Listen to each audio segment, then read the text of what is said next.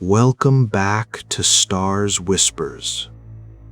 Tonight, we journey through the shadows of history to find places where reality and myth intertwine. From the volcanic depths of Lake Avernus to the floating stone city of Madol, we explore the ruins of kingdoms that time almost forgot. Settle in. Let the world outside fade away and join us as we uncover the secrets of the ancients. Sleep well. The Lake of No Birds.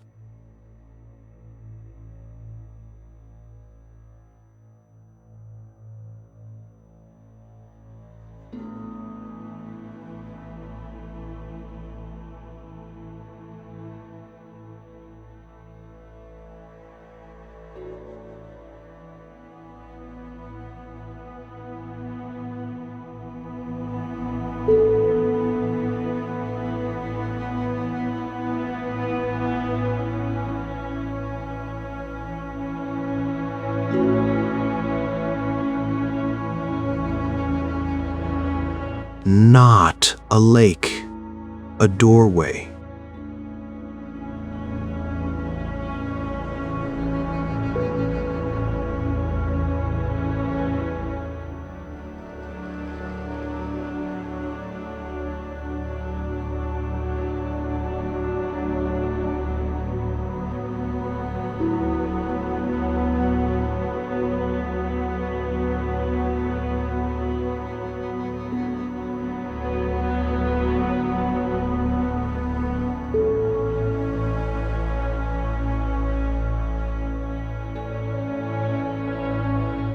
The Romans called it Avernus, and they knew with absolute certainty what it was: the entrance to the underworld, the place where the living world ended and the realm of the dead began. This was not superstition or primitive fear. This was observation, experience, knowledge accumulated over centuries of living beside a lake that killed. Birds that flew too low over the water would fall from the sky, dead before they hit the surface. Animals that drank from the lake would sicken and die. The air itself, on certain days, seemed poisonous, heavy with something invisible but deadly. The Romans, practical even in their mysticism, built their beliefs on what they could see and touch and measure. If birds died flying over this lake, if the water was dark and still and gave off vapors that burned the lungs, if the very landscape around it was scarred by volcanic violence, then clearly this was no ordinary body of water. This was a threshold, a boundary, a place where the membrane between worlds grew thin enough to pass through. But before we speak of Roman temples and sacrificial rituals, before we explore the volcanic geology that created this strange place, we must tell the story that every Roman child knew, the tale that made Lake Avernus famous across the ancient world. The descent of Aeneas.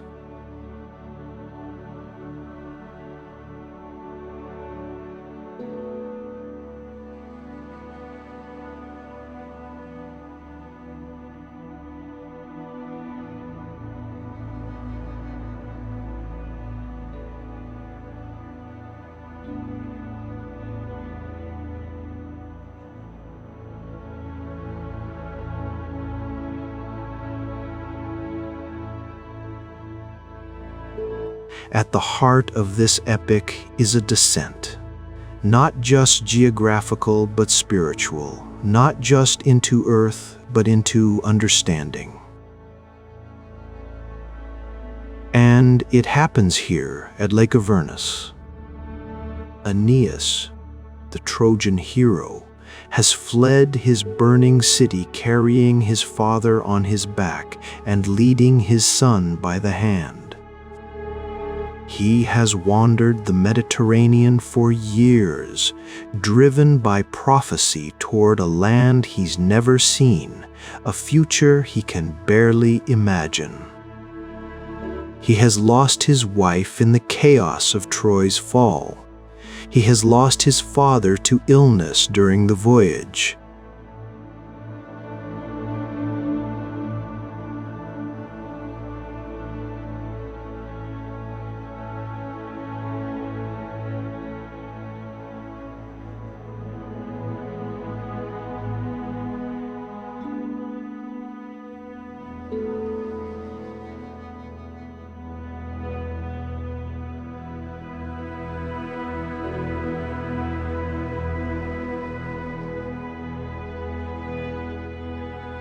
When he arrives in Italy, near the volcanic fields of Campania, he is directed by the Sibyl, the prophetess who dwells in a cave at nearby Cumae to visit Lake Avernus.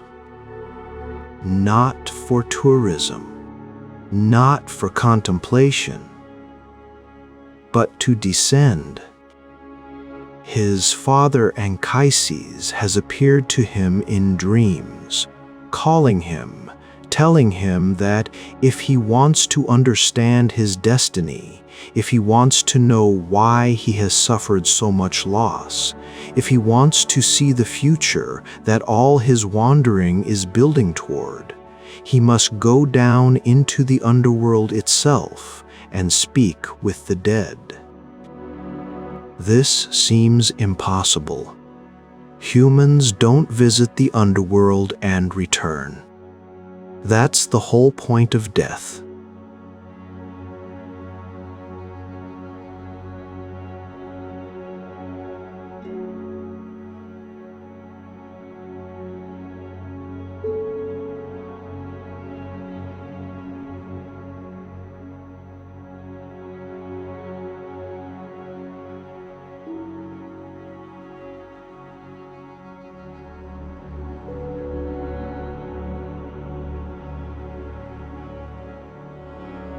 What dies stays dead.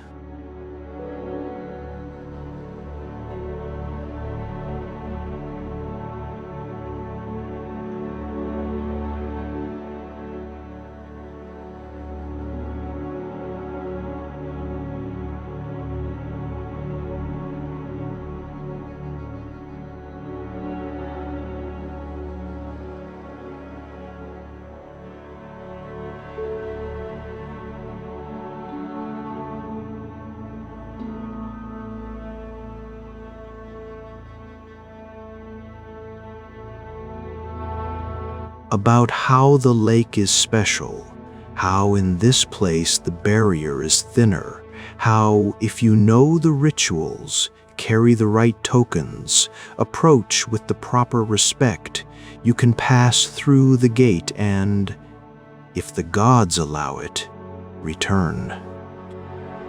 First, though, Aeneas must prove himself worthy. The Sibyl sends him into the nearby forest to find the golden bough, a sacred branch that grows on a single tree, marked by golden leaves that shine even in shadow. This bough is the key, the passport, the offering that will convince the guardians of the underworld to let him pass.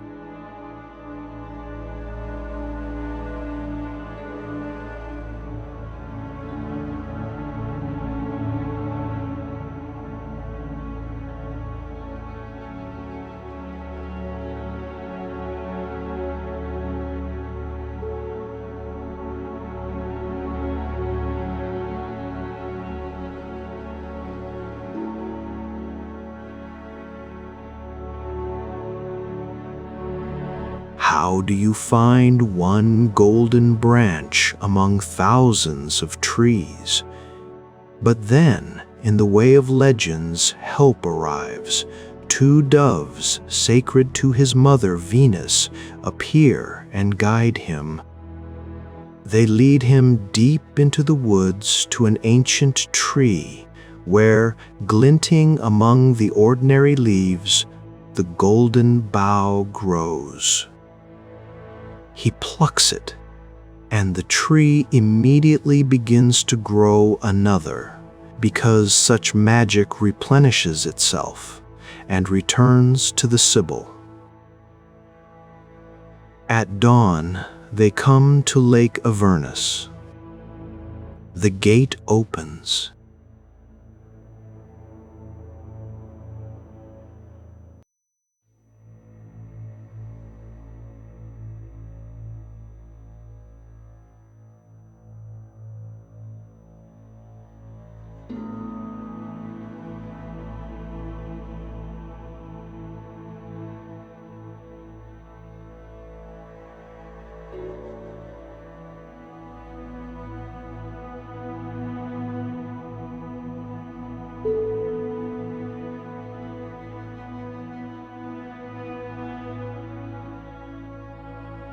It's the template for every descent into the underworld that came after. From Dante's Inferno to modern fantasy novels, every journey into death's realm begins here at Avernus, with Aeneas and the Sibyl standing on the shore of the Black Lake.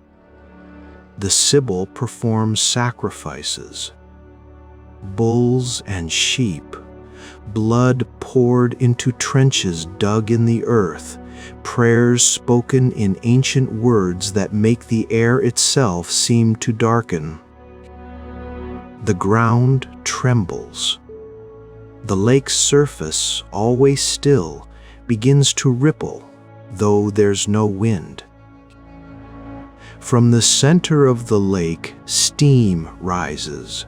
Not the pleasant warmth of a hot spring, but something colder, something that smells of sulfur and decay and endings.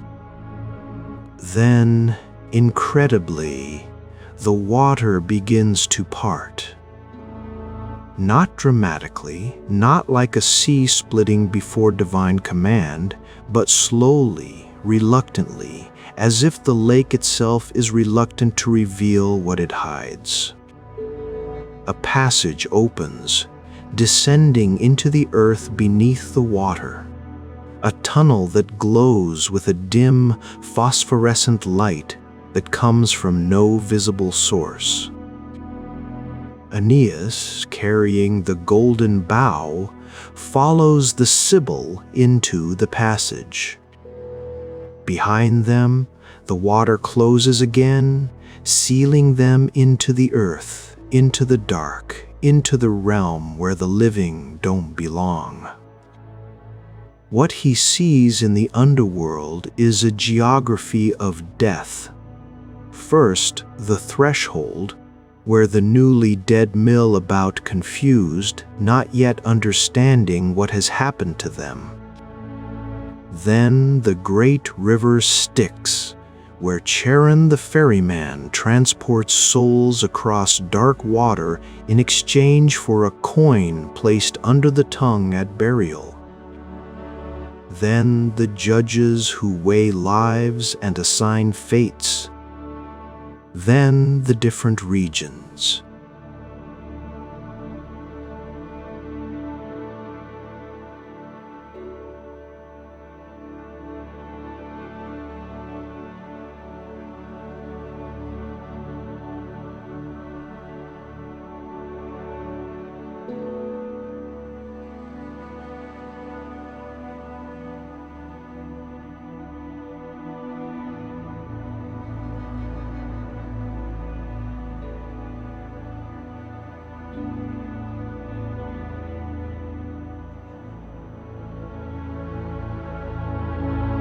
There, in Elysium, Aeneas finds his father Anchises.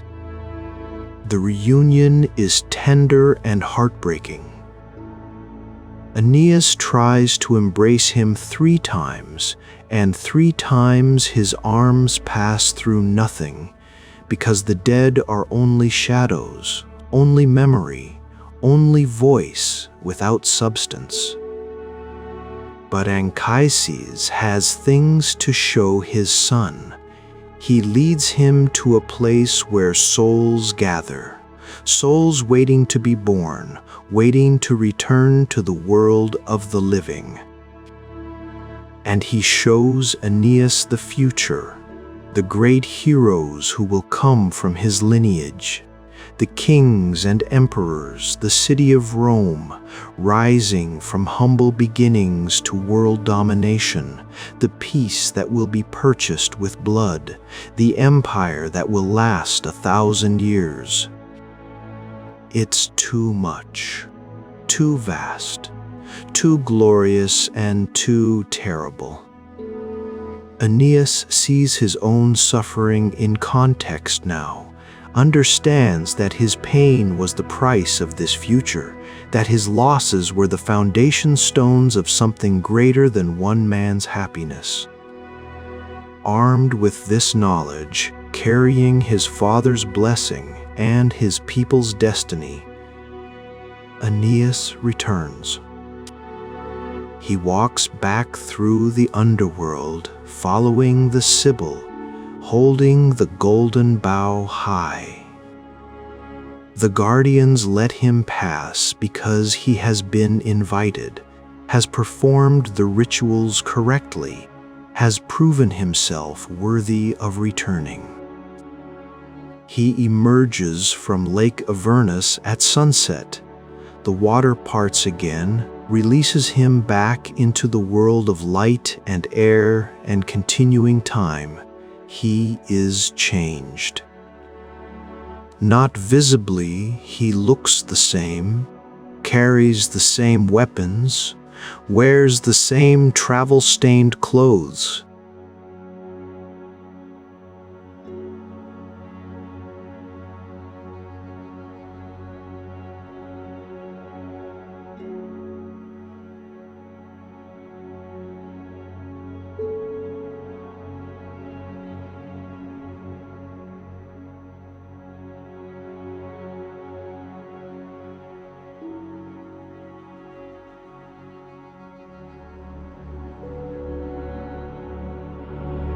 He has seen death and returned.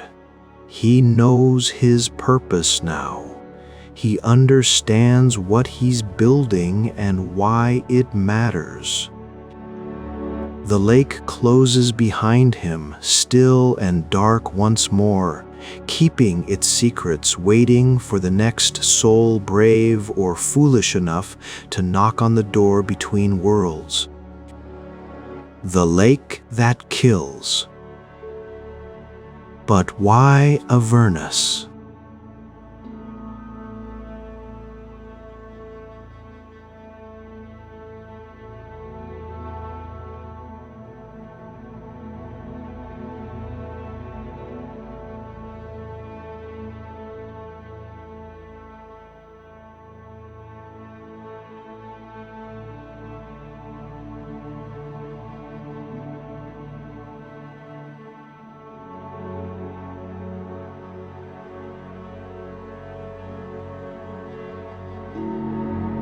The answer is in the landscape itself, in the volcanic geology that shaped this region and gave it powers that seemed supernatural but were entirely, terrifyingly natural.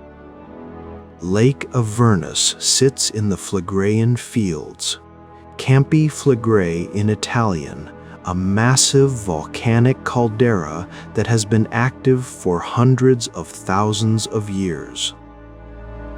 This isn't a single volcano, but a whole field of volcanic vents, craters, hot springs, and fumaroles. The ground itself is alive with subterranean fire. Walk through certain areas and you can feel heat rising through your shoes. Touch rocks and they're warm as if recently baked. The air smells of sulfur.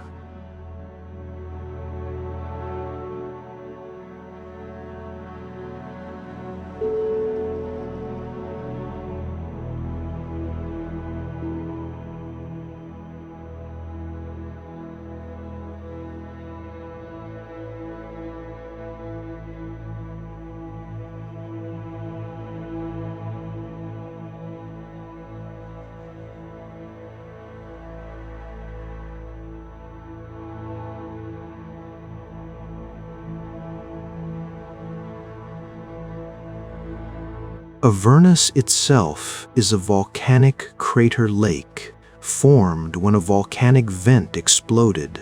Then the crater filled with water from rain and underground springs. It's almost perfectly circular, about 2 kilometers in circumference, surrounded by steep walls that were once the rim of the volcanic cone. The water is dark, not because it's particularly deep. The maximum depth is only about 34 meters, but because of its stillness and the volcanic minerals dissolved in it. But here's the crucial part. For centuries, maybe millennia, this lake was deadly. Volcanic lakes like Avernus can emit toxic gases, carbon dioxide, hydrogen sulfide, sulfur dioxide, that are heavier than air. These gases settle over the water's surface in an invisible, deadly layer. Birds flying low over the lake would enter this gas layer and be overcome instantly. They would drop from the sky, dead or dying, proving to anyone watching that this place had lethal power. The phenomenon has a name now, Mazuku, from Swahili, meaning evil wind. We've seen it in recent history. In 1986, Lake Nyos in Cameroon released a massive cloud of carbon dioxide that killed 1,700 people and thousands of animals in nearby villages. The gas, heavier than air, flowed down valleys like an invisible avalanche of death.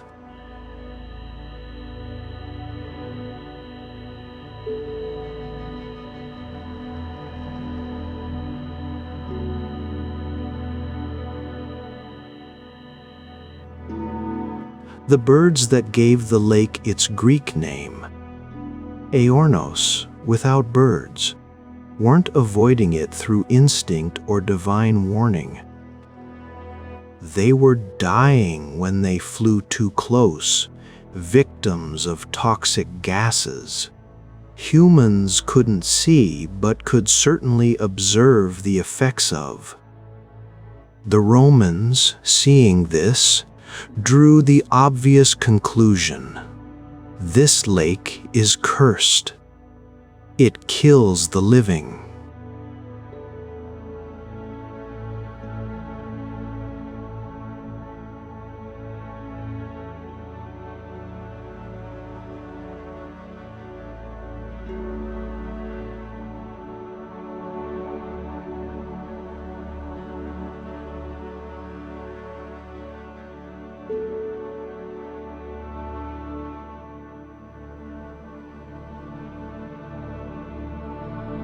They were wrong about the mechanism.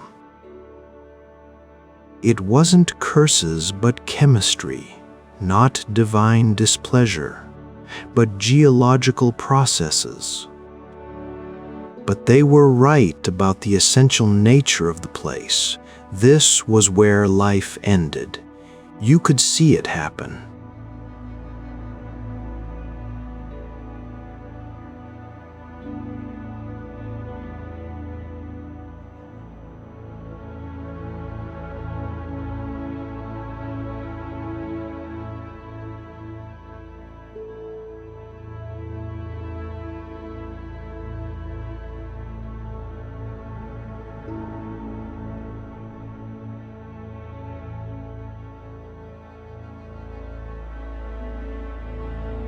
So they built their mythology around what they observed. The lake became sacred to Pluto, Hades in Greek, god of the underworld. The area became a place of ritual and sacrifice, where priests would come to commune with the dead, where prophecy was sought, where the boundary between worlds could be negotiated. The Roman rituals.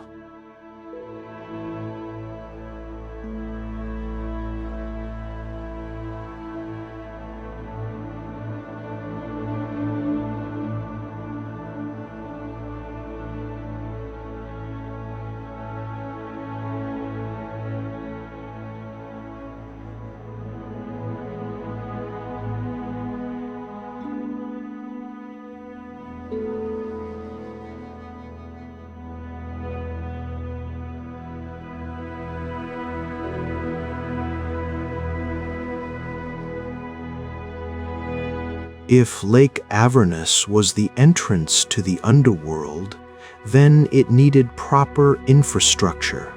Temples, roads, facilities for pilgrims and priests, all the apparatus of organized religion.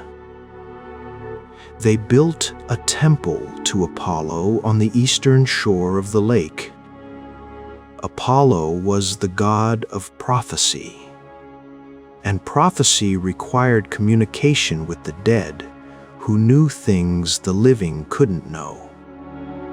The temple was modest but well-appointed, with spaces for ritual sacrifice, for priests to interpret signs, for supplicants to make offerings. Near the lake, they constructed the Cave of the Sibyl at Cumae, a long trapezoidal tunnel cut into the rock, with openings along one side that create a strange light effect. The Sibyl, the prophetess who guided Aeneas, was said to live here, channeling Apollo's wisdom, speaking prophecies in cryptic verses that required interpretation. They built roads connecting Avernus to Cumae, to the nearby port city of Puteoli, modern Pozzuoli, to the luxurious resort town of Baiae, where the Roman elite built vacation villas. The Via Domitiana, a major Roman road, passed through this area, making Avernus accessible to pilgrims, tourists, and anyone seeking to consult the dead. But most remarkably, they engineered the lake itself. The Roman author Agrippa, working for Augustus Caesar, had a canal dug connecting Lake Avernus to the sea, turning it into a naval harbor, a practical use of a sacred space that would seem sacrilegious, except that the Romans had a genius for combining the sacred and the practical. The same lake that was the entrance to the underworld could also shelter warships. The gods wouldn't mind. Or, if they did, Roman engineering was a kind of prayer, proof of human capability that the gods themselves might admire. The rituals performed at Avernus were serious, somber affairs. Unlike the joyous festivals dedicated to gods of harvest or victory, the ceremonies here were about death, fate, and the terrifying knowledge that comes from looking beyond the veil. Priests would sacrifice black animals, black bulls, black sheep, because black was the color of death, of the underworld, of things hidden from light. The blood would be poured into trenches, offerings to the hungry dead who were said to gather at boundaries like this, drawn by the smell of life, desperate for even vicarious participation in the world they'd lost. Supplicants would bring questions. Will my business succeed? Should I marry this person? When will I die?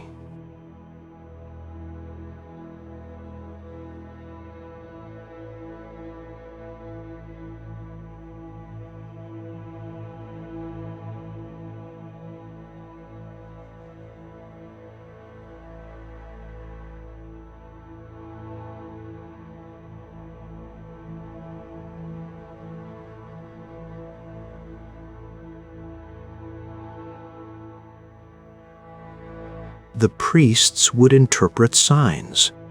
The way smoke rose from the altar fire, the pattern of blood on stone, the movement of birds in the sky, though never over the lake itself.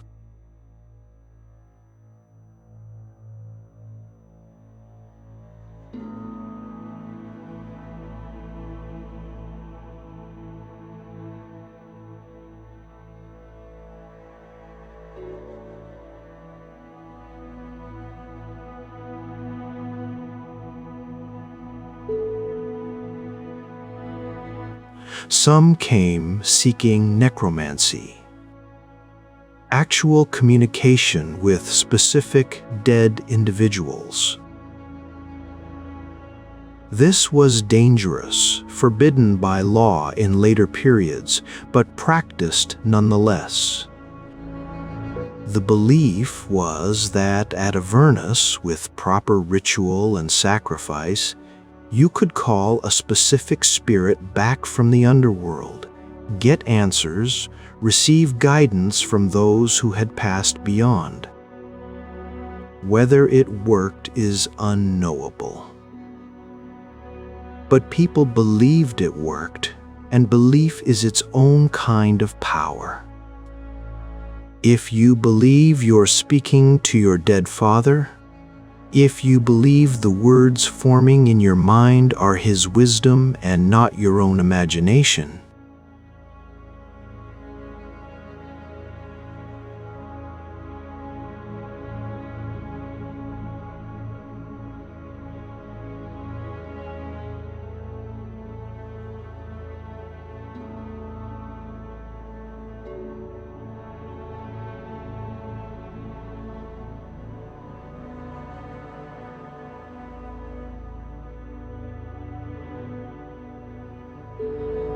either way, you receive guidance.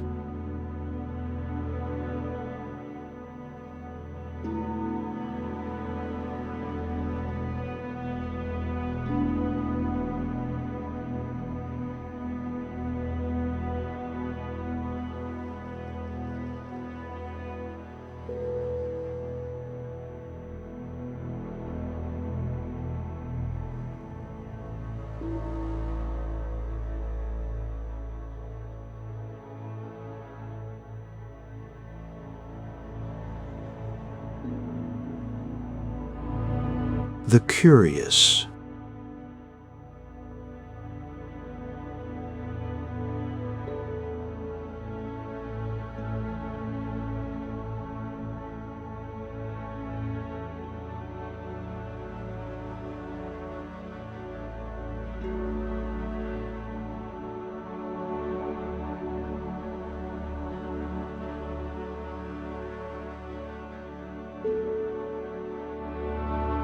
Over time, the volcanic activity that made Avernus deadly began to subside. The gases that had poisoned the air decreased. The invisible layer of death that hung over the water dissipated.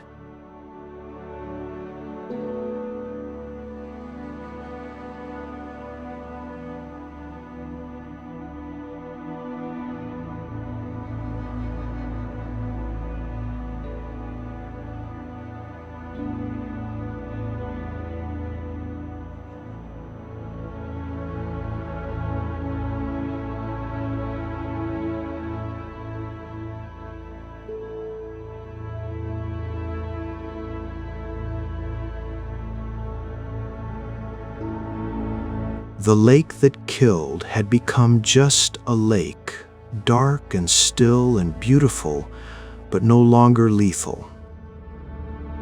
The transformation was gradual enough that no one recorded exactly when it happened.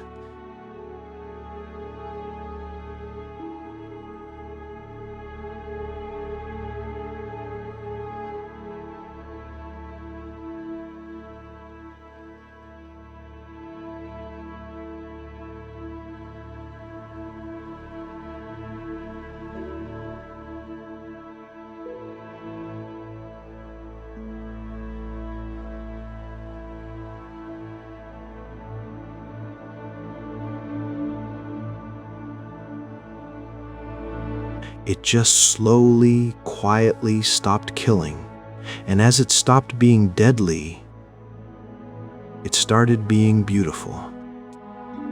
The Romans had already recognized this in their own way. Even while believing it was the entrance to the underworld, they built villas near it, appreciated its dramatic setting, used it as a harbor. But as the centuries passed and the danger faded, The lake became something else, a romantic ruin, a place of melancholy beauty, a landscape that inspired poets and painters. The dark water remained.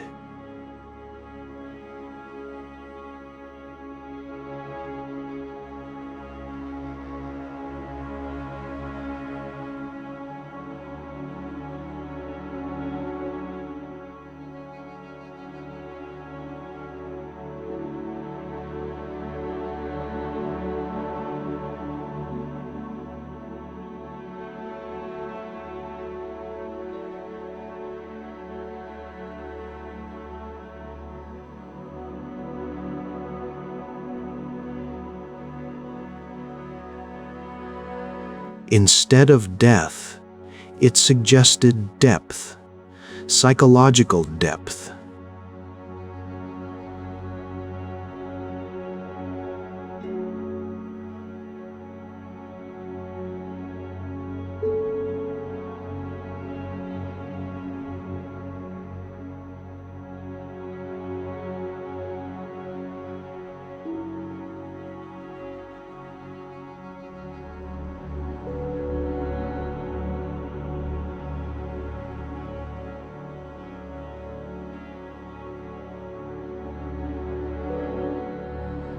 Visitors in the 18th and 19th centuries would come on the grand tour, seeking out places that combined natural beauty with classical associations. They would stand on the shore of Avernus and think about Aeneas descending into darkness. They would quote Virgil. They would feel connected to ancient Rome, to the long chain of human beings who had stood in this exact spot and wondered about death, destiny, and what lies beyond the visible world. The lake had transformed from a place of literal death to a place of meditation on death, which is perhaps more valuable. Because we all must think about mortality eventually. We all must confront the fact that we are temporary, that we will end, that there is a boundary we will all eventually cross. Having a beautiful place to do that thinking, a landscape that holds centuries of such contemplation in its very stones. That's a gift. Where you can see it.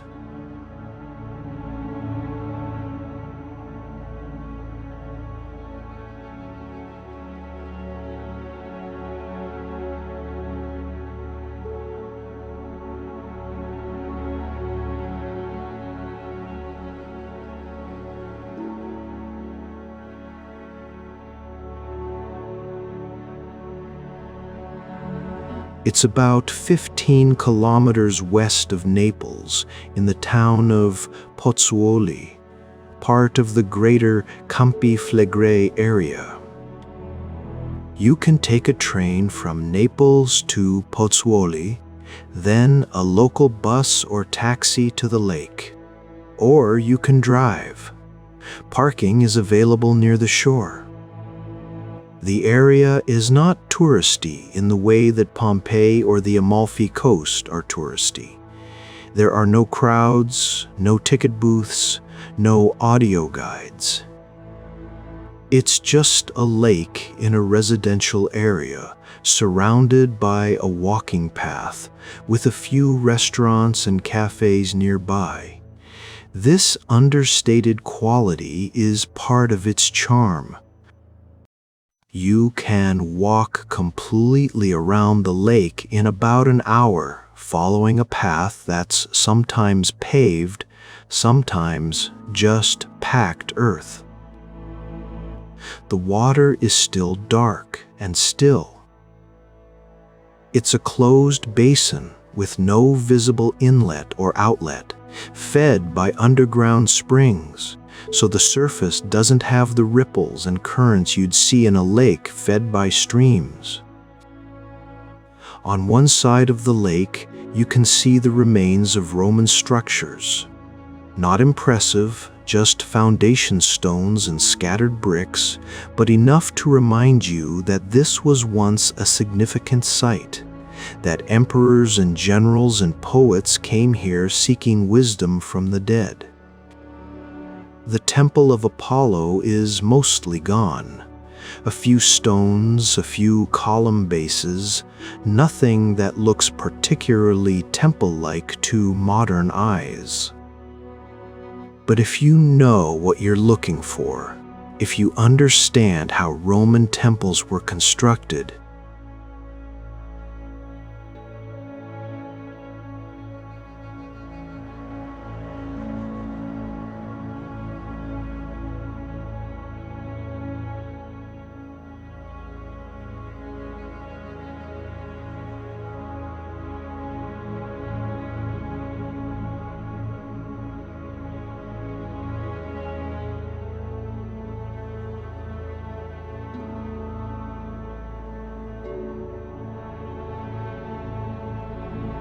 nearby you can visit.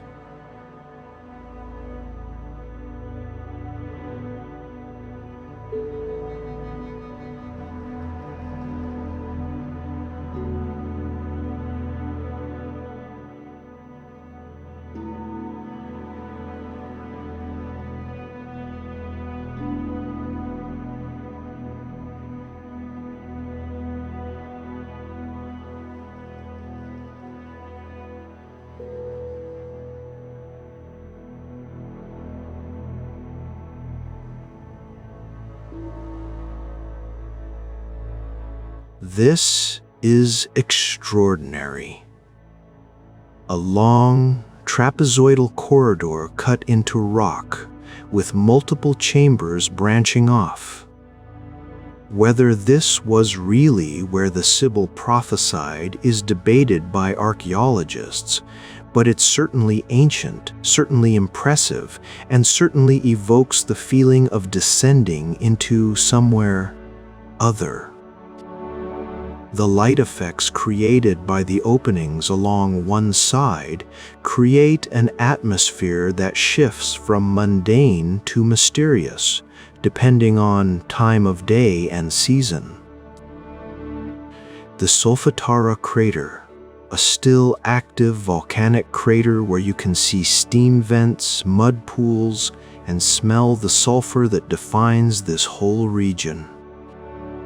This helps you understand viscerally what the Romans experienced, the sense that the earth here is thin, that fire lives just below the surface, that this landscape is fundamentally different from safer, more stable lands. The ancient ruins of Baiae, now partially submerged underwater. A different kind of Roman site where the wealthy built vacation villas to enjoy the hot springs and coastal views. You can take glass-bottom boat tours to see the submerged ruins, adding another layer to the region's mythology, not just entrances to the underworld, but cities claimed by the sea. The amphitheater of Pozzuolis, third largest Roman amphitheater in Italy, where gladiators fought and crowds cheered, a reminder that the same culture that built temples to death also celebrated violent entertainment, that the Romans contained multitudes, that their relationship with mortality was complex. The curious facts the lake teaches.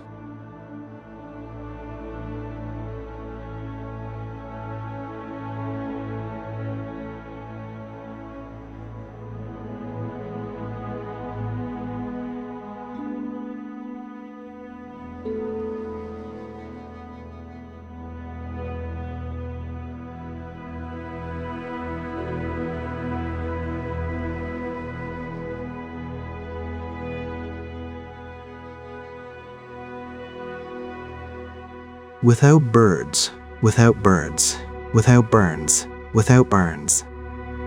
The Romans loved when language and meaning aligned like this. They saw it as confirmation that they were understanding the world correctly. Virgil wrote the Aeneid over 11 years, from 29 BC until his death in 19 BC. He considered it unfinished and asked on his deathbed for it to be burned. Augustus Caesar refused, publishing it anyway, and thus preserved one of the greatest works of Latin literature. The descent into Avernus happens in Book 6, the emotional and thematic heart of the epic, the moment when Aeneas understands his true purpose. The golden bough that Aeneas must find before descending became famous beyond the poem.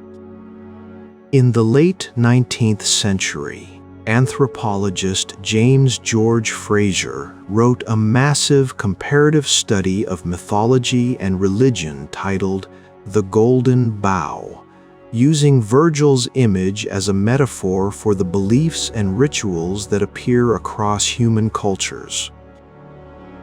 The book is dated now in its methods, but its title keeps Virgil's image alive in academic discourse.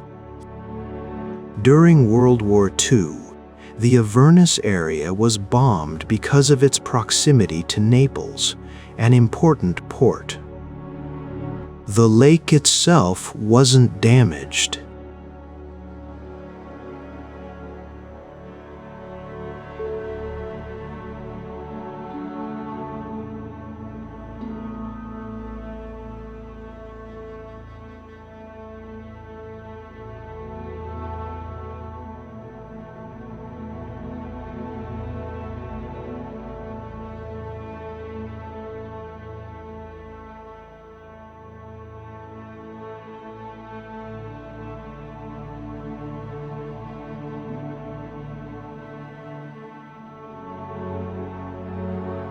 War is one more layer of history adding to this palimpsest landscape.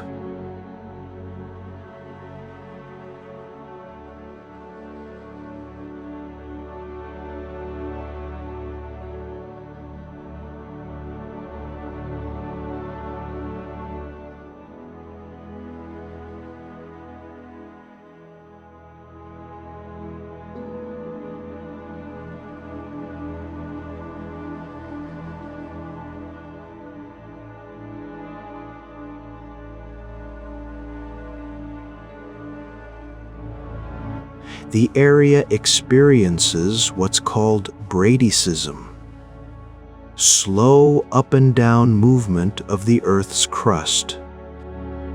Sometimes the ground rises several meters over decades, then falls again. This has raised and submerged coastal areas repeatedly over centuries, contributing to the region's mythology of lands appearing and disappearing, of boundaries shifting, of the Earth itself being unreliable. No one is exactly sure when the toxic gases stopped being deadly. The phenomenon was noted by Greek and Roman writers, then by medieval travelers, then at some point it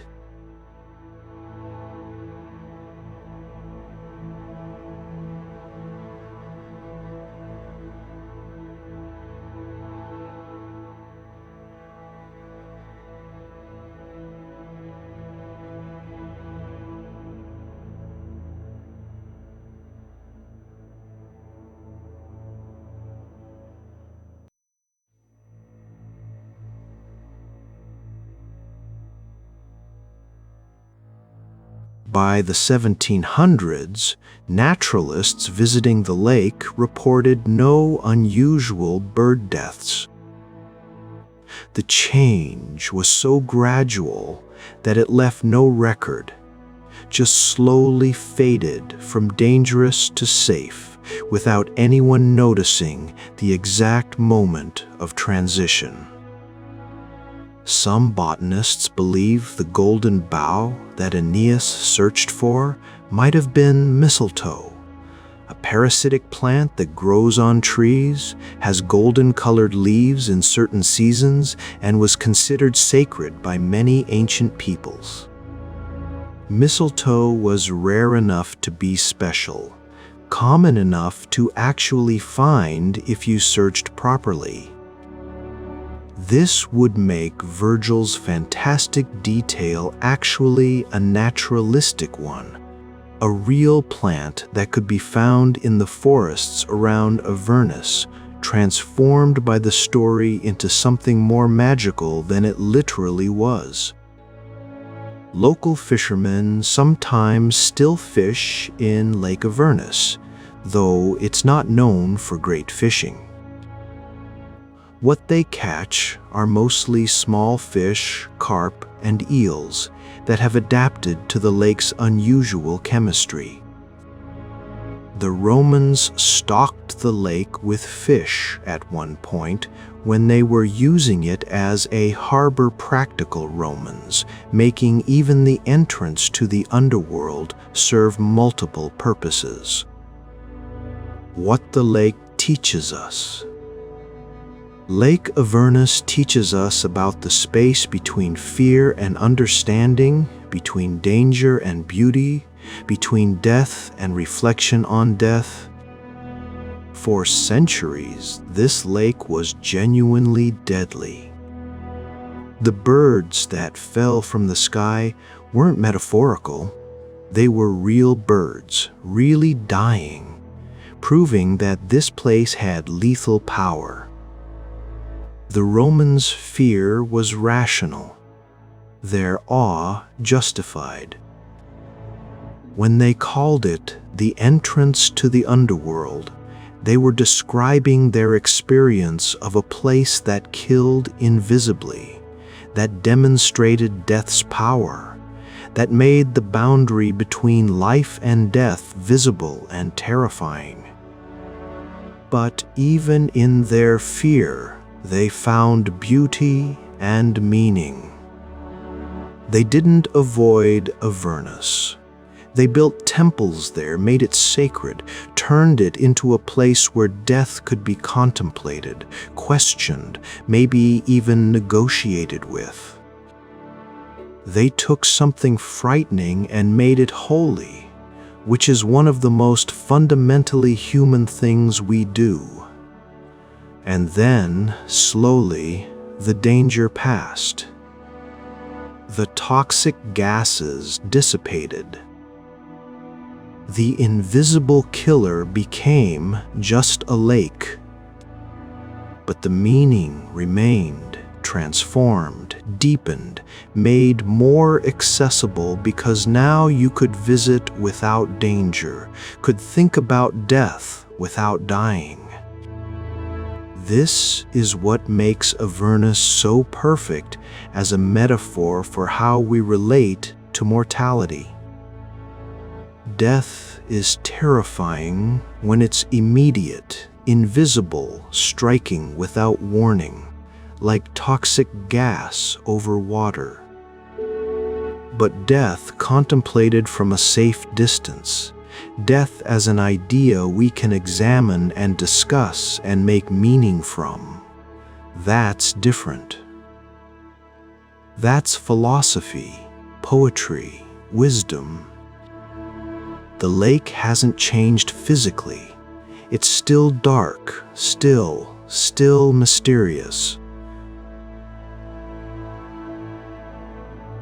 But we've changed. We understand the chemistry now. We know about volcanic gases and how they behave. The mystery is solved in one sense, yet it remains mysterious in another, deeper sense. Because understanding how the gases killed birds doesn't answer the real questions. What happens when we die?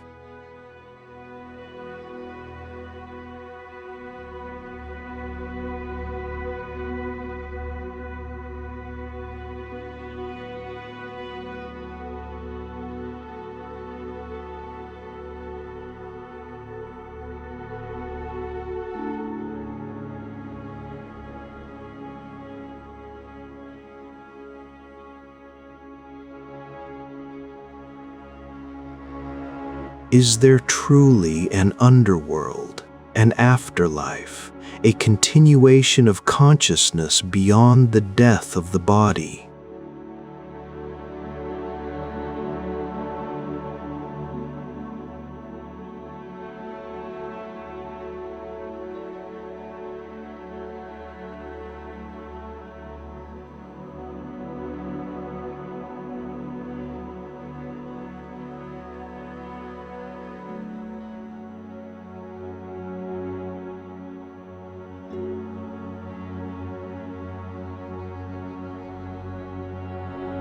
But we have beautiful places like Avernus to ask them, to sit beside dark water and think about darkness, to walk the same path.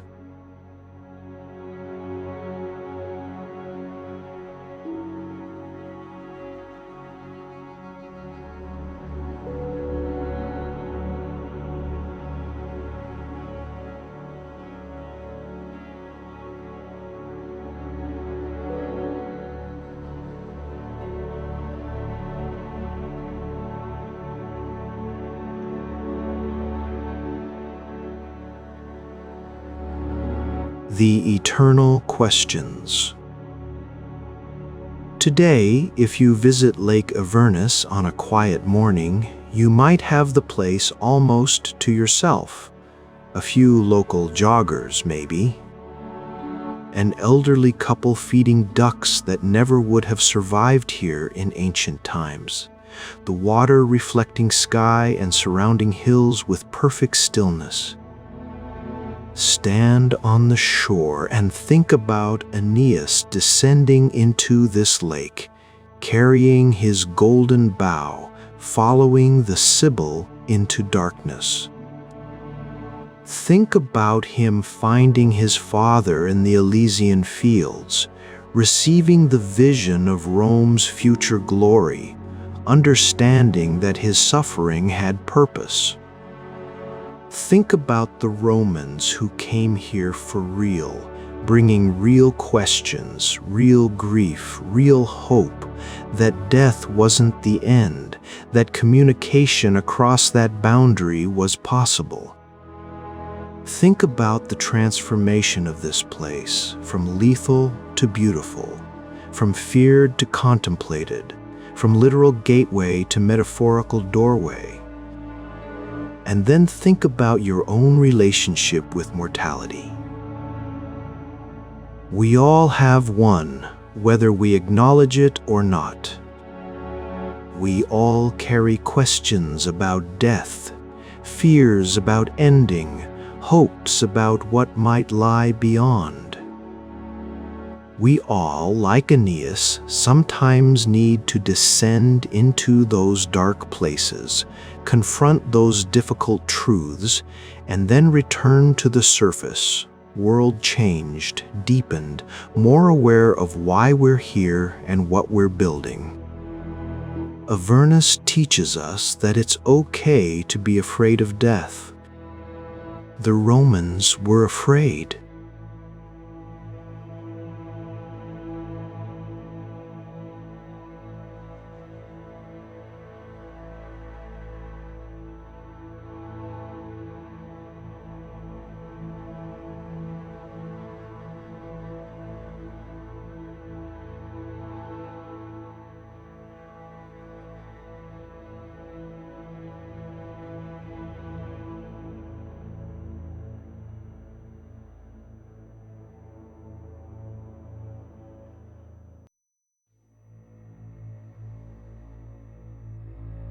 But Avernus also teaches us that fear doesn't have to be the end of the conversation. We can build temples at the threshold. We can perform rituals that help us think about the unthinkable. We can create art, epic poetry like Virgil's, that gives shape to our fears and hopes both. The lake is no longer deadly, but it still serves its purpose. It's still a threshold, just a different kind now. Not between life and death, but between everyday consciousness and deeper reflection. Not between the human world and the underworld, but between our surface concerns and our fundamental questions.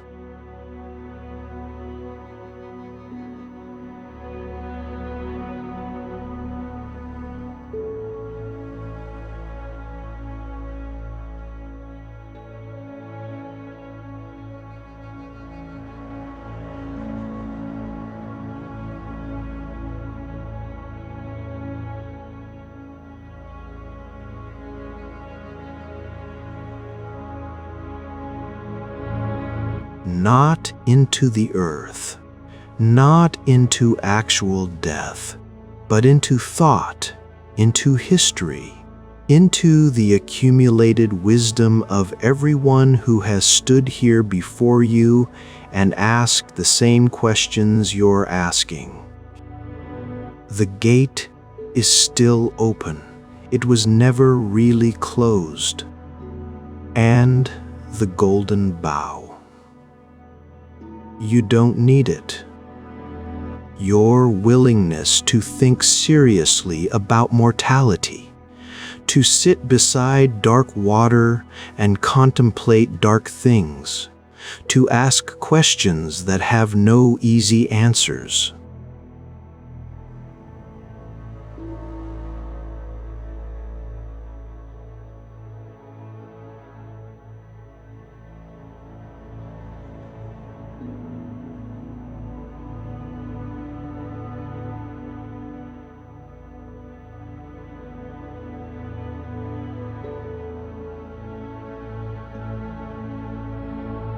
That's your passport to the underworld of consciousness, where the real mysteries live.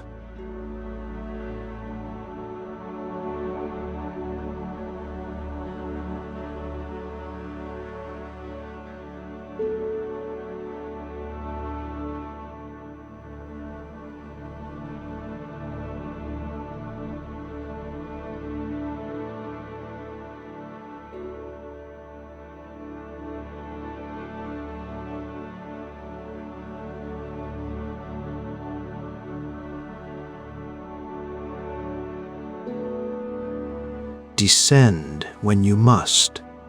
Return changed.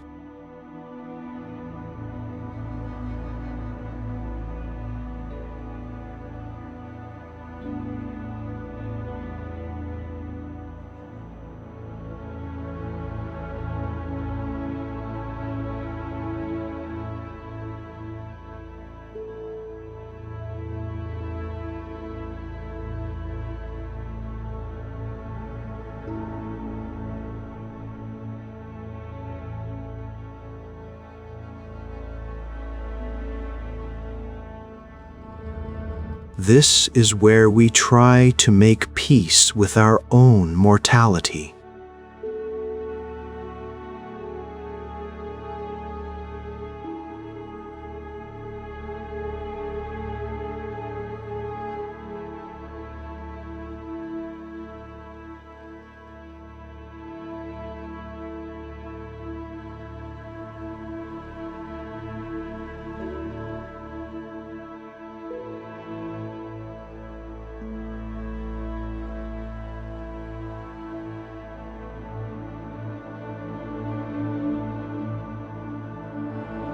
But the mystery remains, deeper than chemistry, more profound than volcanic gases. Lake Avernus stands dark and still, holding its secrets, reflecting sky and stone and the faces of those who come seeking answers. The entrance to the underworld is still here. Not literal but true, not deadly but profound. Not to be feared, but to be respected, contemplated, maybe even thanked for being a place where difficult questions can be asked, and difficult truths can be faced in a landscape beautiful enough to make even death seem like part of a larger pattern, a natural ending to a story that had meaning all along. The water waits.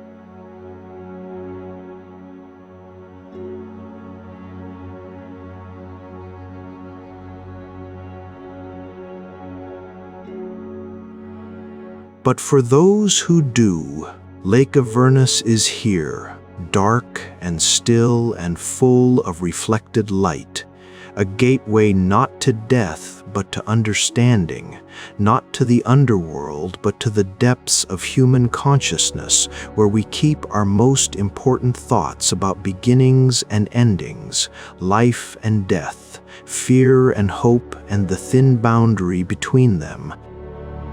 The birds fly overhead now, living and beautiful, proof that what once killed can become safe.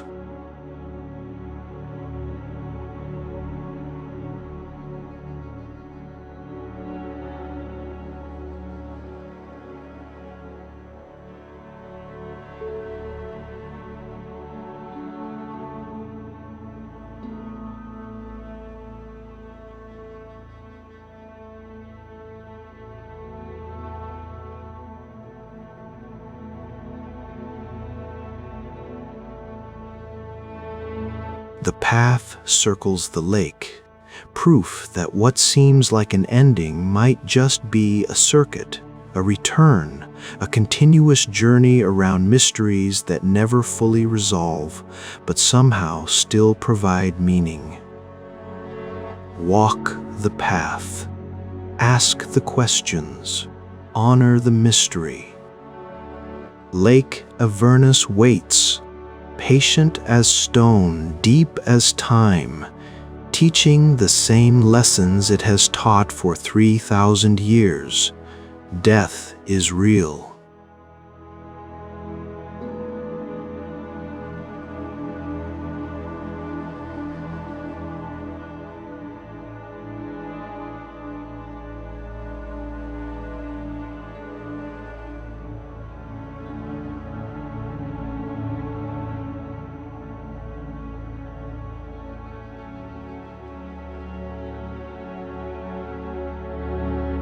Death is not the end of meaning, and sometimes the darkest waters reflect the brightest light. Always.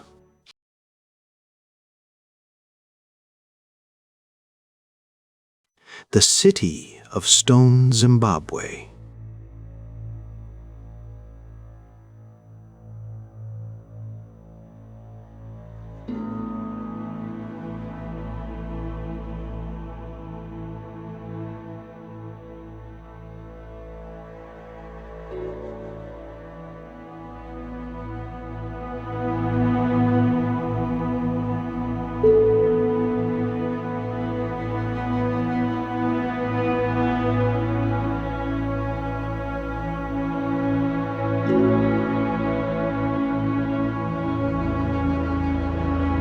Not hewn blocks transported from distant quarries, not massive slabs shaped by metal tools.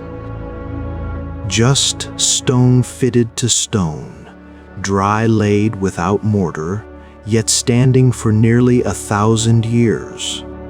Walls that curve with mathematical precision, towers that rise higher than 3-story buildings, architecture so sophisticated that when Europeans first saw it, they couldn't believe Africans had built it.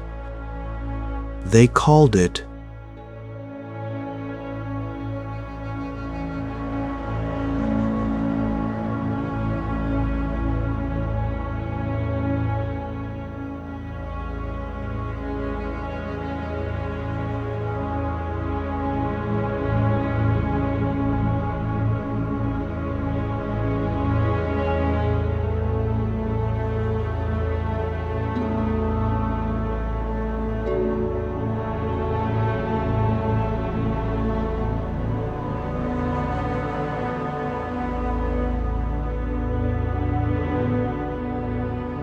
And it is great in every sense, great in scale, great in ambition, great in the achievement it represents, great in the civilization that created it.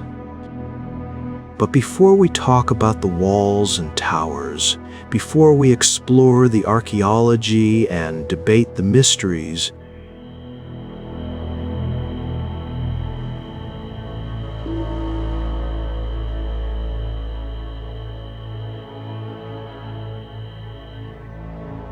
because the story of Great Zimbabwe is not just about ancient builders, it's about modern racism, about how prejudice can blind people to evidence, about how long it took for truth to overcome assumptions about what Africans could or couldn't achieve. This is a story about a city.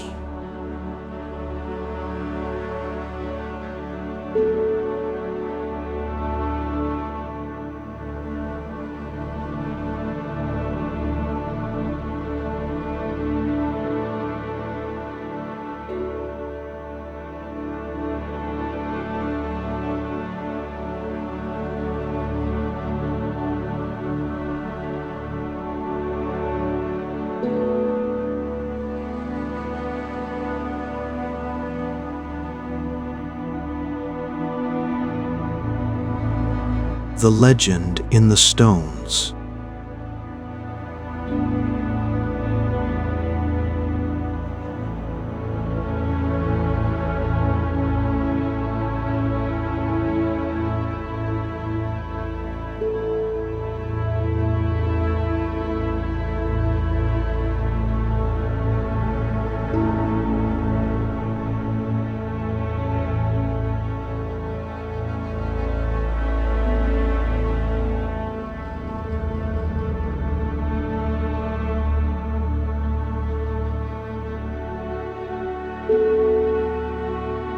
They knew what it was: a capital city, a royal residence, a sacred center where kings ruled and spirit mediums communicated with the divine.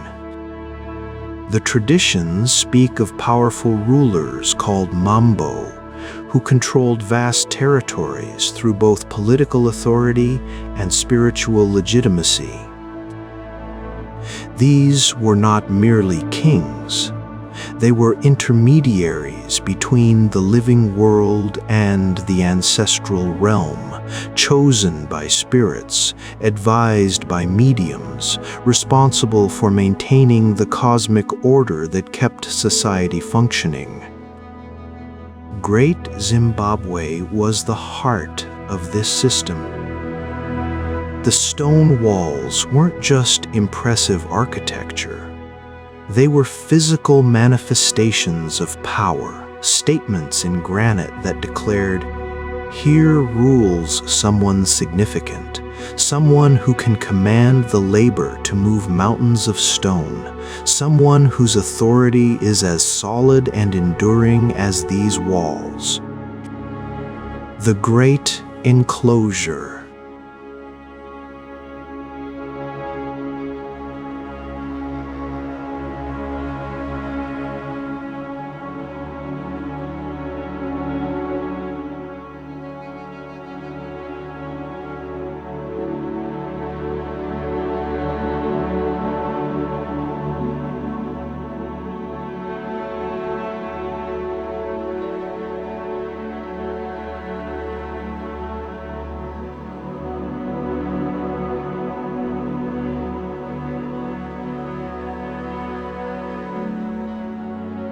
Its walls curve in a perfect ellipse, creating an interior space that could hold hundreds of people for ceremonies, councils, celebrations. The narrow passageway leading inside creates a dramatic entrance, a transition from ordinary space to sacred space, from the outside world to the realm of power. The hill complex sits atop a granite outcrop overlooking the valley below.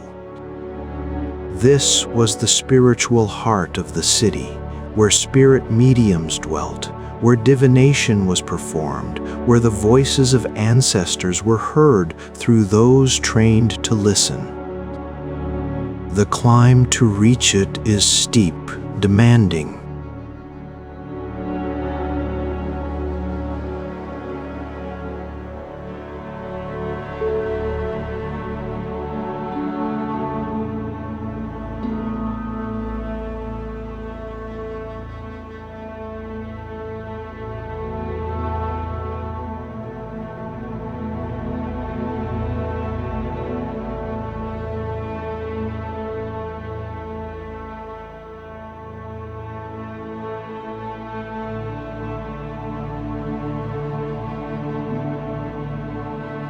And throughout the ruins, in special places, were the Zimbabwe birds. Soapstone sculptures of birds perched on pillars, each one unique, each one mysterious. Were they eagles? Fish eagles, which are common in the region.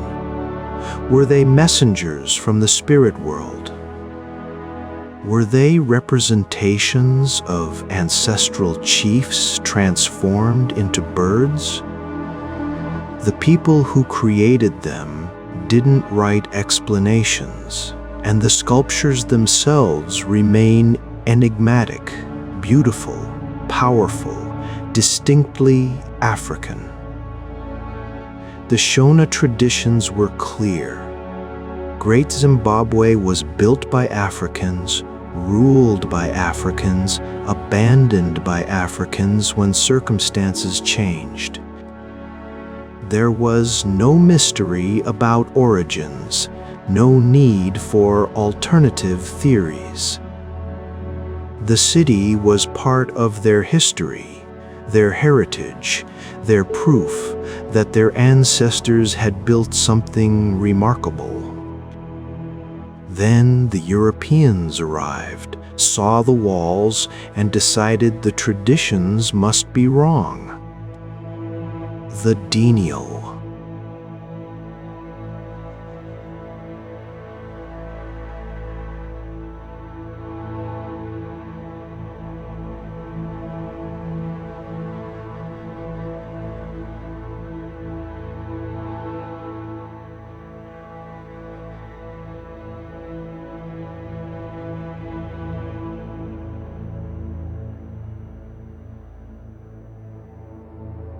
Most dismissed these as exaggerations. Africans didn't build stone cities, everyone knew that, so the stories must be fantasies or misunderstandings. When German explorer Karl Mauch visited the ruins in 1871, he was impressed by what he saw.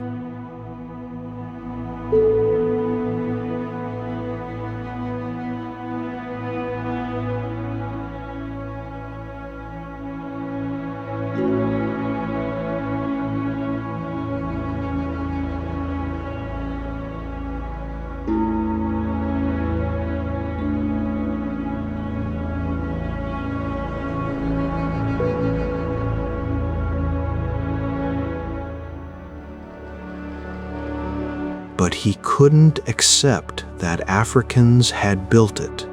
His racial assumptions were too strong, his belief in African inferiority too deeply held.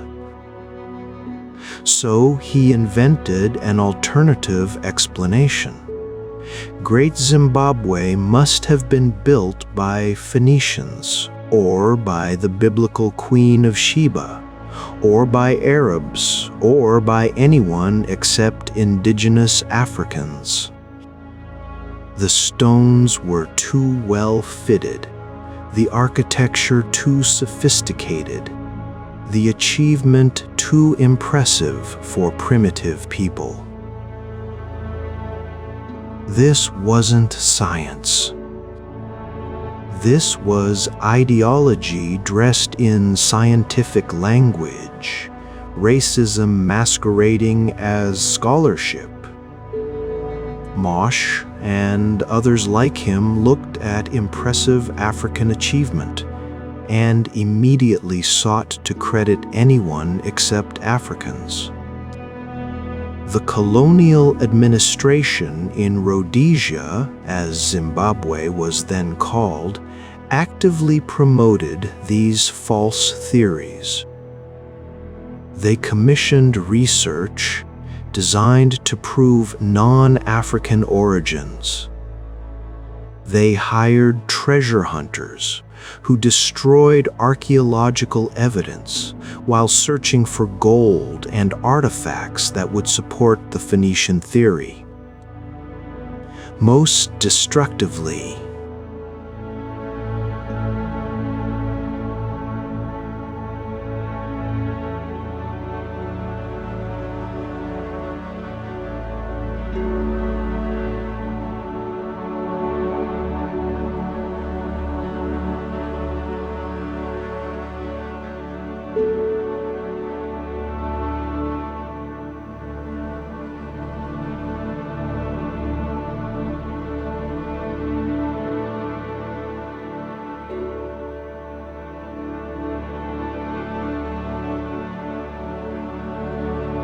Hall believed the ruins were Phoenician, believed that centuries of African occupation had obscured the true origins. So he excavated carelessly, destroyed stratigraphic layers, threw away African artifacts as recent contamination, and removed tons of archaeological deposits that could have answered crucial questions. He essentially vandalized one of Africa's most important archaeological sites in pursuit of evidence for a theory that was racist nonsense. Meanwhile, actual archaeologists, David Randall McIver in 1905, Gertrude Caton Thompson in 1929, were conducting careful excavations and reaching the obvious conclusion: Great Zimbabwe was built by the ancestors of the Shona people, constructed between the 11th and 15th centuries CE, part of a flourishing medieval African civilization that controlled regional trade and developed sophisticated political and spiritual systems. Their findings were published in reputable journals. Their methodology was sound. Their conclusions were based on evidence.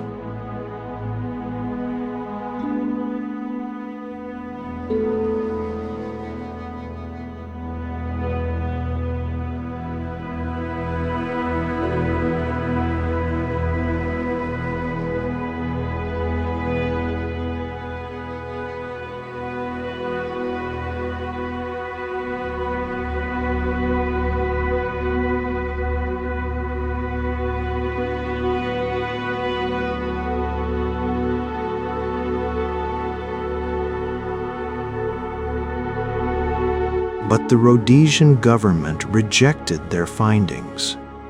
Literally.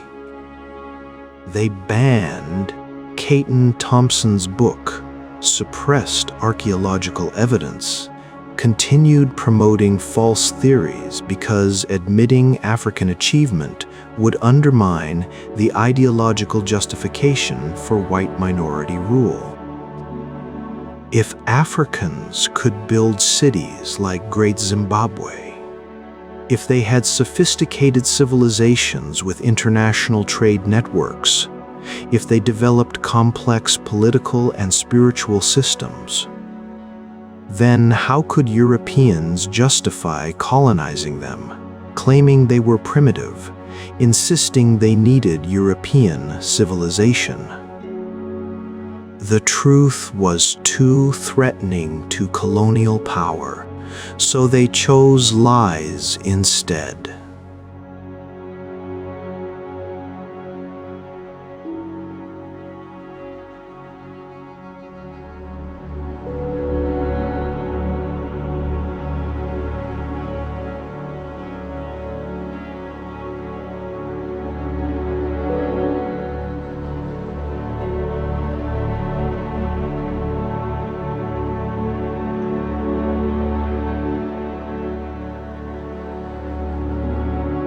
After Zimbabwean independence in 1980, after the fall of white minority rule, after the country took its name from the ancient city, archaeology could finally be conducted without political interference. The evidence was overwhelming, undeniable, obvious to anyone looking honestly. Great Zimbabwe was built by Africans, specifically by ancestors of the modern Shona people. Construction began around 1100 CE and continued for about 400 years, with the city reaching its peak between 1200 and 1450 CE. The architecture is distinctly African. The dry stone technique, fitting stones together without mortar, is found throughout the region. The chevron patterns, the curved walls, the integration with natural granite formations, all characteristic of local building traditions.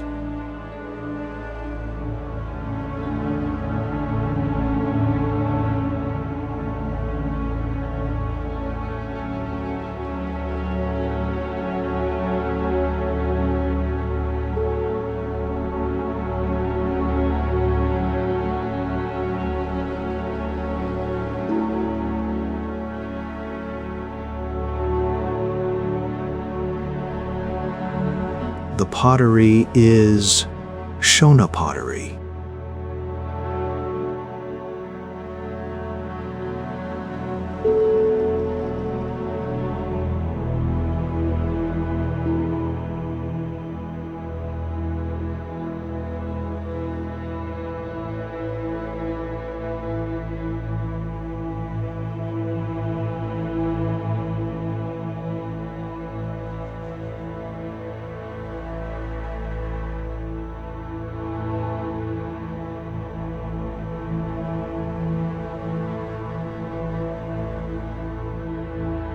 The trade goods. Chinese porcelain, glass beads from India, cloth from the Middle East prove.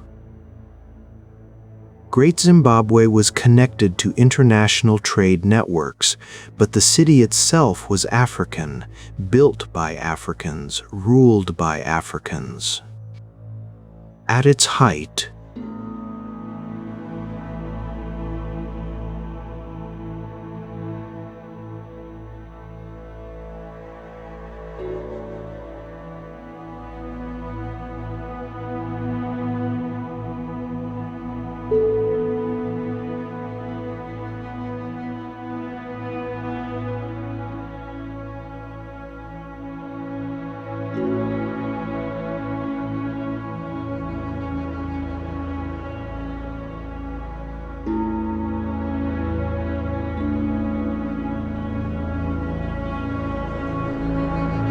it controlled trade in gold, ivory, and other goods flowing from the interior to the coast. It represented a level of political organization, economic complexity, and architectural achievement that rivals anything being built in Europe at the same time. The abandonment, which happened around 1450 CE, was likely due to environmental and political factors. The city had grown too large for the local environment to support. Cattle, overgrazing, deforestation, soil erosion made the area less productive. Meanwhile, political power was shifting, trade routes changing, new centers emerging. This wasn't collapse, it was transformation. The civilization didn't end, it relocated. The Mutapa and Rozwi kingdoms that succeeded Great Zimbabwe maintained the same traditions, the same spiritual systems, the same architectural styles. They built other stone cities, though none as large as Great Zimbabwe, and continued the legacy until Portuguese interference and later colonial conquest disrupted these societies. The Zimbabwe birds, those mysterious soapstone sculptures, became national symbols after independence. They appear on the flag, on currency, on government seals. They represent not just archaeological artifacts, but reclaimed identity, vindication of what Shona traditions always claimed. We built this.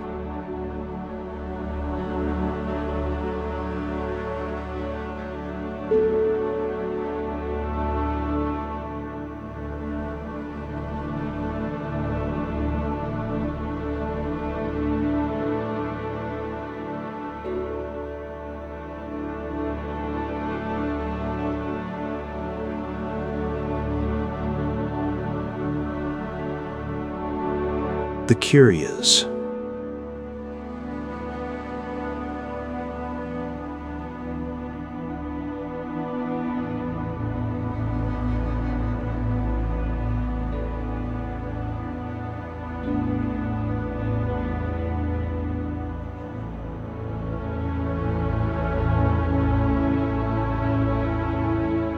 The curious facts the walls reveal. Here are some things that will fill you with wonder and, frankly, anger.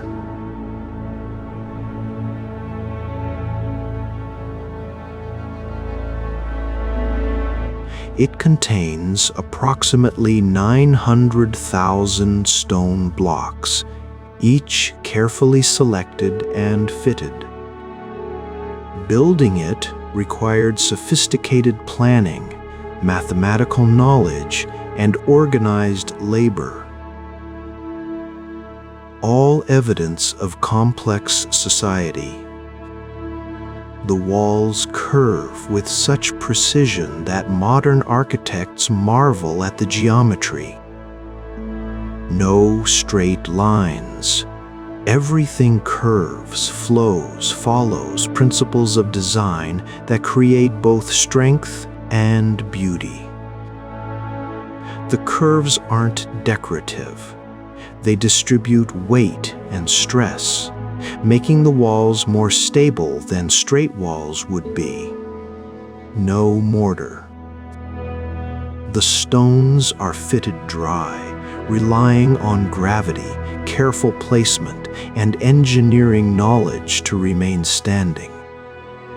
After 800 years, most walls still stand, still solid, still impressive. This is harder than building with mortar. It requires understanding stone, understanding forces, understanding how to make structures that endure.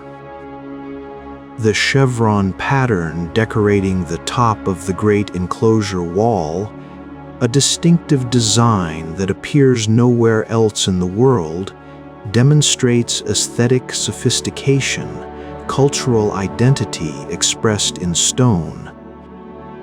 Approximately 18,000 people visited Great Zimbabwe annually as pilgrims, traders, and supplicants during its peak. This wasn't isolated. It was a hub, a destination, a place that drew people from across the region and beyond. Trade goods prove international connections. Chinese Celadon pottery from the Ming Dynasty, glass beads from India and the Middle East, bronze items from the Swahili coast. Great Zimbabwe was part of global trade networks, exporting gold and ivory, importing luxury goods, fully engaged with the medieval world. The city's inhabitants were skilled metalworkers.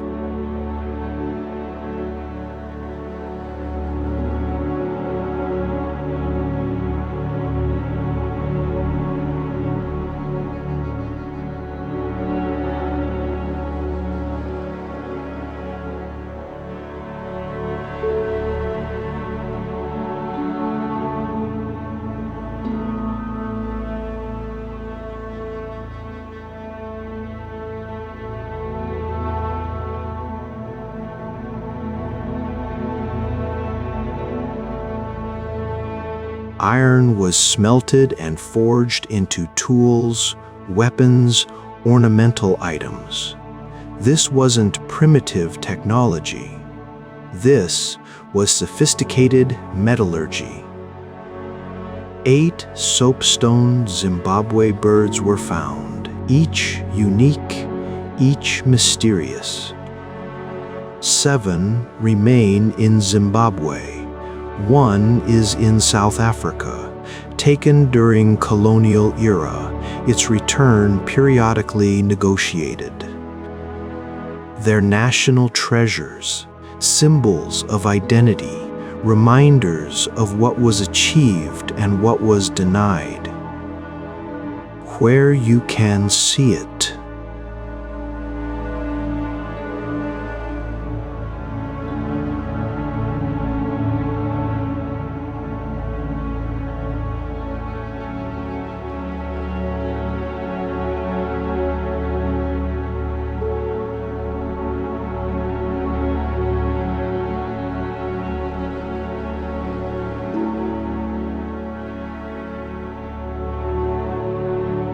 The ruins are about 30 kilometers from the town of Masvingo, easily accessible by car.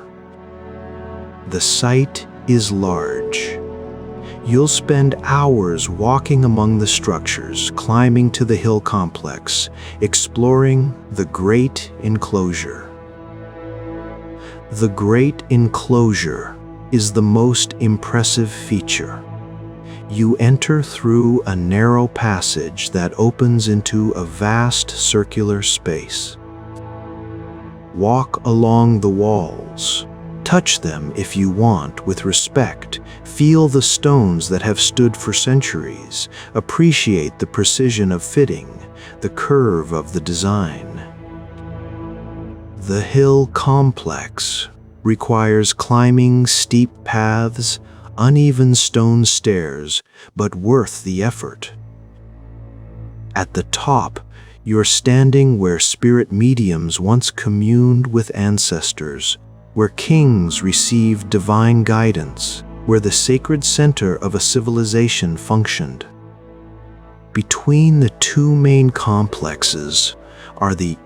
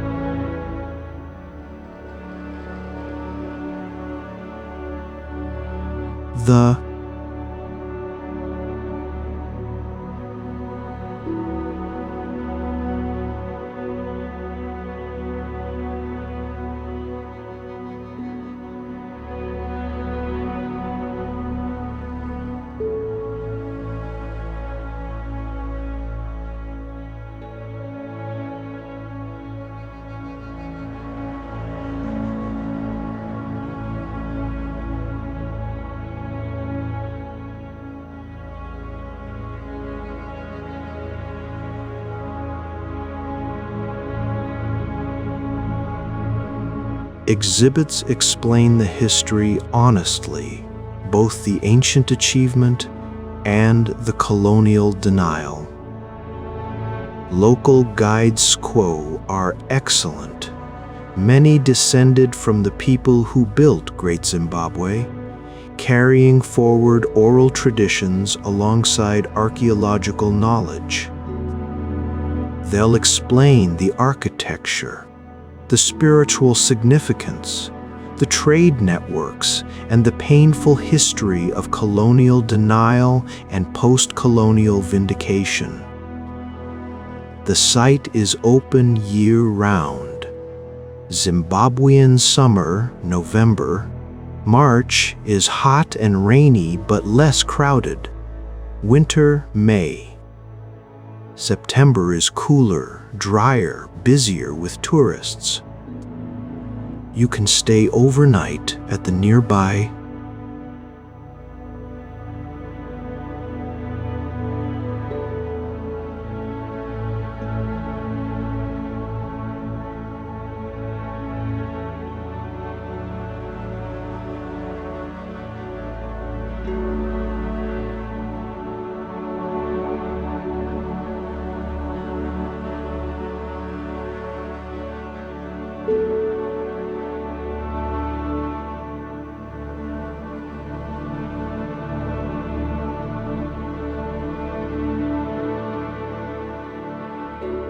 What?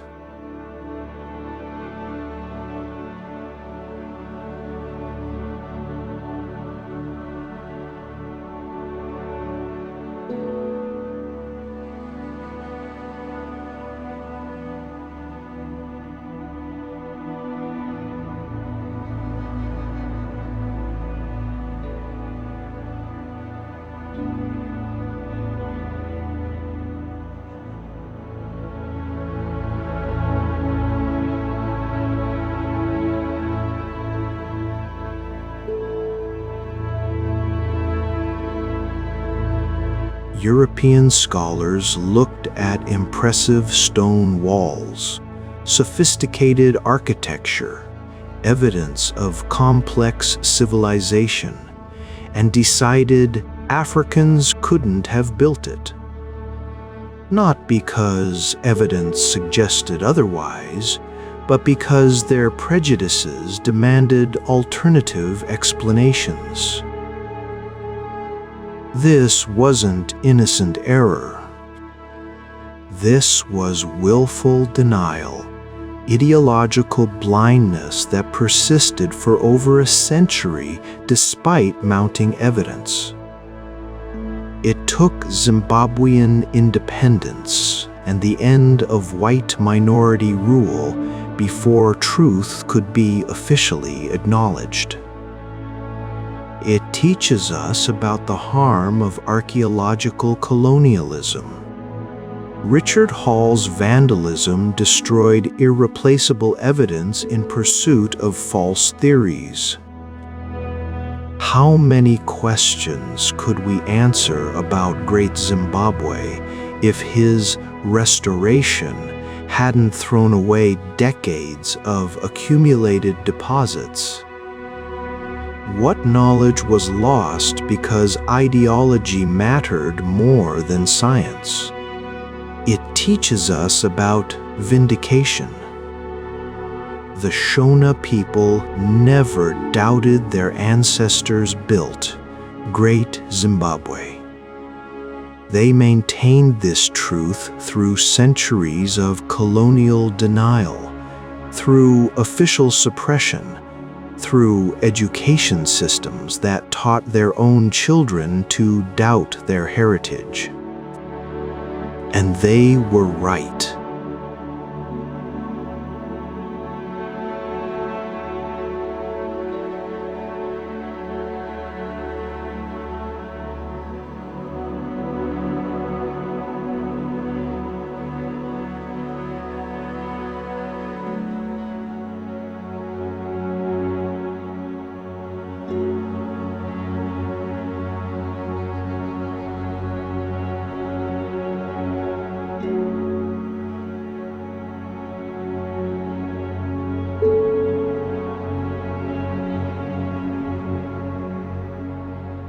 Great Zimbabwe was built without wheels, without draft animals, without metal tools beyond those the inhabitants forged themselves, without writing systems that survived. What they had was knowledge.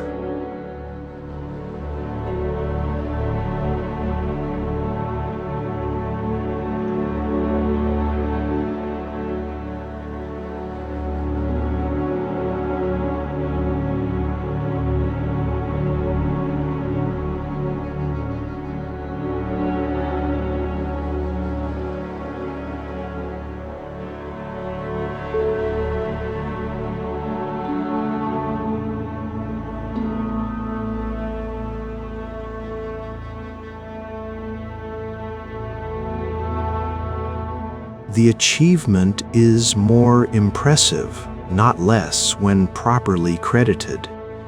Africans built this. That's not diminishing, that's celebrating. That's recognizing that human capability transcends arbitrary racial categories.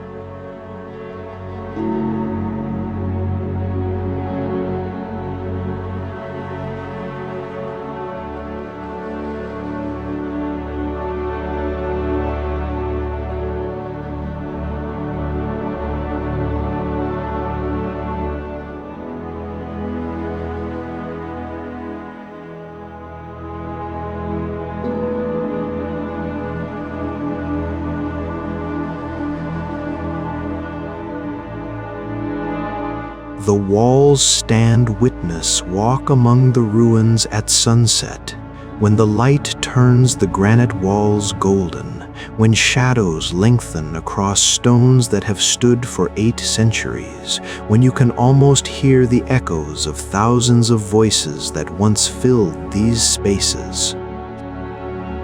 These walls saw ceremonies, saw kings crowned and spirit mediums communing with ancestors.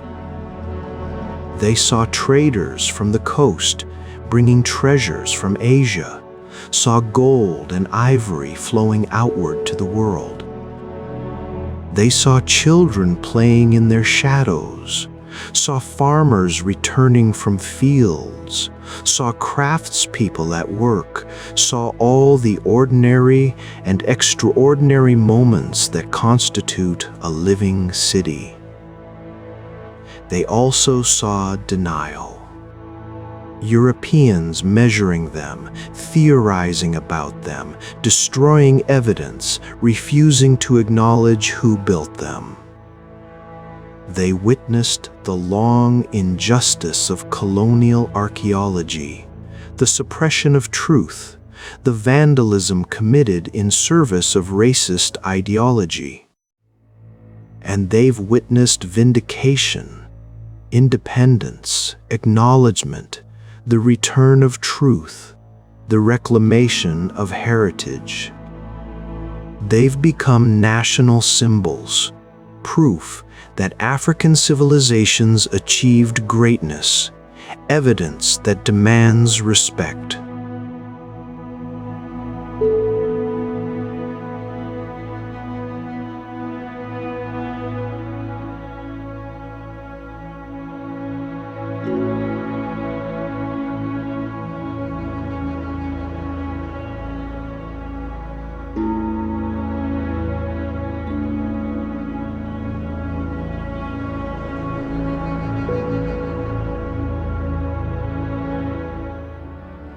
Every precisely fitted stone, every curve that follows mathematical principles, every meter of height achieved without mortar testimony to African achievement, African knowledge, African sophistication. Great Zimbabwe stands as proof of what the Shona people always knew. Their ancestors built cities, controlled trade, developed complex societies, achieved architectural feats that rival anything contemporary Europe produced. The stones don't lie. They never did. It just took a century for people to stop insisting they meant something other than what they clearly demonstrated. The birds watch still, the Zimbabwe birds.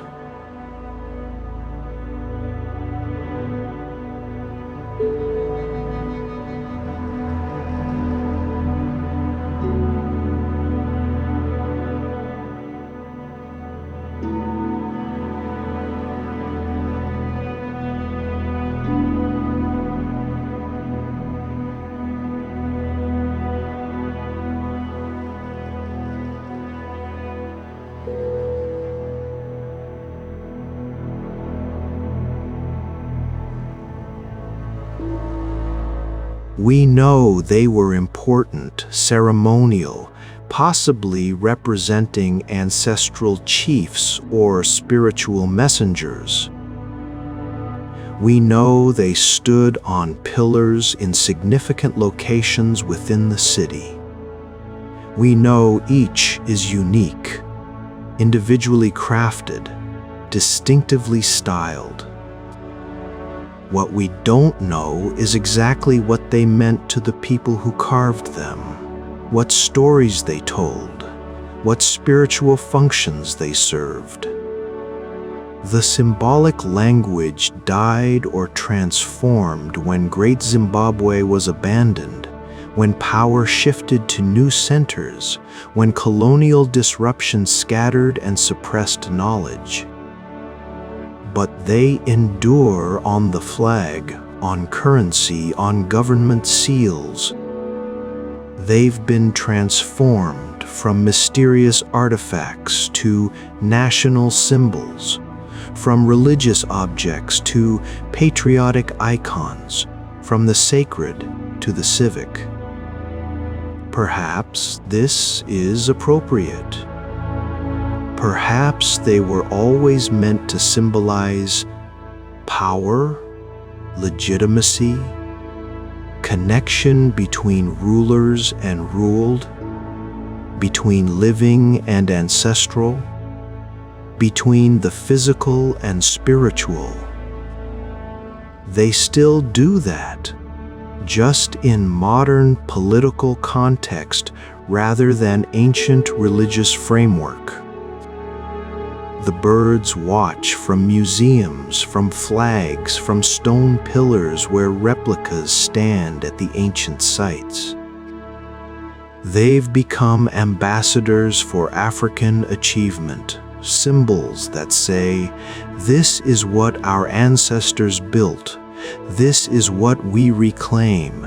This is proof that African civilization was and is sophisticated, powerful, worthy of respect." 8 birds. 8 witnesses to the truth that was denied for too long, but never actually went away, just waited for people to finally acknowledge what was always there. Written in stone, standing in testimony, impossible to deny. Once people chose to see honestly. The city endures.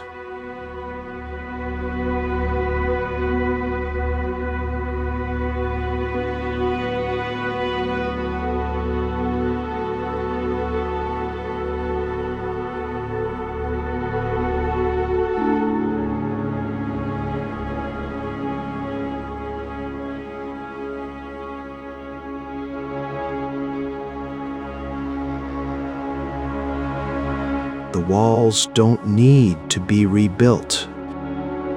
They've stood for 800 years and will stand for centuries more, testament to knowledge that knew how to build for permanence, how to work with stone and gravity and geometry to create structures that endure.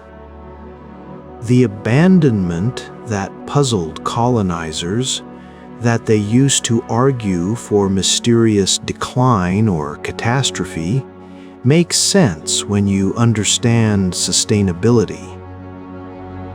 Cities can grow too large for their environments. Resources deplete. Better opportunities appear elsewhere. Moving isn't collapse, it's adaptation. Intelligence, responding to changing circumstances.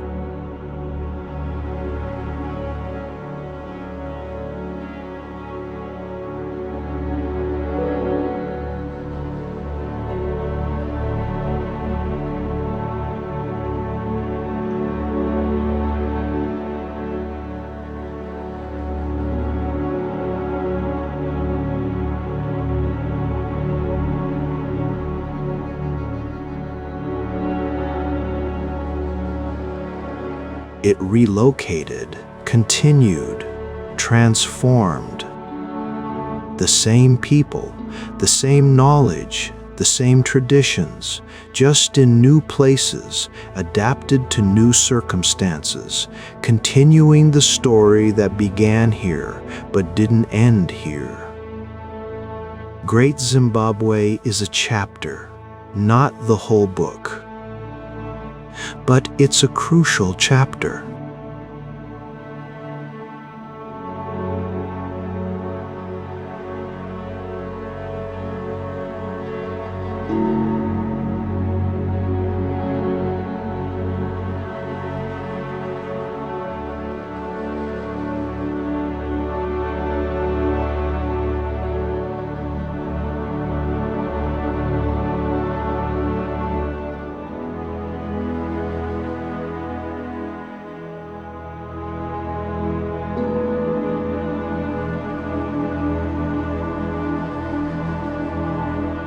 walls stand as they've always stood, solid, impressive, undeniable.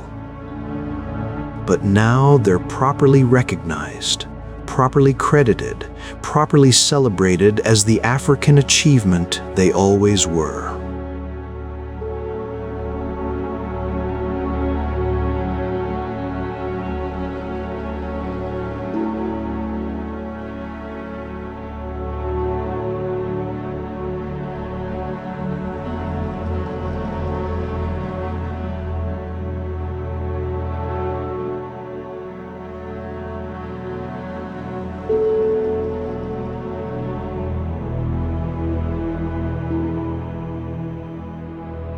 Teaches about resilience, both of structures built to last and of truths that persist despite denial. Teaches about vindication, how long it can take, but how complete it eventually is. Teaches about heritage reclaimed, history restored, ancestors honored. Walk among these walls with respect. Touch the stones that witnessed centuries.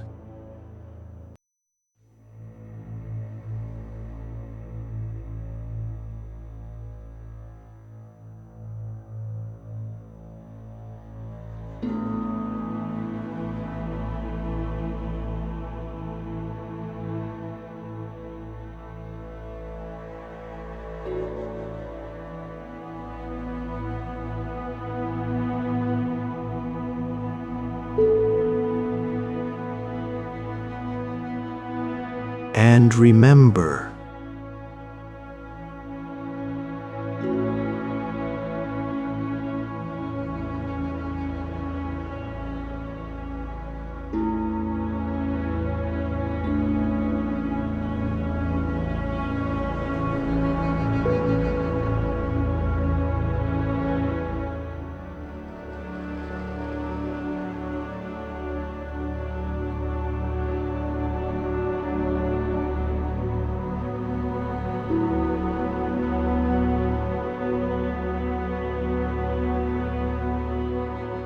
this simple truth, once denied, now acknowledged, changes how we understand African history, human capability, and the lies that power tells to justify itself. The stones stand witness. The birds keep watching.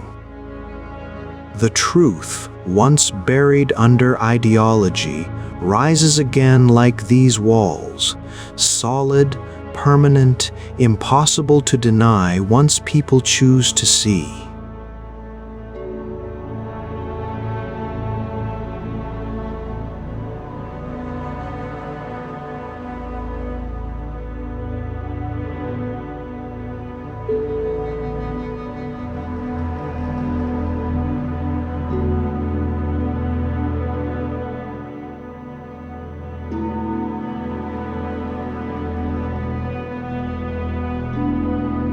The achievement stands. The vindication is complete.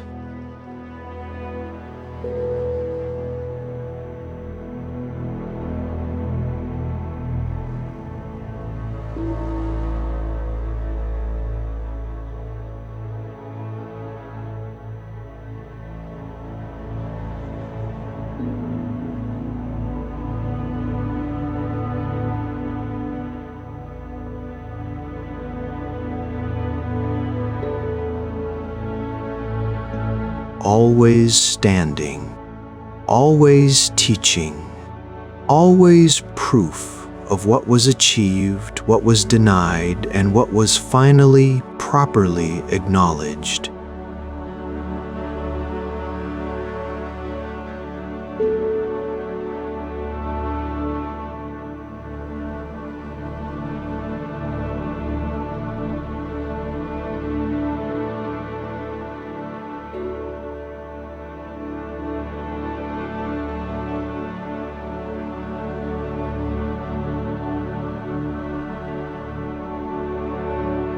The stones speak. Listen. The city that floats on, yesterday, Madol and the sorcerers who moved mountains. Part 1. The brothers who whispered to stone.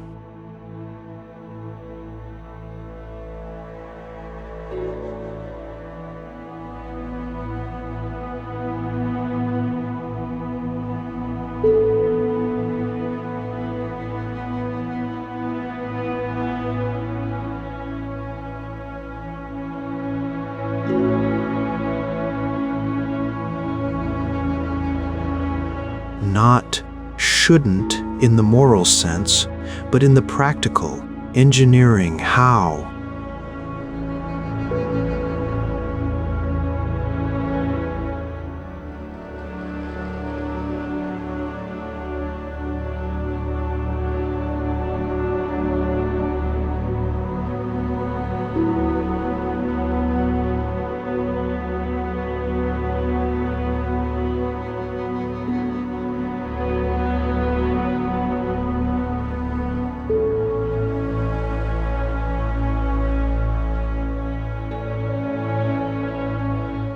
A city built on 92 artificial islands in a lagoon off the coast of Pompeii, constructed from massive basalt columns stacked like a giant's game of pickup sticks, each stone weighing several tons, transported from quarries miles away, lifted into place without wheels, without pulleys, without any of the tools that sensible civilizations use when they decide to build cities in the middle of the ocean. The locals will tell you. If you ask at the right time, in the right way, preferably not after dark, that the city wasn't built with tools at all. It was built with songs, Olisihipa and Olosohopa, twin brothers, sorcerers of considerable talent and, if the stories are accurate, spectacular ambition. They arrived on Pompeii sometime around 1200 CE. Though time gets fuzzy in oral histories, stretchy and negotiable like warm taffy, looked at the mangrove-tangled lagoon on the island's eastern shore and thought, perfect.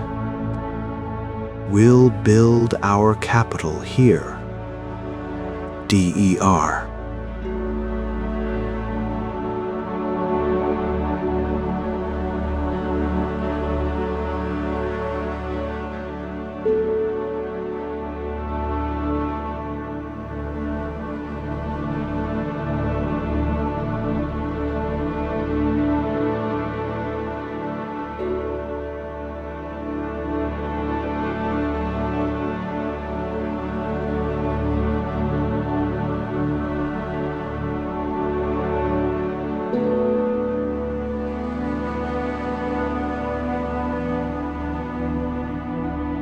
Cities need, ground.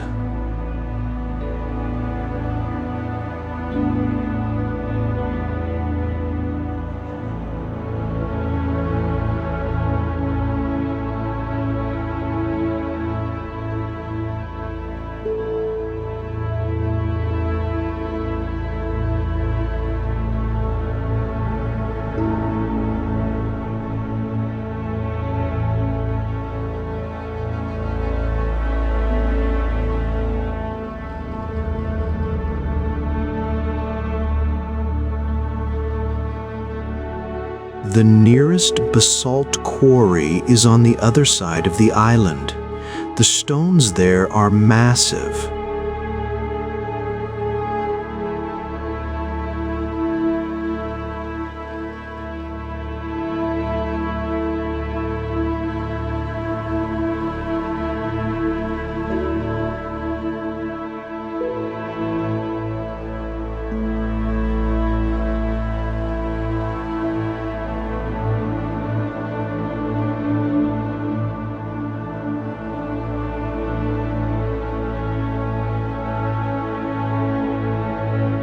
The brothers exchanged a glance, the kind of glance identical twins perfect early in life, the kind that communicates entire conversations without words.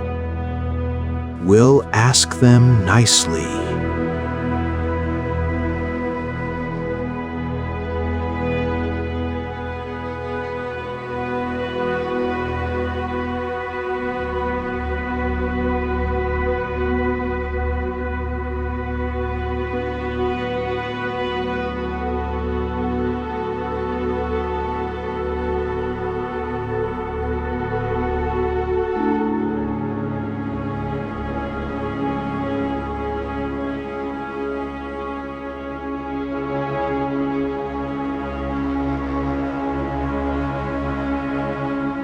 According to tradition,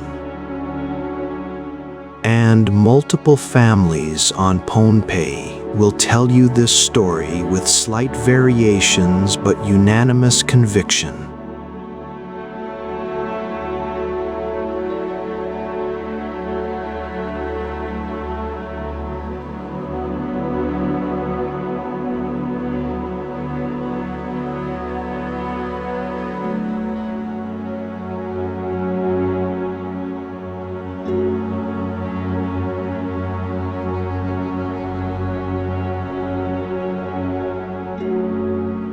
They didn't drag them with ropes or roll them on logs or employ any of the sweaty, practical methods ordinary humans use when moving heavy objects. They flew them. Not physically flew with wings or divine chariots or any of the flashy mechanisms you find in other mythologies. The brothers used something more subtle, more elegant, more fundamentally strange. They sang to the stones, and the stones, flattered by the attention, curious about where this was going, or simply compelled by forces we no longer understand.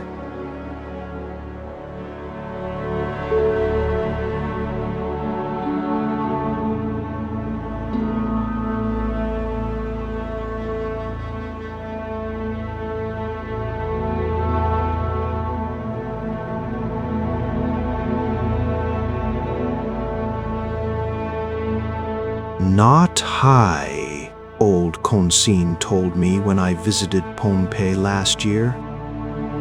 He was repairing fishing nets on the shore, and I'd asked him about Nan Madol with the careful politeness of someone who knows they're asking about something sacred. The stones didn't zoom through the air like rockets. They floated, like boats, like how coral floats on the current. The brothers would sing, and the stones would lift, maybe a foot, maybe two, and drift through the air following the melody.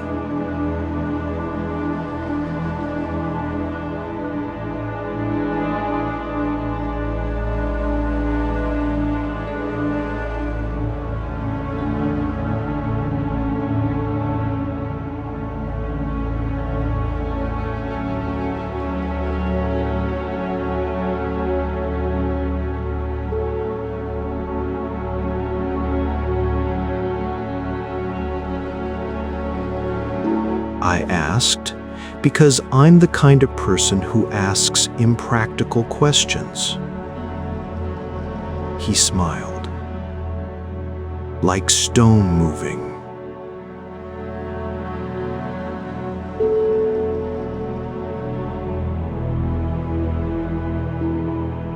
Like gravity forgetting to pay attention.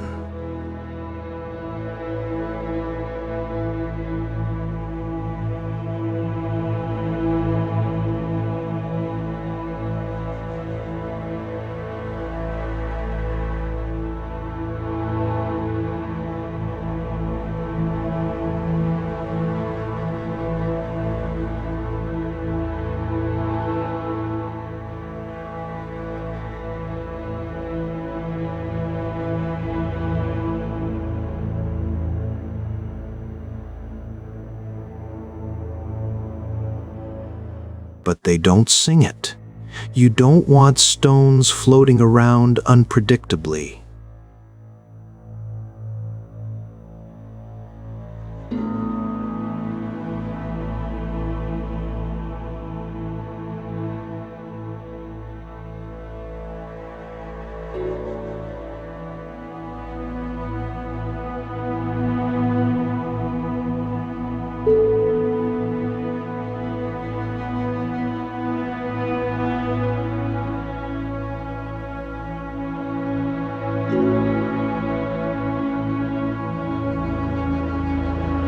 Part 2.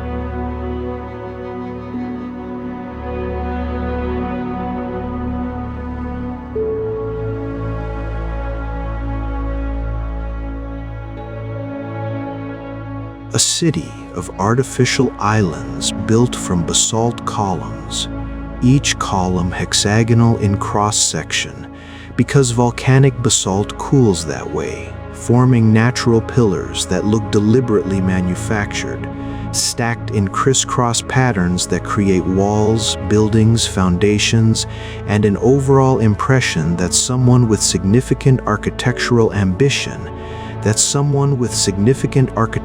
ambition had access to unlimited basalt and questionable cones.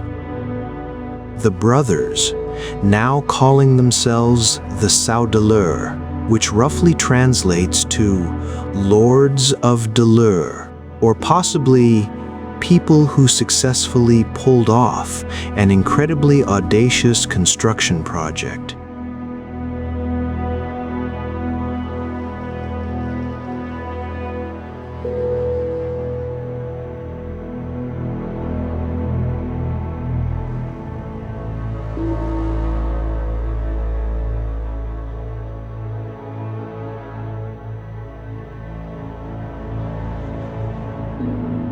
Not just them personally, obviously.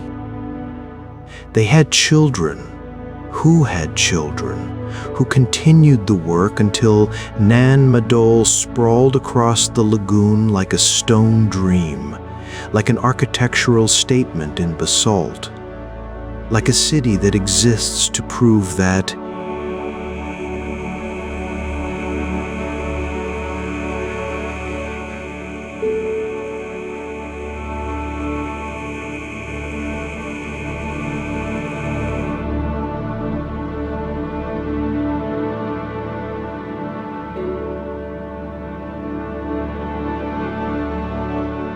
they built residential islands.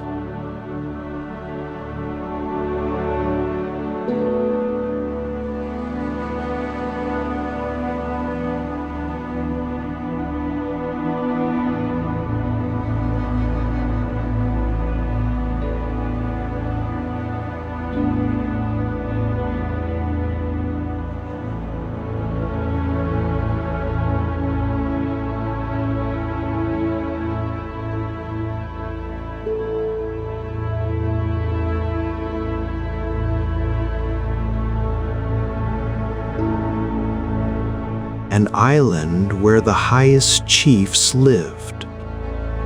An island where they kept sacred eels. Because, apparently, if you're going to build an impossible city, you might as well include an eel island.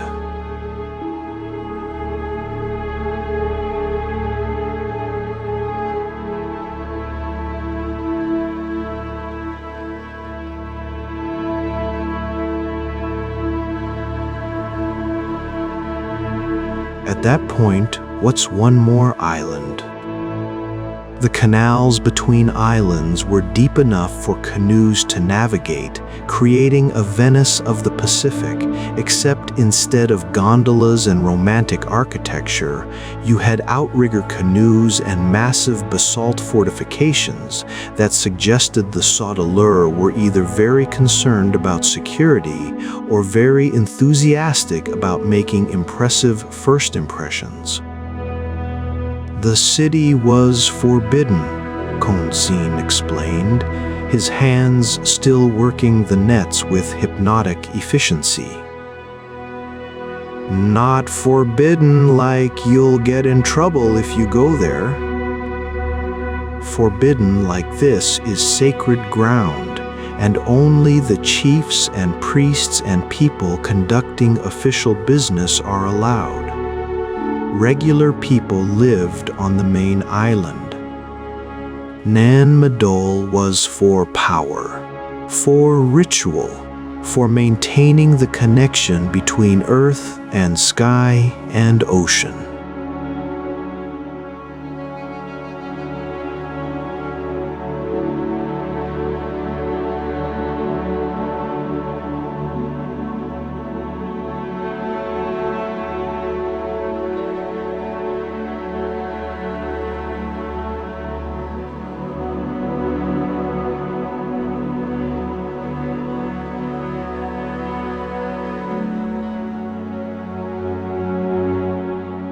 He looked at me with the patient expression of someone dealing with a particularly slow student.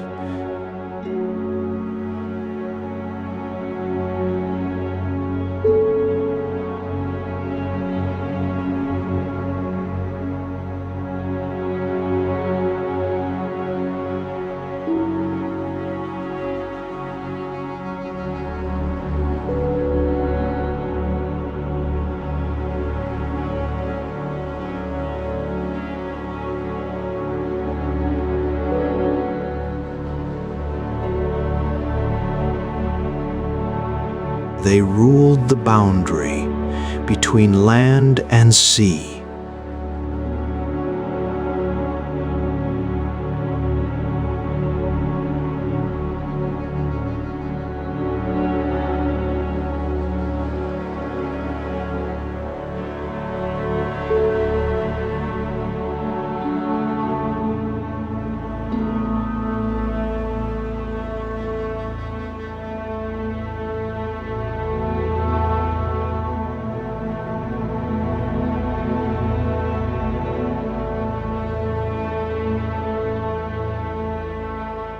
You need a special city. A city that itself exists in the boundary, built on water but made of land, held together by something stronger than mortar. What held it together?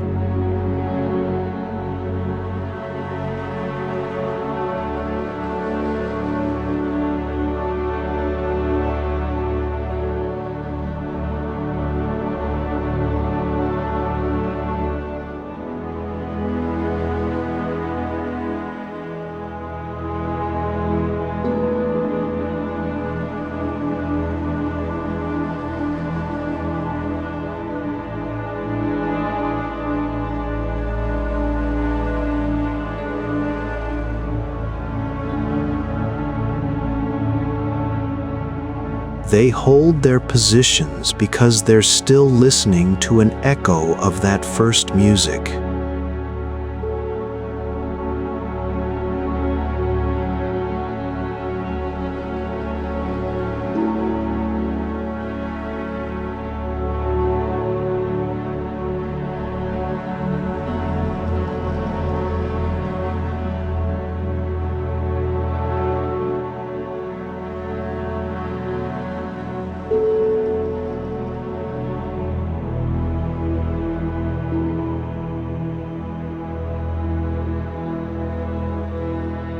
But it's a beautiful explanation, and beauty has its own kind of truth.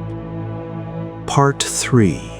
The Vault of the Dead and the Eel that judges at the heart of Nan Madol, or rather at one edge, because heart implies centrality, and Madol's most important structures were strategically placed around the perimeter. Lies Nandawas, the royal mortuary complex. This is where the Sodelur buried their dead chiefs. Not in the ground, not in crypts, but in stone vaults built directly into the islands themselves, chambers where bodies could rest, surrounded by the same basalt that built the city, as if death was just another phase of construction, another layer in the ongoing project of maintaining power and presence. The dead chiefs never left, Konsin said, and I couldn't tell if he meant this literally or metaphorically, or in some third category that Western thinking doesn't have a proper word for. They're still there, in the stones, part of the city's structure.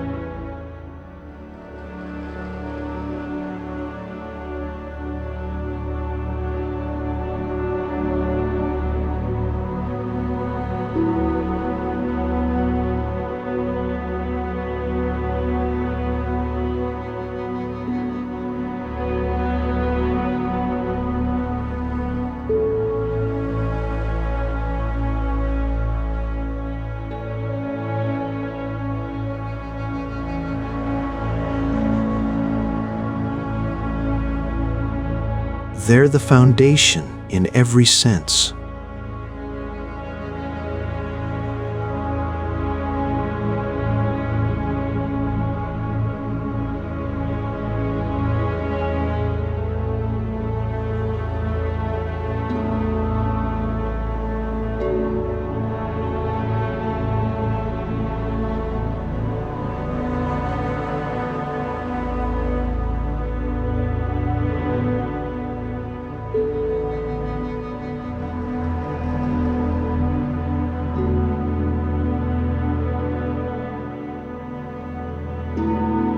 Partially collapsed in places where time and tide have done what invading armies never managed. But they're still there, still holding their dead, still serving their purpose as the final resting place of leaders who built cities in lagoons because they could, because they knew songs that made stones float, because they understood something about power and place that we've forgotten or never learned. And then there's the eel. Every sacred site needs a guardian, and Madol's guardian is. A sacred eel of tremendous size, tremendous age, and, according to tradition, tremendous judgment of character. The eel lived in the waters around Nandawas, and it knew things.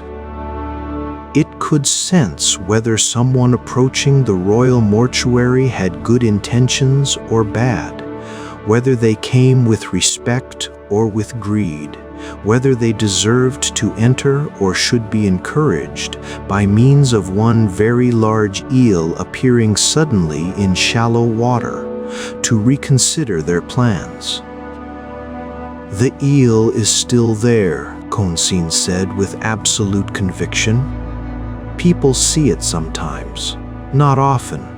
It's shy, or maybe just selective about when it appears. But it's there.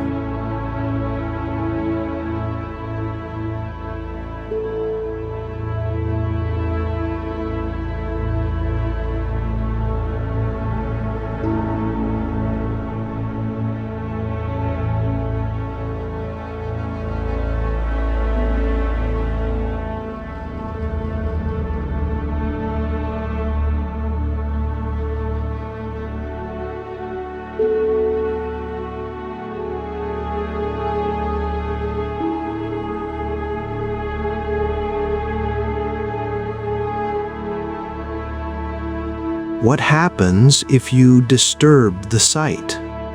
I asked. He shrugged.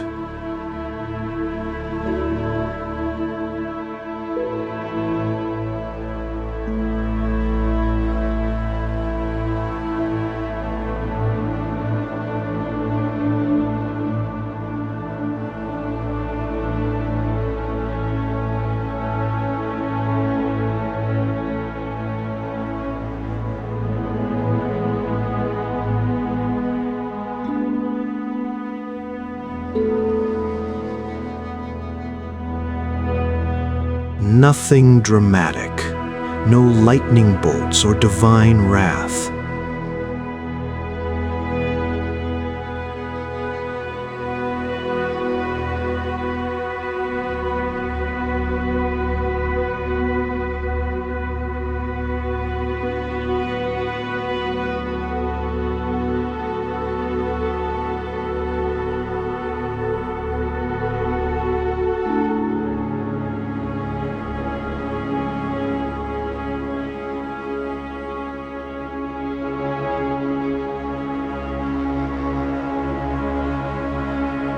You find yourself wondering why everything you touch seems to turn complicated.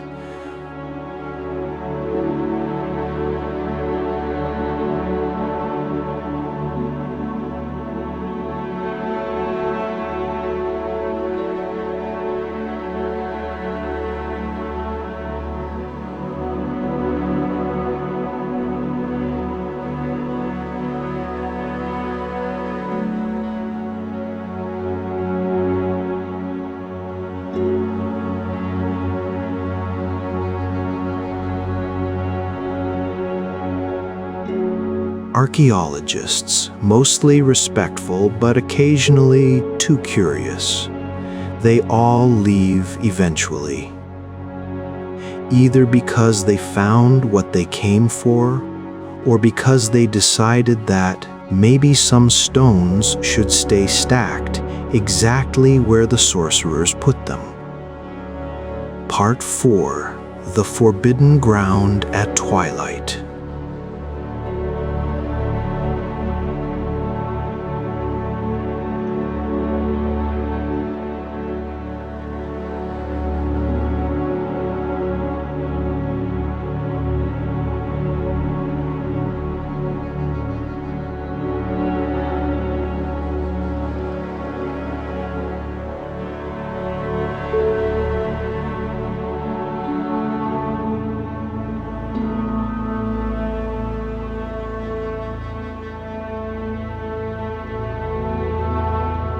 You'd think a city this ambitious, this architecturally impressive, this expensive in terms of labor and resources, would be teeming with residents.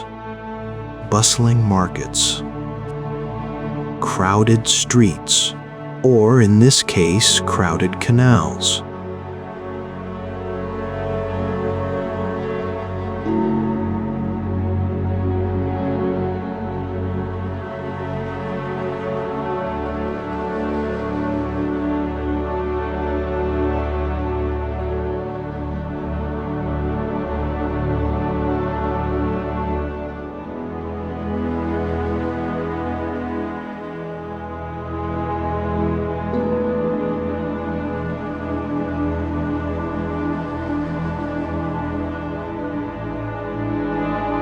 A place where the Saudeler dynasty conducted the important business of ruling religious rituals, diplomatic negotiations, administrative decisions, but not a place where people actually lived in large numbers.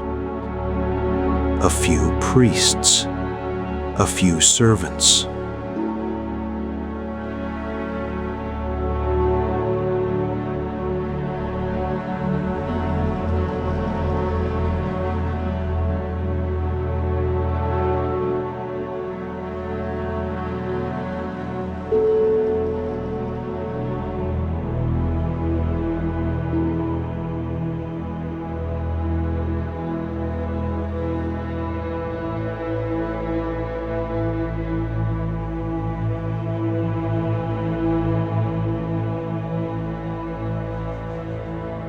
It was a stage more than a city, a magnificent set for the performance of power.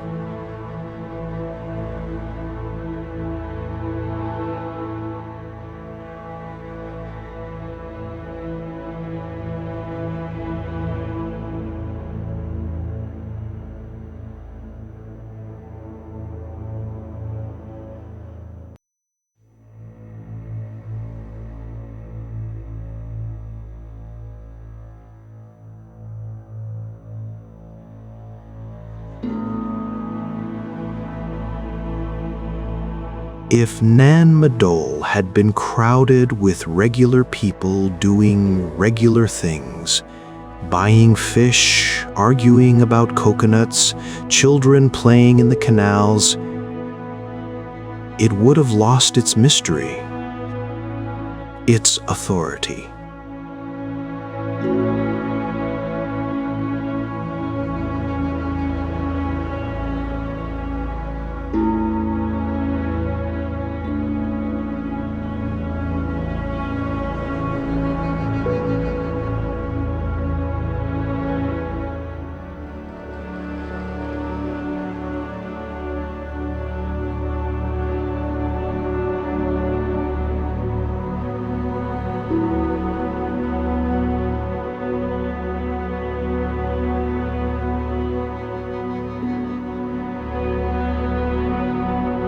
The strategy worked.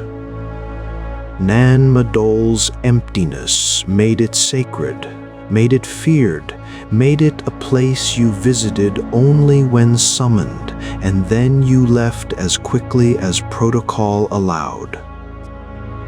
And you definitely didn't visit after dark. This taboo persists today. Locals will take you to Madol during daylight.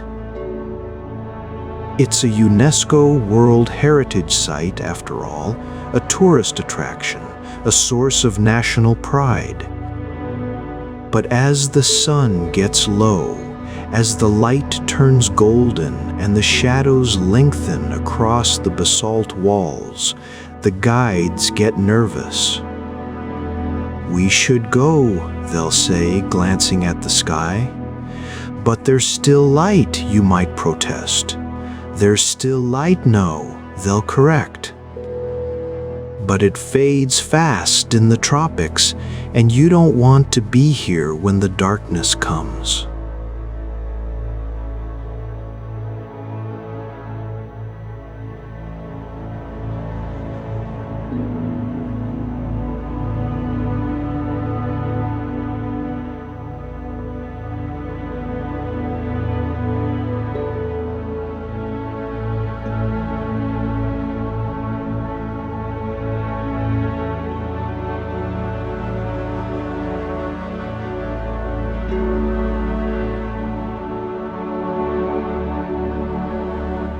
They'll give you various explanations, depending on who you ask.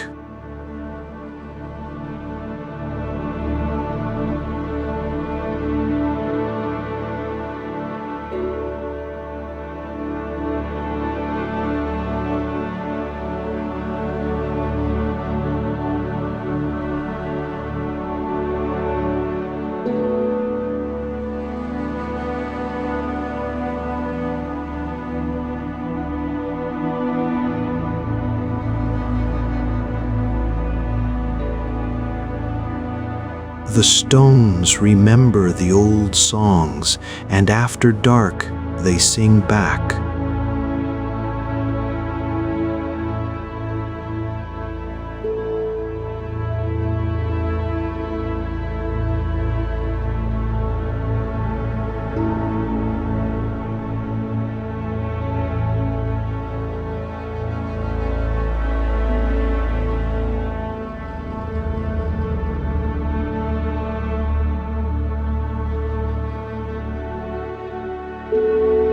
The eel gets aggressive in darkness.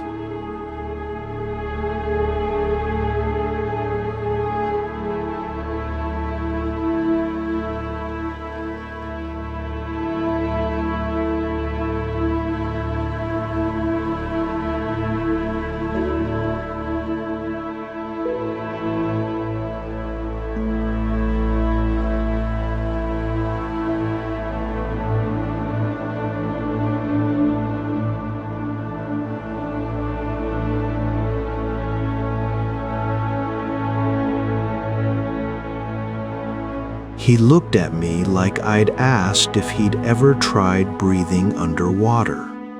Why would I do that? I have no business with the dead chiefs. I have no songs to sing to stones. I'm a fisherman. I stay where fishermen belong.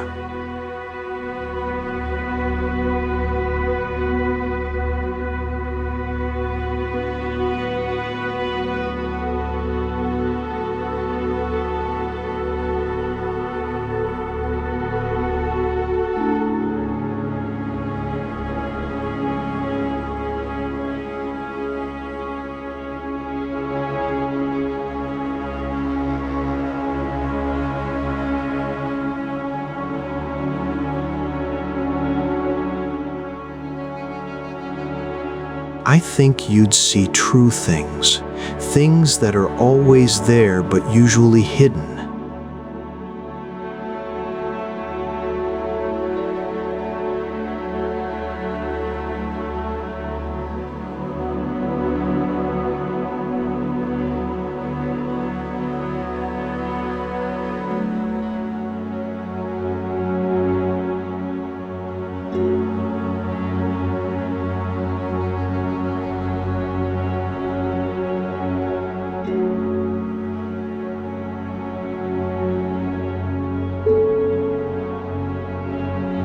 During the day, our world is stronger, more solid, easier to maintain.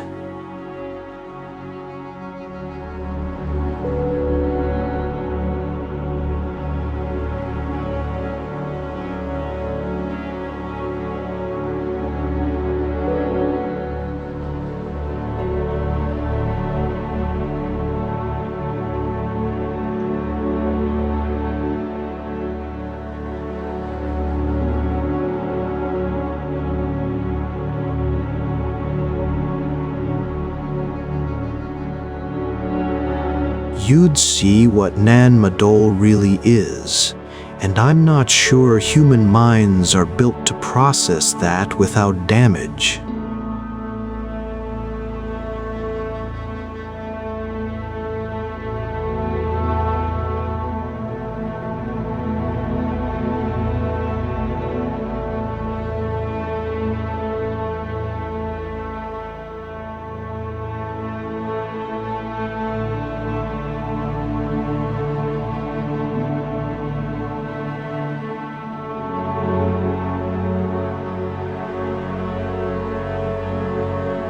Not just superstition.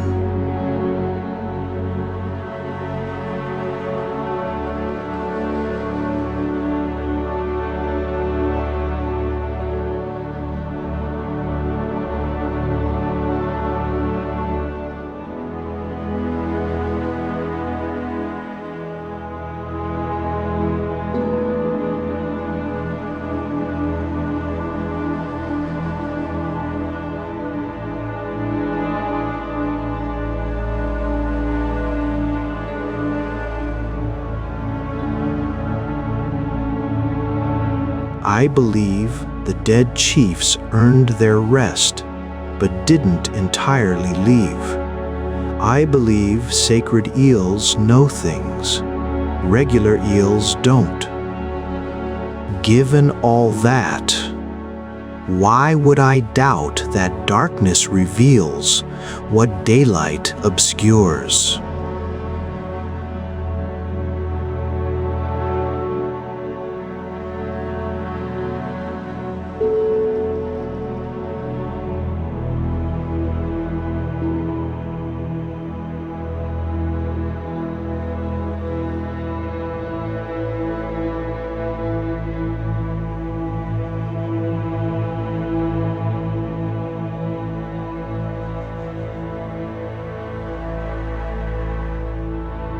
Part 5.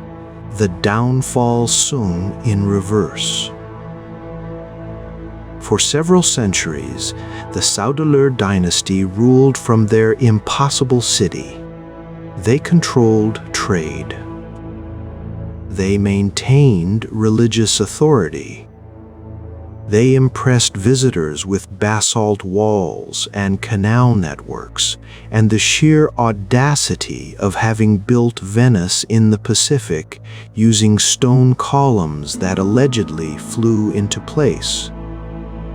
But power built on mystery is vulnerable to bigger mysteries. Power maintained through sacred authority can be challenged by someone claiming more direct connection to the divine.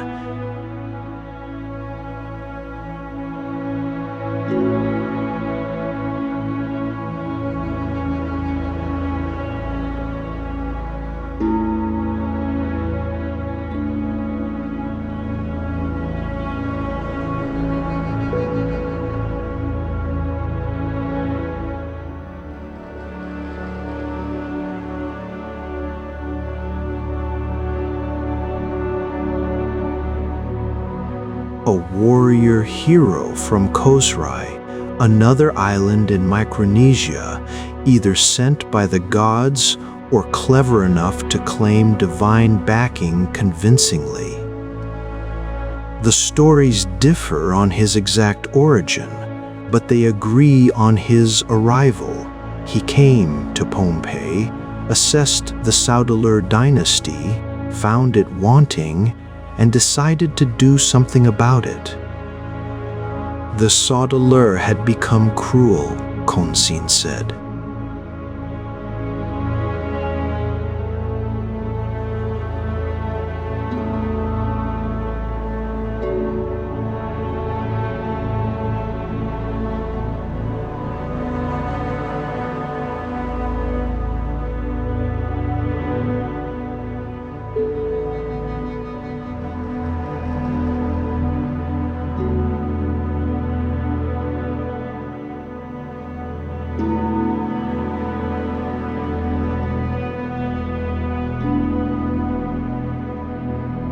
They forgot that authority is a responsibility, not just a privilege. They started demanding too much tribute, too much labor, too much subservience. The common people suffered. The spirits took notice.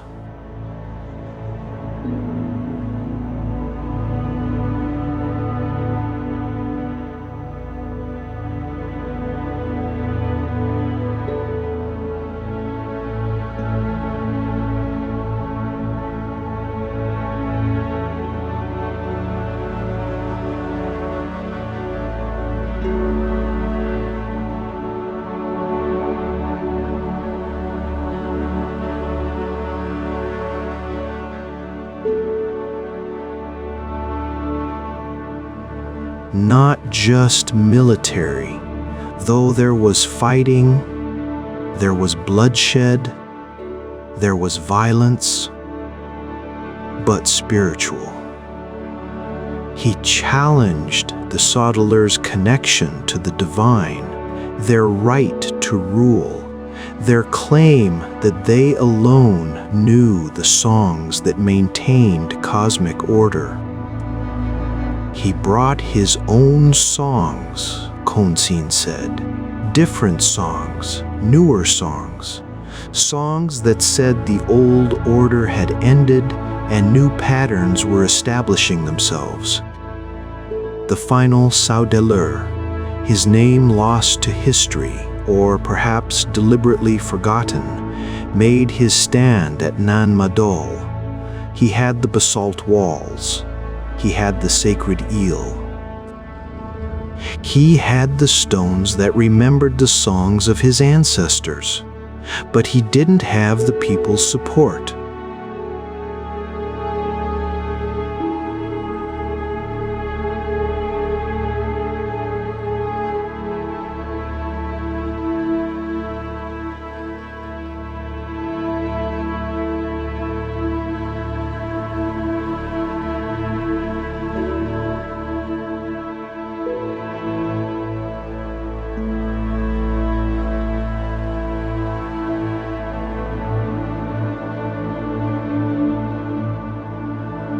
Isokalekel won. The Saudeleur fell. and Nan Madol.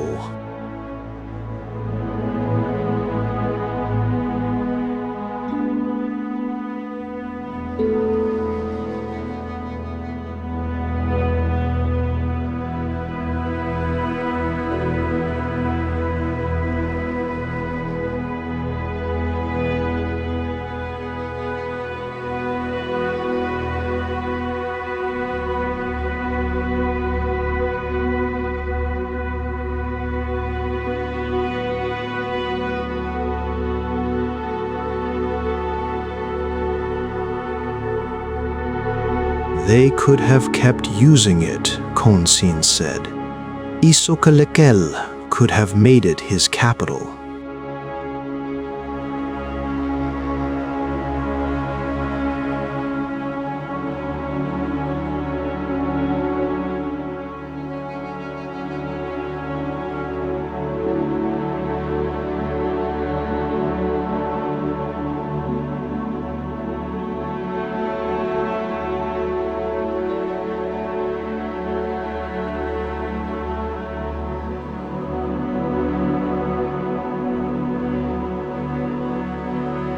Their magic, their songs. You can't just take over someone else's sacred architecture and expect it to work for you.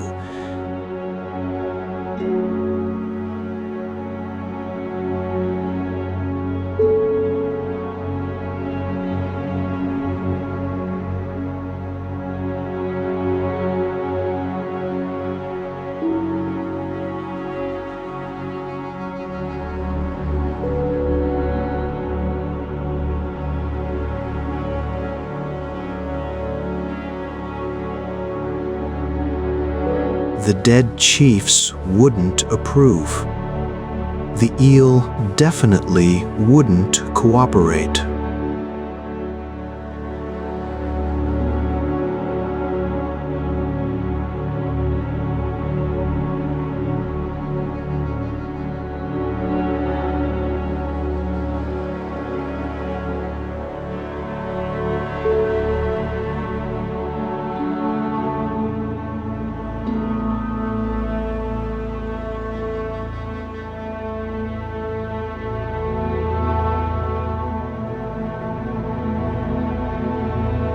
Using regular construction methods. No levitating stones, no artificial islands, no songs that make gravity optional. Just normal buildings for normal rulers who understood that power should serve people, not awe them into submission. Nan Madol was left to the jungle, the tide, the patient erosion of time and salt water. The stones remained stacked because whatever song held them together was permanent, or at least longer lasting than dynasties. But the city emptied. The canals filled with silt. The ceremonial islands returned to being what they'd always been underneath, elaborate arrangements of basalt in a mangrove lagoon, impressive but purposeless without the people who gave them meaning. Part 6. What the Tide Reveals.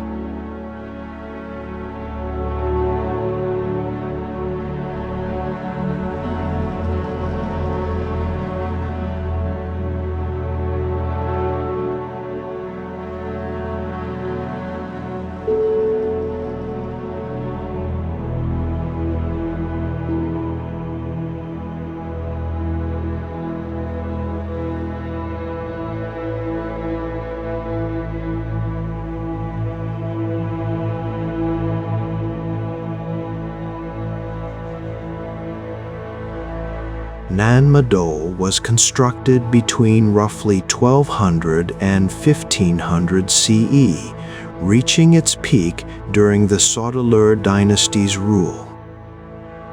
It consists of 92 artificial islands built from basalt columns. hexagonal pillars formed by volcanic cooling processes, naturally occurring but deliberately stacked by human hands into walls, foundations, and structures. Some of these columns weigh several tons, 5 tons, 10 tons, in a few cases, even more. They came from quarries on the other side of Pompeii, or from Sokes, a nearby island. They were transported somehow. And this somehow is where archaeology gets interesting and frustrating in equal measure across land and water to the construction site. No evidence of wheels, no evidence of ramps, no evidence of the mechanical advantages that make moving multi-ton stones feasible with Bronze Age technology. They used rafts.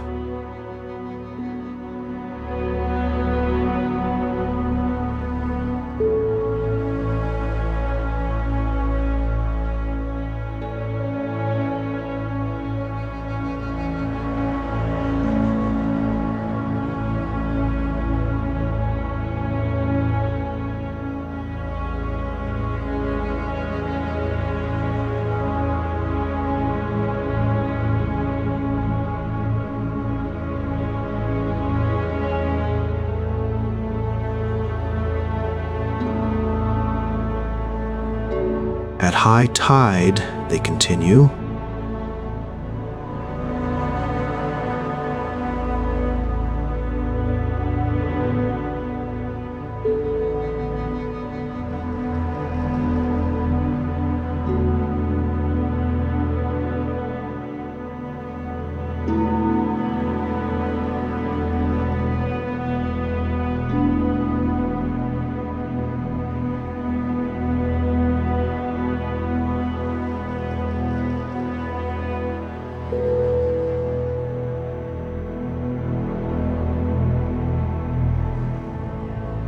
they probably positioned the rafts under the stones at the quarry, then floated them to Nan Madol, then used the tide to lift the rafts and stones into place, guiding them onto the growing walls. This makes perfect sense. It's practical.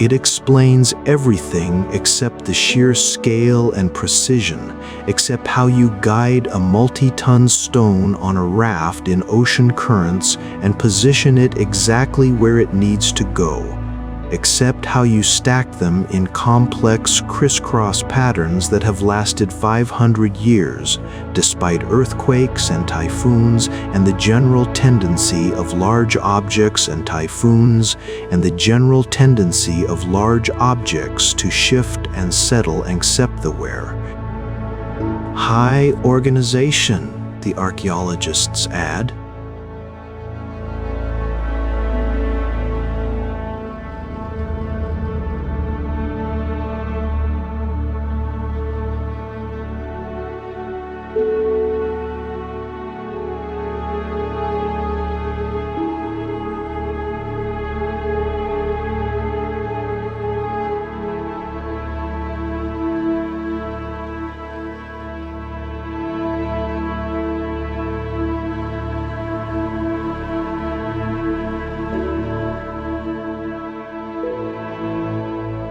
It's impressive, but human civilizations have done impressive things before.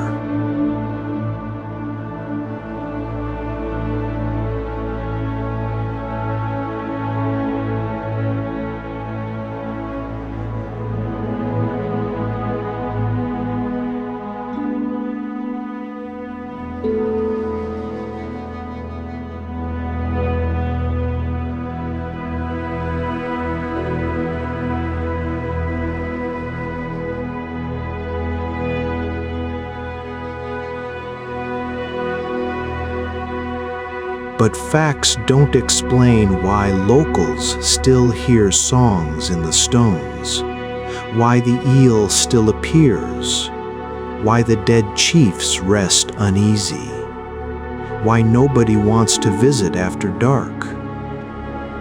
Facts explain how, but rarely why, and Nan Madol is fundamentally about why. Why?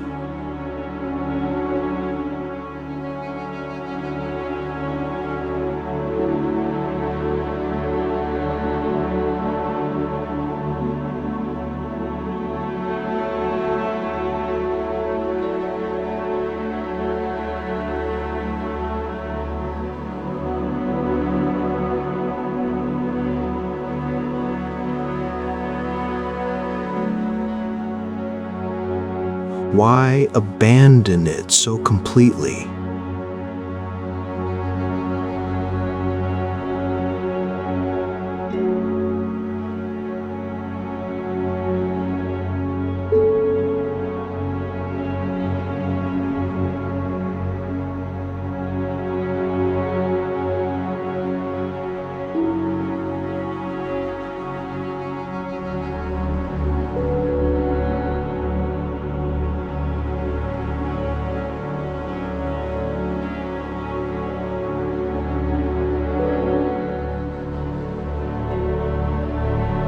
Part 7.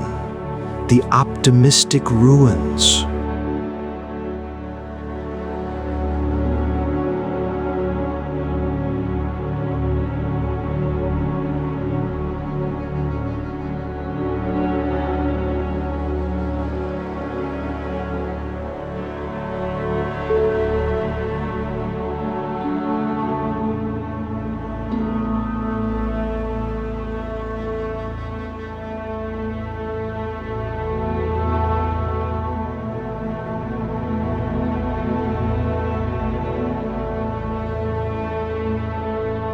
The jungle is reclaiming what was always borrowed from the jungle. In another few centuries, without serious conservation efforts, Nan Madol might disappear entirely, might return to being a lagoon with unusually regular basalt formations, might become a mystery that future archaeologists puzzle over with no oral traditions left to guide them. And yet, the stones still stand, the pattern is still visible, the ambition is still evident. You can visit Nan Madol today during daylight with local guides who know which structures are safe and which are better admired from a distance, and feel what the Saudeleur intended you to feel: awe. Not fear, not submission, but awe in its truest sense, the recognition that humans can do impossible things when they decide. The impossible is necessary, when they find the right songs, when they stack enough stones with enough patience and enough collective will. The city is dying, Konsin said, and he didn't sound sad about it. All cities die eventually. All power fades. All songs end. But while it's here, while the stones still stack, Nan Madol teaches something important.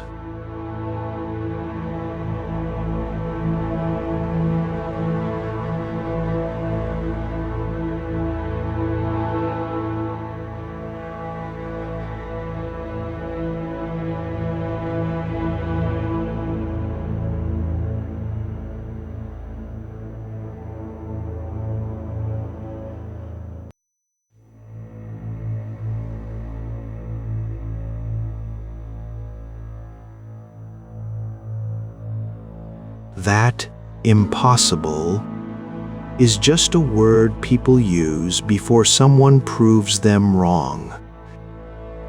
that humans have always been capable of more than we think we are. We just need the right circumstances, the right motivation, the right songs to make gravity forget itself. He finished his net and held it up to inspect his work. Satisfied, he set it aside and looked at me directly. The sauteleur sang stones into flying. Maybe they really did. Maybe it's metaphor. Maybe the song was actually engineering knowledge, work chants that coordinated labor, cultural traditions that motivated people to attempt the impossible. Doesn't matter. Either way, stones that shouldn't have moved did move. A city that shouldn't exist does exist. For 500 years, people have looked at Madol and thought, if they could do that, what else is possible?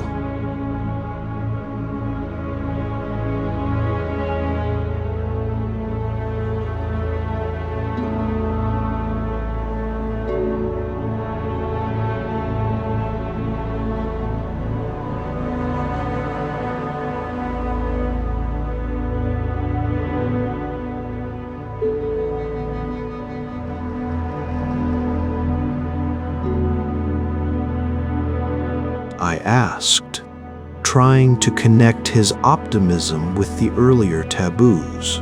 He laughed.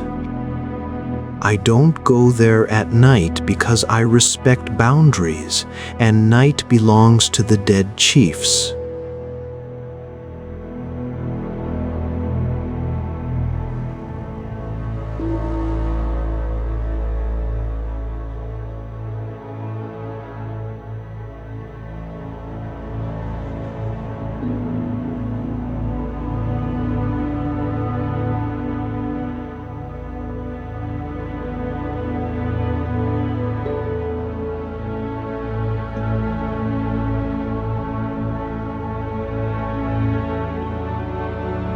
I love that it's there. I love that my ancestors built it. I love that it confuses archaeologists. I love that tourists come and take pictures and leave thinking about possibility.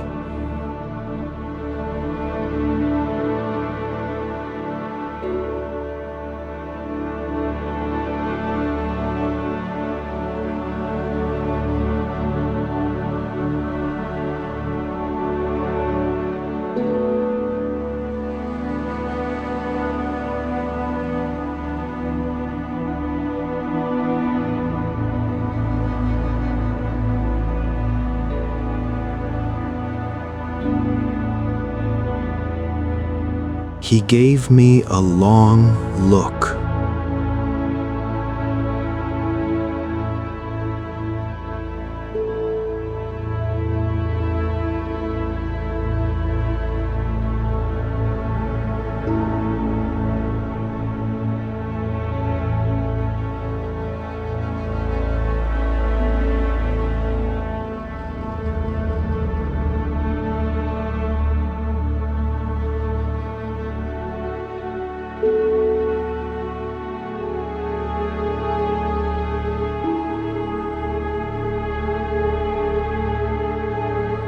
That the gap between raft and tide and actual levitation stays open, leaves room for wonder.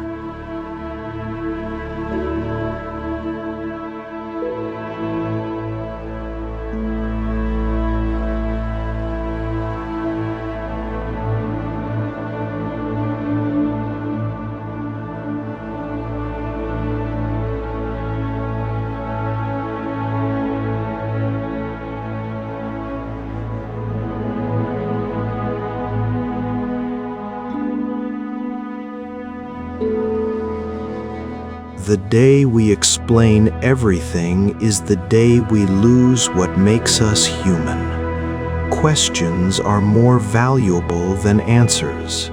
Mystery is more useful than certainty. Nan Madol knows this.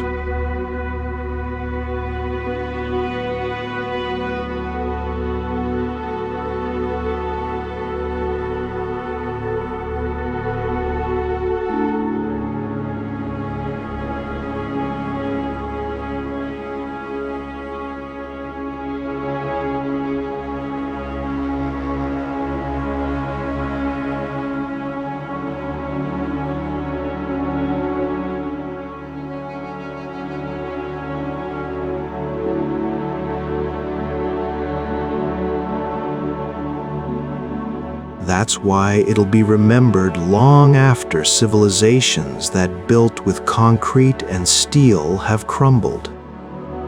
Part 8.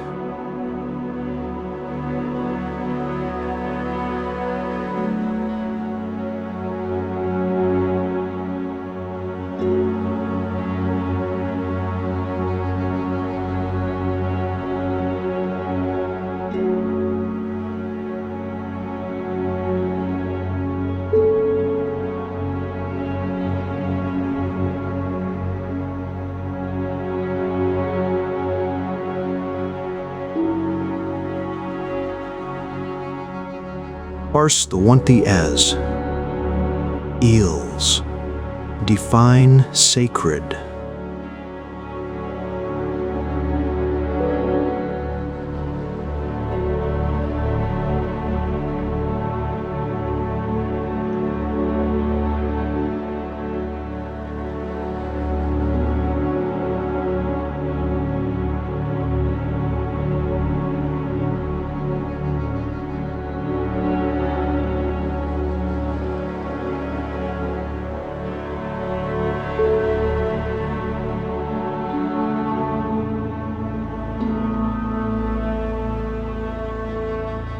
I've been here longer than you've been alive.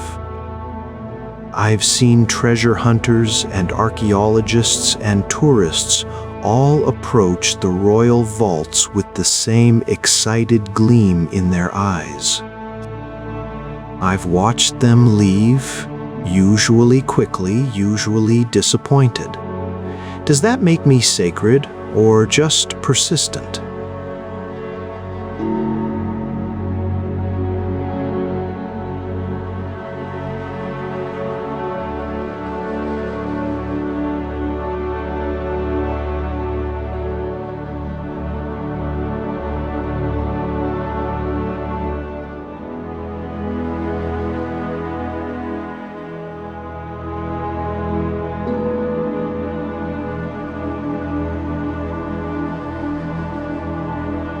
Eels, I guard the boundary.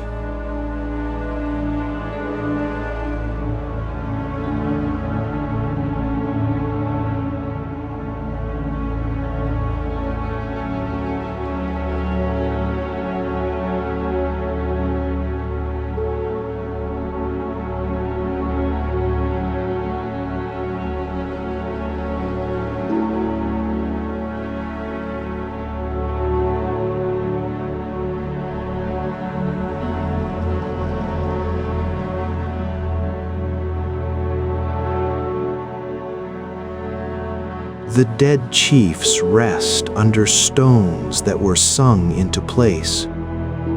My job is to remind visitors that some songs shouldn't be unsung, some stones shouldn't be moved, some questions are better left as questions.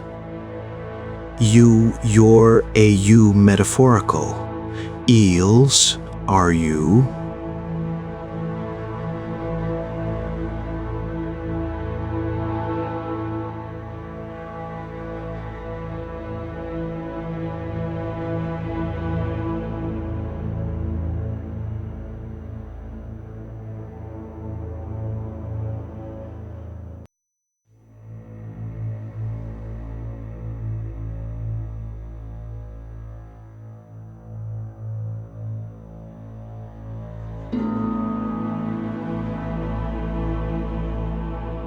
We're both playing our roles in an ongoing story about a city built by sorcerers who knew songs that made stones light. The story is bigger than both of us, but we're part of it.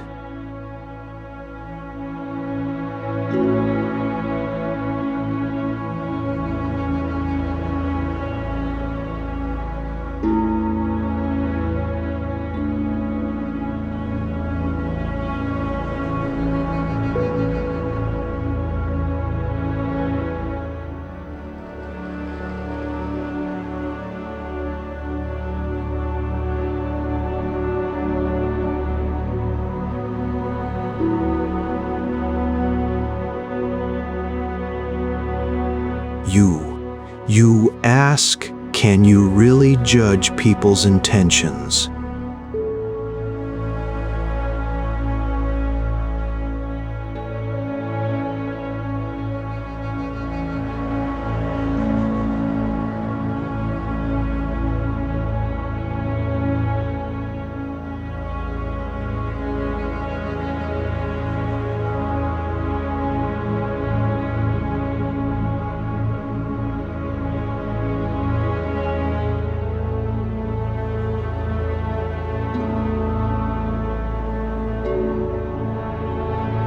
You can feel when someone wants something from you versus wanting to understand you.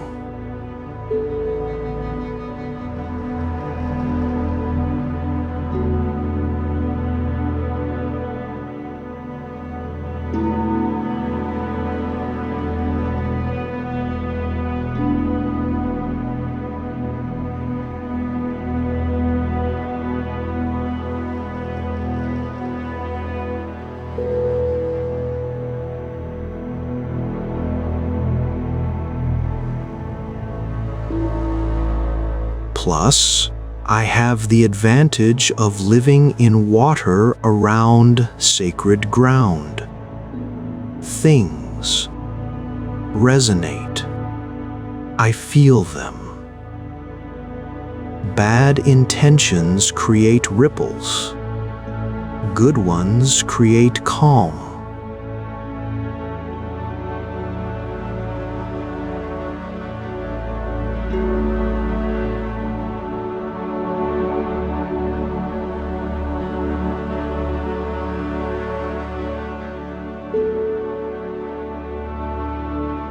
It's just attention.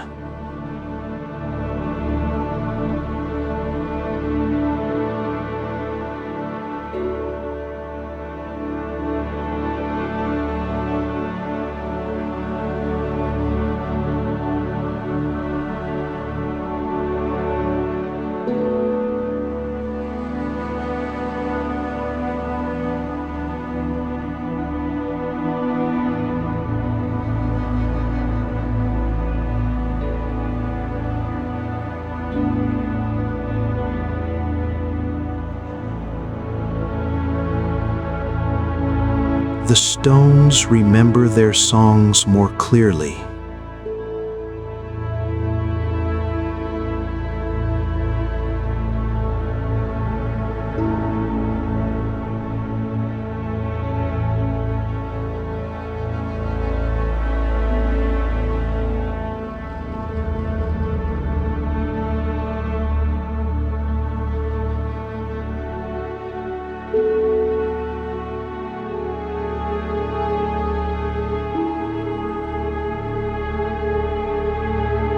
Truth can be uncomfortable if you're not prepared for it.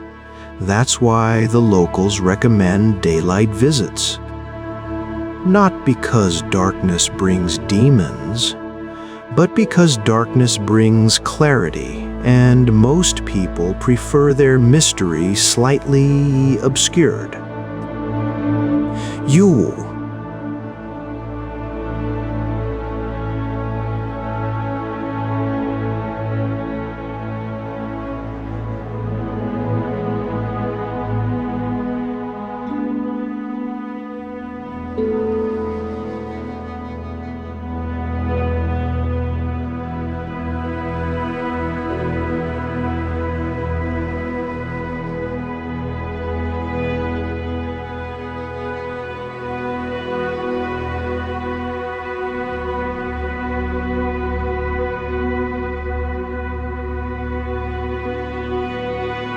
with the understanding that they're walking through someone else's sacred space, someone else's impossible achievement, someone else's question about what humans can accomplish when they decide gravity is optional. Look at the stones. Wonder how they got there, except that you'll never know for certain.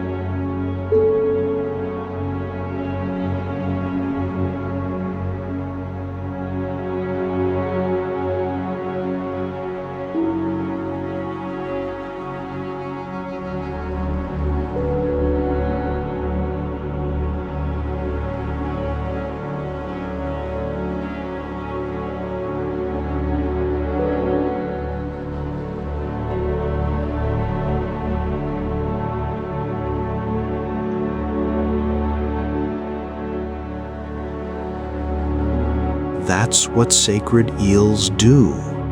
We teach through appearance, through metaphor, through conversations that may or may not be happening.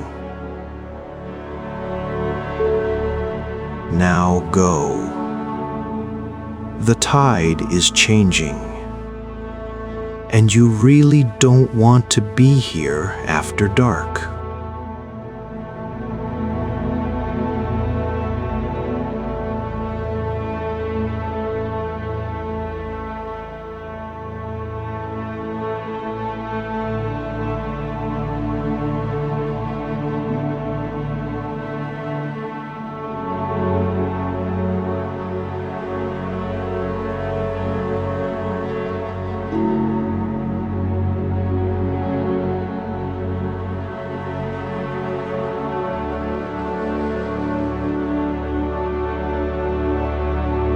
The tide was low, making the canals shallow, making the scale of the construction more evident.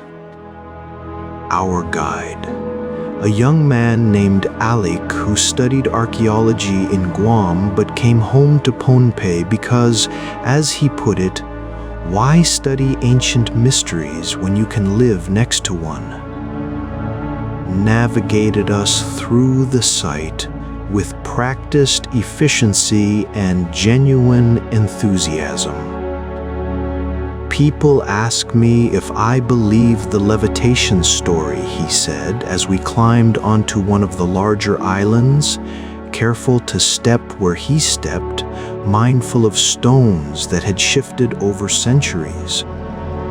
And I tell them, I believe the brothers knew something we don't. Whether that was acoustic engineering, tidal mathematics, or actual magic doesn't change the result. Look at this. He gestured at the wall beside us. Basalt columns stacked in perfect alternating layers, each layer perpendicular to the one below, creating a stable structure that had survived 500 years of typhoons. You don't build this by accident. You don't achieve this precision through trial and error. You do this because you know, deeply and completely, how stone and water and gravity work. Or don't work, I suggested. He grinned. Or don't work when properly persuaded. Yeah. We walked through the royal complex, through spaces where chiefs had made decisions that affected thousands, through chambers where rituals had been performed that connected earth to sky, to ocean. The stones were warm under the tropical sun. The air smelled of salt and jungle rot and something else, something older, harder to define. History, maybe. Or the accumulated attention of everyone who'd ever stood here wondering how it was possible.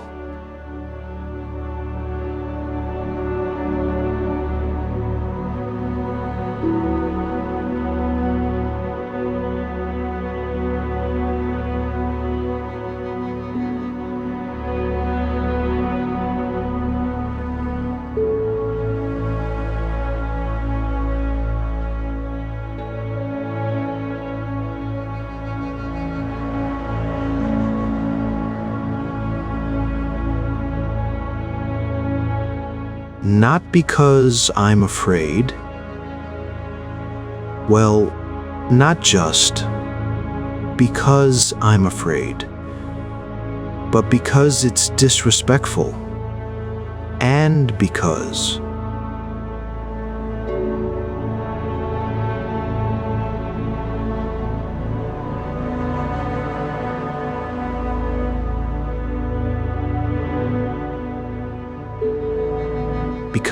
I've learned enough about this place to know there are boundaries I shouldn't cross. Some knowledge isn't meant for everyone. Some spaces aren't meant for all times. Madol after dark belongs to the Saudalur, to the dead chiefs, to whatever echoes of their power still resonate in these stones.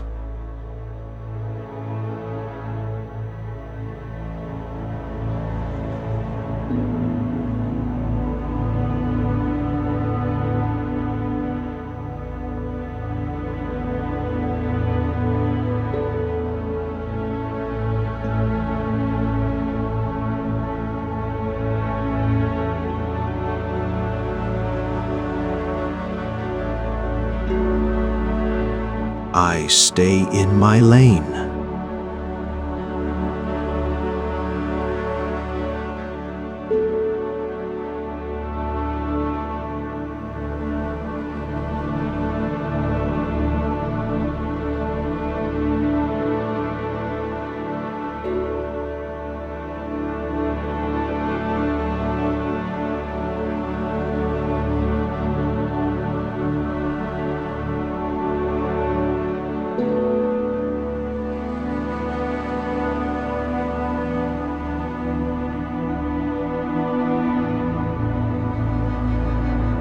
I think the universe is stranger than we admit.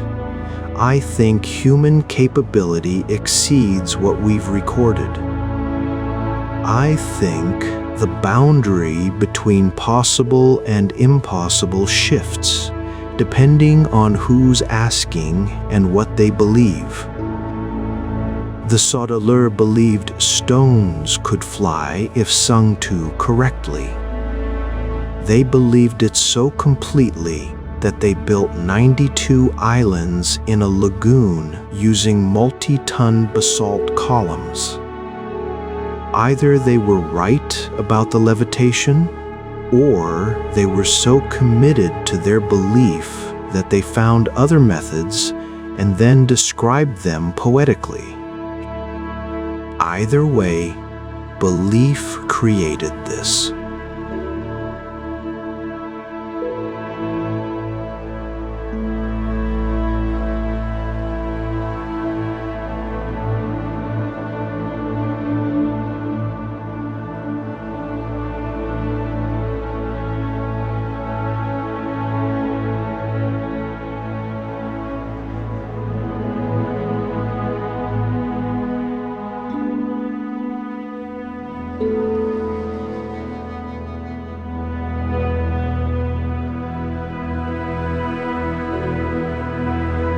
We walked back to the boat as the sun climbed higher, turning the water brilliant turquoise, making the basalt walls glow almost golden in the tropical light. Behind us, Madol stood patient and empty and impossible, a city built by sorcerers or engineers or sorcerer engineers who knew that sometimes the best way to accomplish the impossible is to simply begin, to stack one stone on another, to sing one song after another, until the impossible becomes solid enough to walk on, till the impossible becomes solid enough to walk on. Part 10. The Songs We've Forgotten, and Why That's Okay.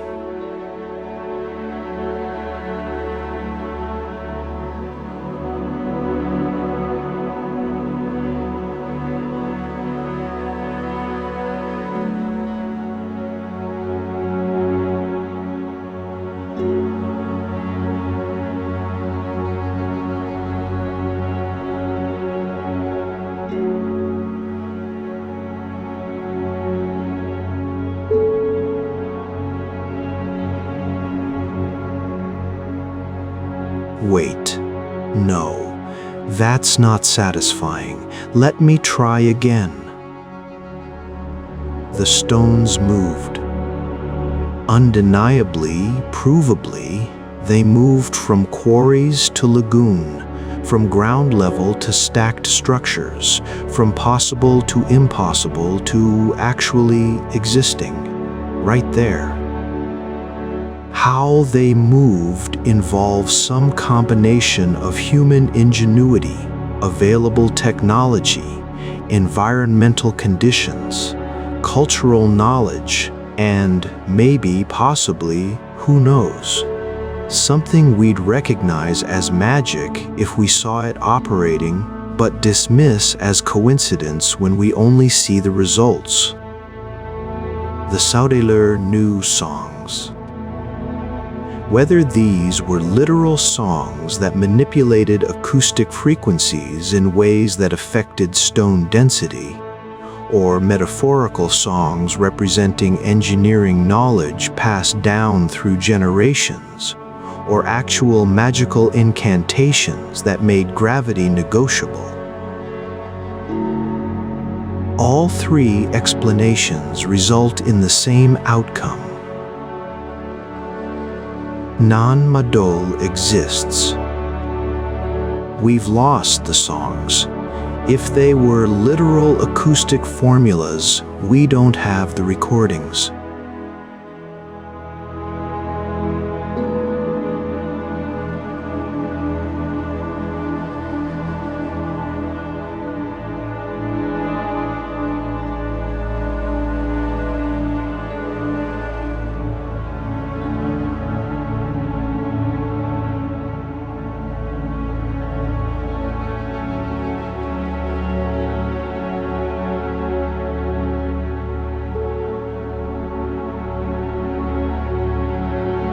If they were magical incantations, we don't have the spellbooks.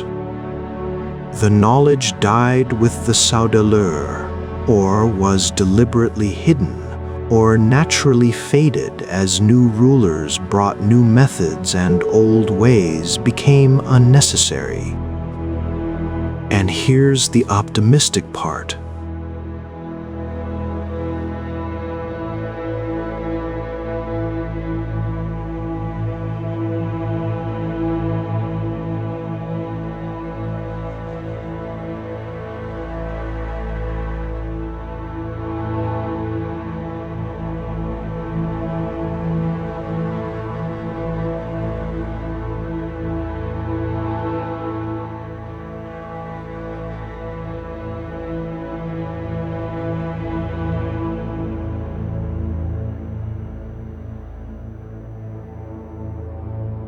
Engineers should keep experimenting. Acousticians should keep testing whether sound frequencies can affect stone density. Spoiler, they can, just not in ways that seem useful for construction. But, okay, as in the mystery itself is valuable. Madol teaches us that humans have accomplished things we can't fully explain, which means humans are capable of more than we think we are. The gap between what we know they did and how we think they did it is where possibility lives, where innovation waits, where future discoveries hide. If the brothers could sing stones into flying, Konsin had said, what songs haven't we learned yet? What stones haven't we tried to move? What's impossible today that'll be ordinary tomorrow?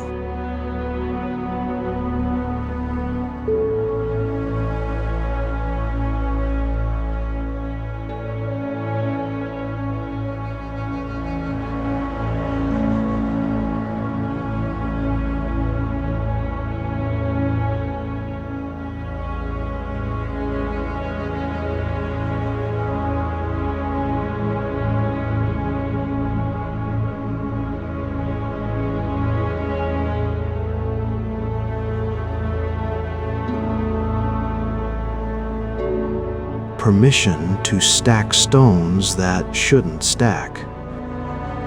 Permission to build cities in lagoons and empires on artificial islands and futures that look impossible until someone decides to try anyway. The stones are still stacked. The city still stands, more or less. The eel still guards. The dead chiefs still rest. The songs are forgotten, but their echoes remain, preserved in basalt, archived in oral tradition, remembered by water that flows through ancient canals. And sometimes, according to people who visit at dawn, when the light is new and the boundary between darkness and day is still negotiating terms,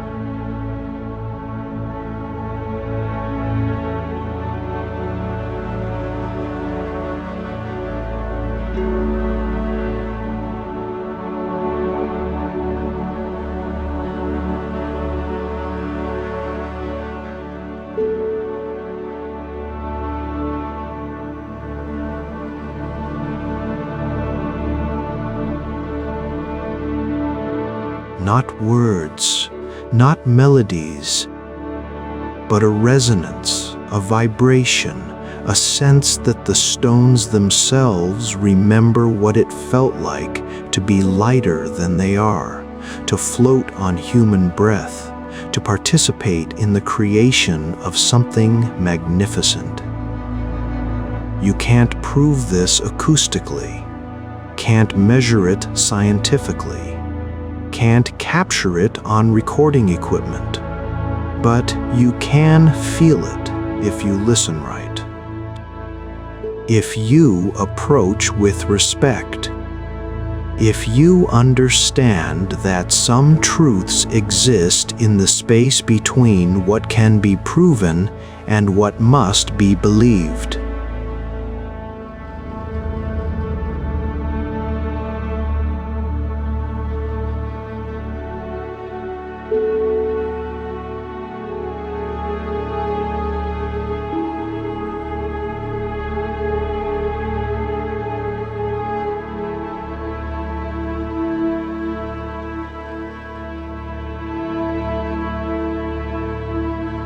The stones remember. The songs sleep, but don't die.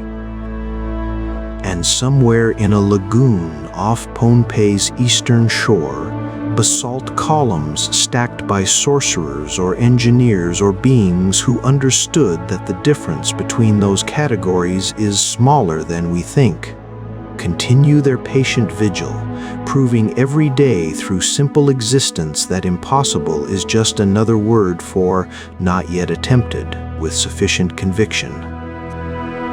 The brothers would be proud. The ancestors are satisfied.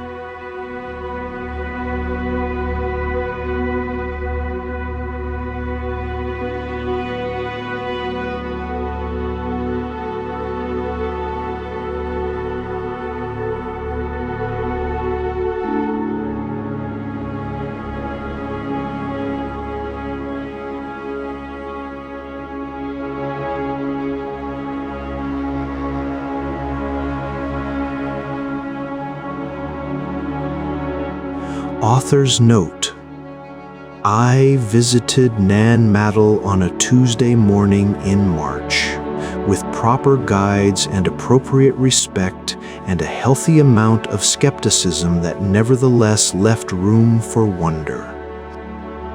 I did not hear stones sing.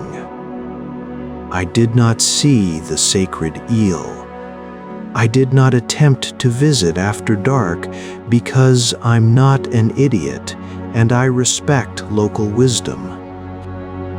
But I left thinking about possibility, about what humans can accomplish when we decide the impossible is merely inconvenient, about songs we've forgotten and stones we've stopped trying to move. The city approved of this takeaway. I could tell because nothing bad happened to me, which, according to local tradition, is the eel's way of saying, "Acceptable tourist, please come again. Next time bring better offerings." I'm working on my singing voice, just in case.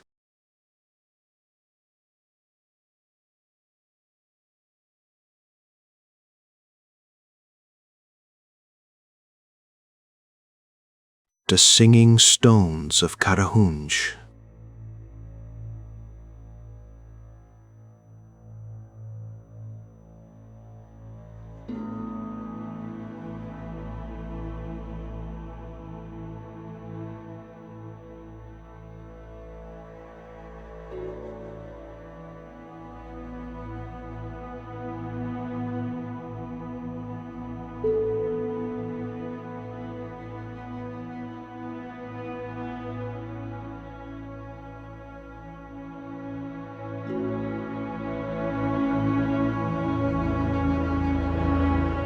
The stones speak when darkness comes, he said, his weathered hands wrapped around a glass of cognac in the modest guest house where I was staying.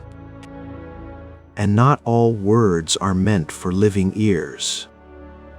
I had come to Armenia chasing legends, drawn by photographs of standing stones pierced with mysterious holes, arranged across a wind-swept plateau in the southern highlands near Sisian. The locals called it Zorat's Karar, army stones.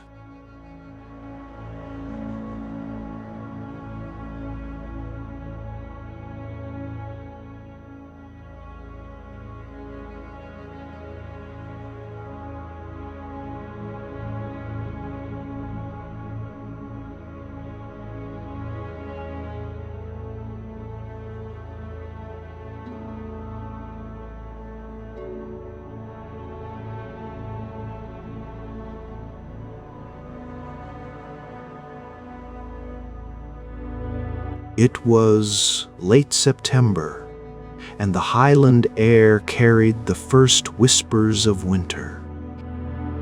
I had arrived in Sisian that morning after a bone-rattling ride through mountain passes where ancient monasteries clung to cliffsides like barnacles to a ship's hull. The town itself was small, functional, a place where people still lived close to the rhythm of seasons and stone.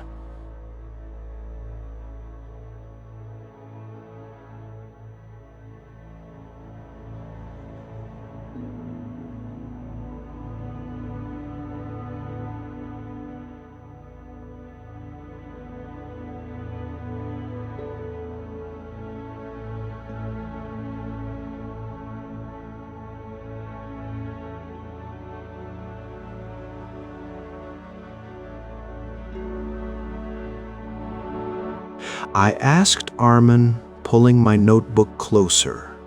He refilled both our glasses, the Armenian custom of never drinking alone, and settled back in his chair. "Because they are an army," he said simply.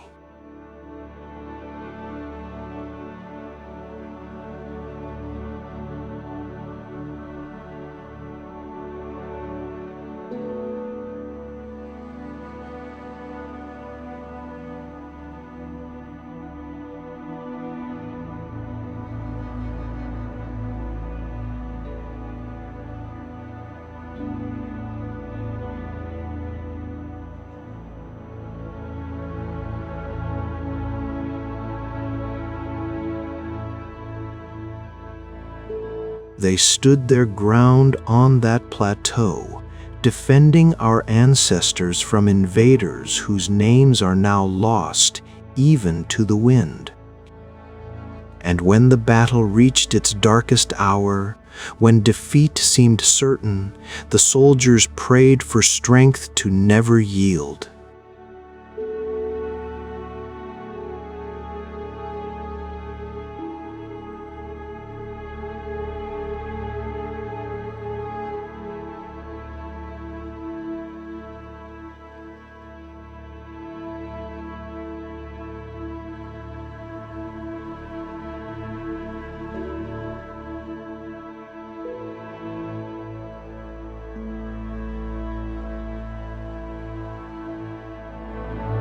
And their prayer was answered.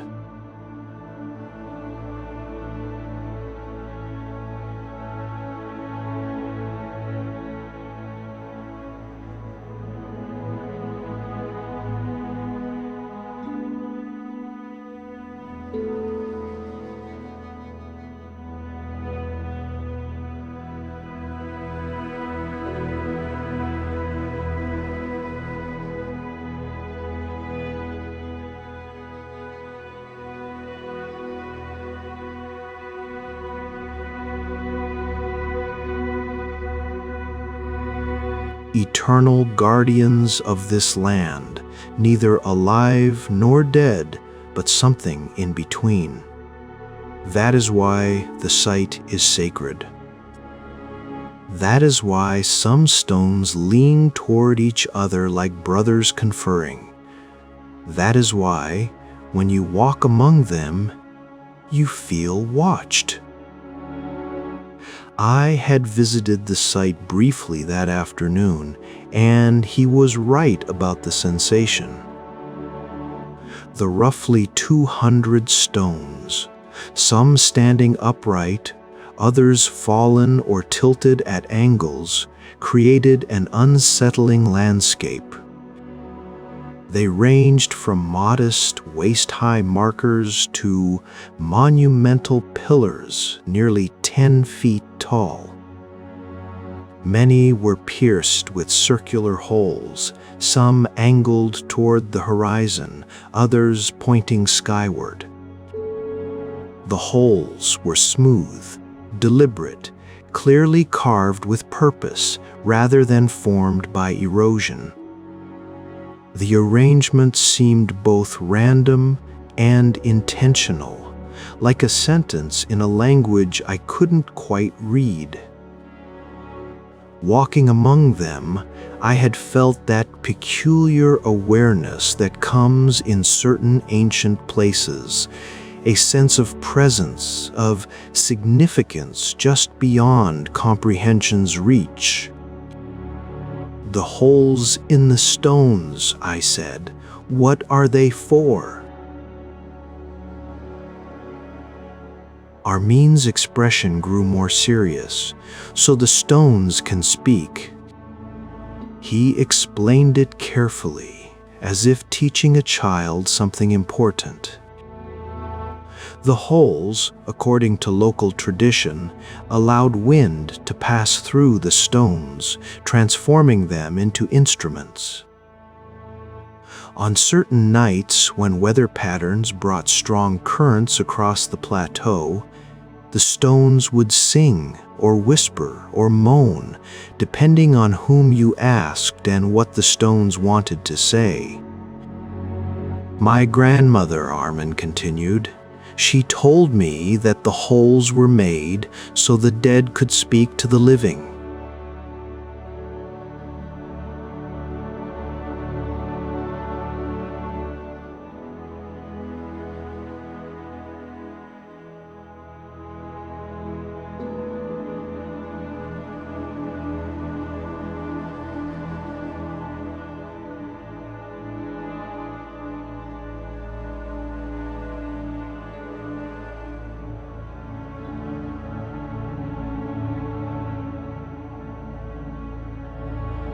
Between earth and sky, between now and then.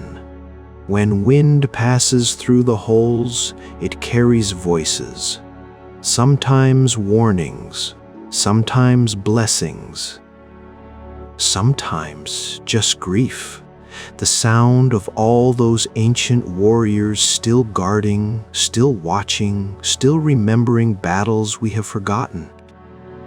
Has anyone recorded these sounds? I asked, immediately feeling foolish for the question's modern presumption.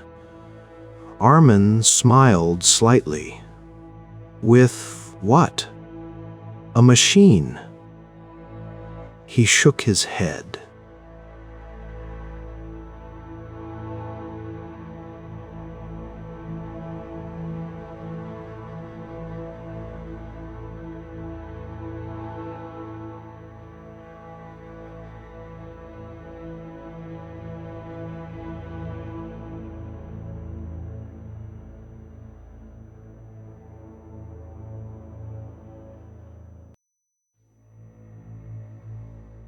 The stones speak to those who need to hear them when they need to hear them. This is not superstition. It is pattern. It is how things work here, how they have always worked. The next morning, I returned to Karahunj determined to understand it better. The site sat on a rocky plateau about 5,500 feet above sea level, offering sweeping views of mountains and valleys. The scientific reality, as much as could be established, suggested the stones were arranged sometime between 5,000 and 3,000 BCE, making them potentially older than Stonehenge itself, though dating megalithic sites is notoriously difficult. Archaeologists had identified what appeared to be a central burial complex surrounded by stone circles. The holes in approximately 80 of the stones showed clear astronomical alignments, some pointing towards significant points on the horizon where the sun rose or set during solstices, others apparently aligned with stars or planets visible in the ancient sky. But facts, I was learning, told only part of the story.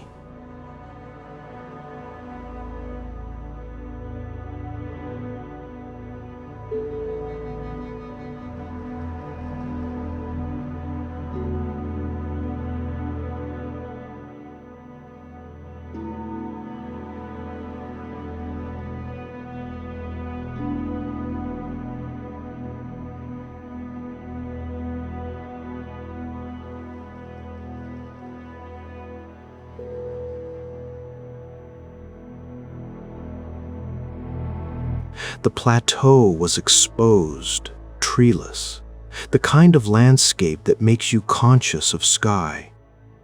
Eagles traced lazy circles overhead. The grass was golden and dry, rustling constantly in the wind that never seemed to cease entirely. Some stones stood in rough circular arrangements, Others formed what might have been processional paths or sightlines.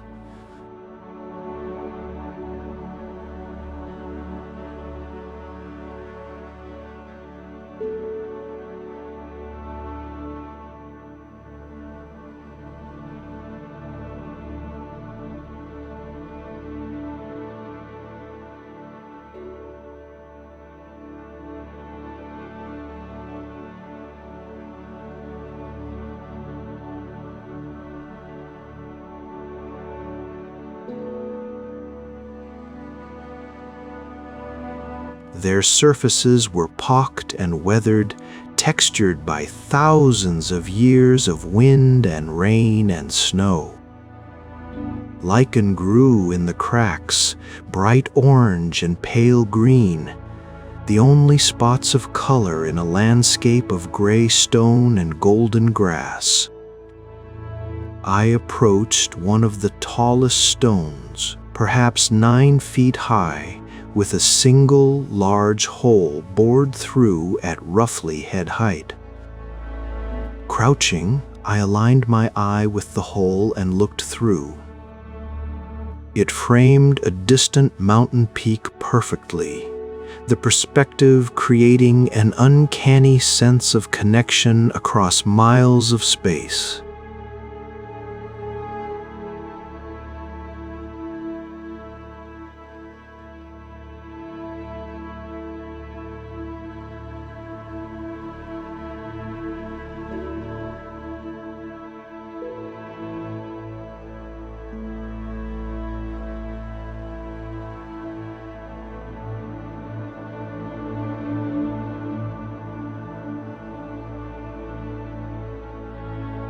I startled, standing quickly.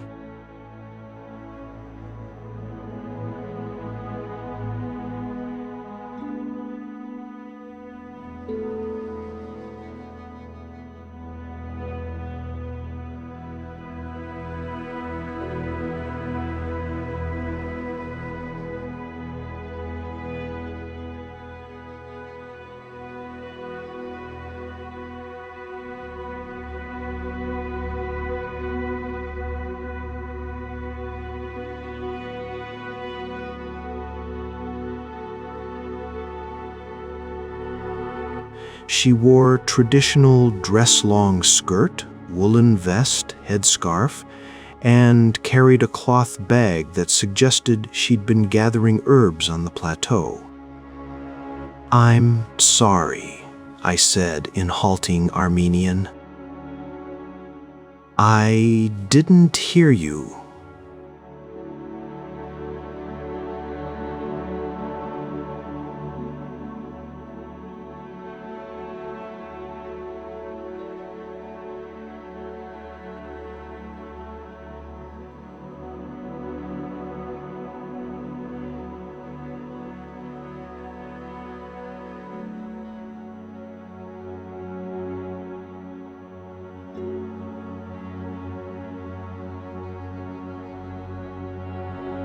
It is natural not to notice other things.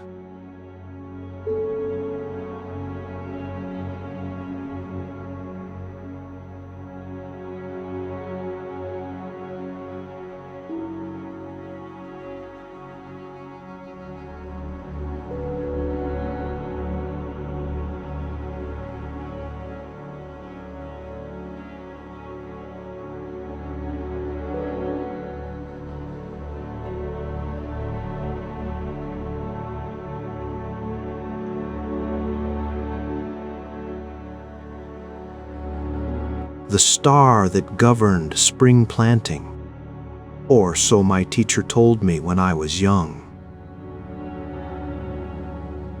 Your teacher. An old woman who knew the stories. The true ones, not the ones in books. She moved past me, placing her weathered hand on the stone with casual familiarity. This entire place is a calendar, a clock, a library. But more than that, it is a doorway.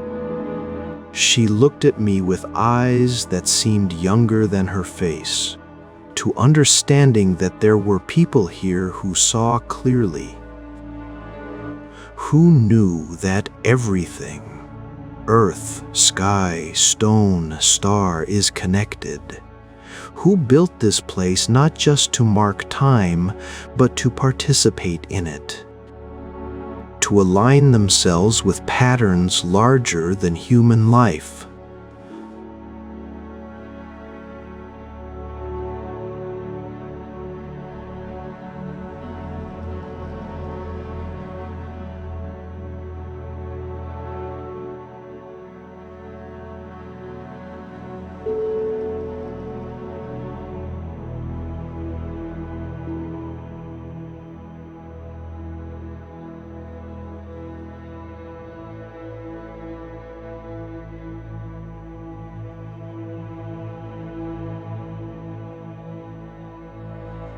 "The giants," she said after a moment. "Have you heard that story?" I shook my head. Before there were Armenians, before there were nations or kingdoms, there were the first people. Some call them giants, though I think they were simply different. Taller perhaps, longer lived, with knowledge we have lost.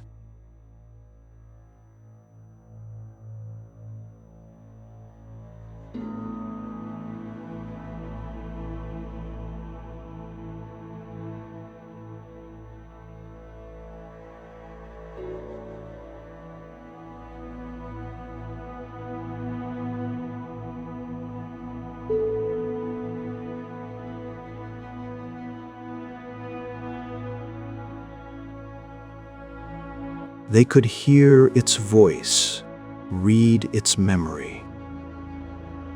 And they could shape it not just with tools but with intention.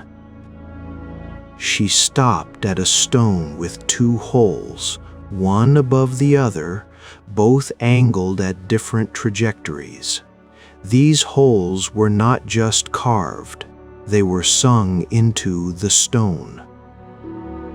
Sound at the right frequency, sustained long enough, can reshape matter.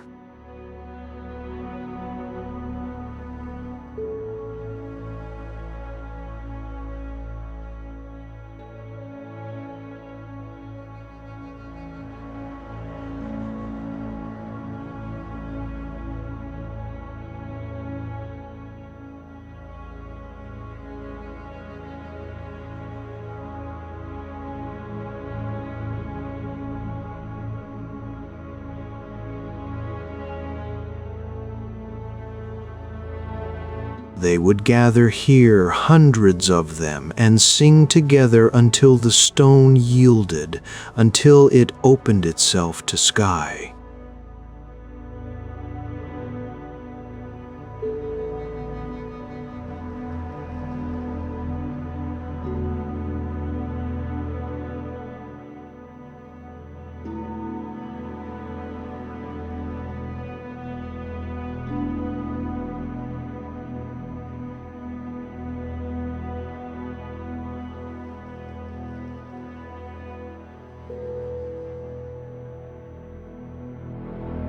You think I am an old woman telling fairy tales.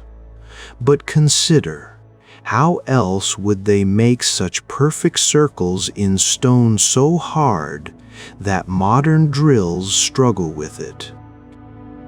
How else would they angle the holes so precisely, And why do the holes still sing when the wind comes?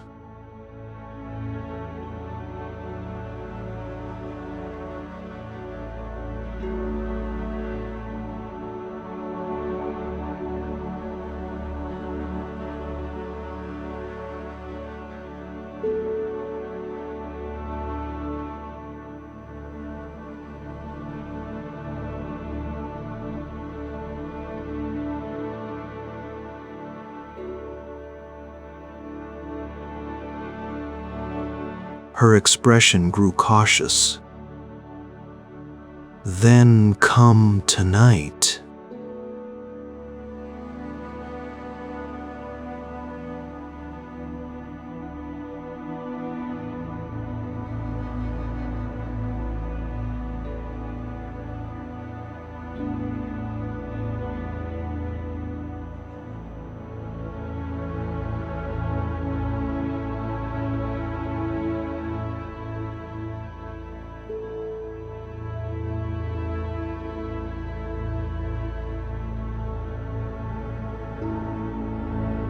Once you hear the stones speak, you will not unhear them. Once you stand here under stars as our ancestors did, you will always carry a piece of this place, and it will carry a piece of you. That evening, as sunset painted the western sky in shades of apricot and copper, I climbed back to Karahunj. The old woman, her name was Anahit, I'd learned, had agreed to meet me there. Armin, when I told him my plans, had simply nodded and made me drink a cup of strong coffee. Stay alert, was all he said. The plateau was transformed by twilight.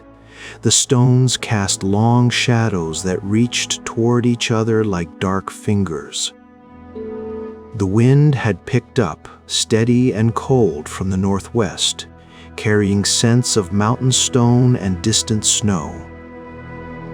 I zipped my jacket tighter and waited near the central complex. Anahit arrived as the first stars became visible, accompanied by 2 other elderly women and a young man who I learned was her grandson, studying archaeology in Yerevan. They carried no equipment, no recordings devices, only themselves and what appeared to be a thermos of tea. "The wind is right," Anahit said, tilting her head to assess the currents. "Strong but steady."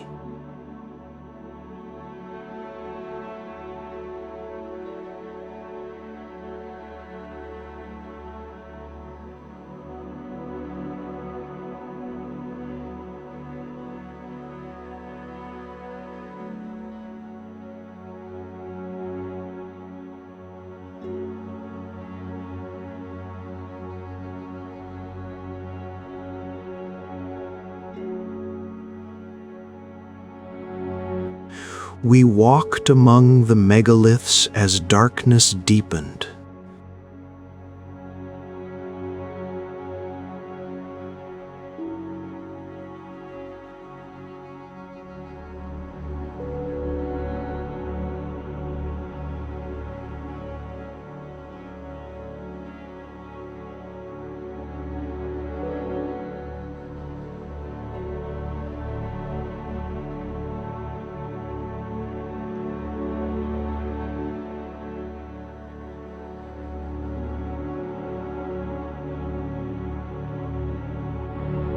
Certain holes aligned with the summer solstice sunrise.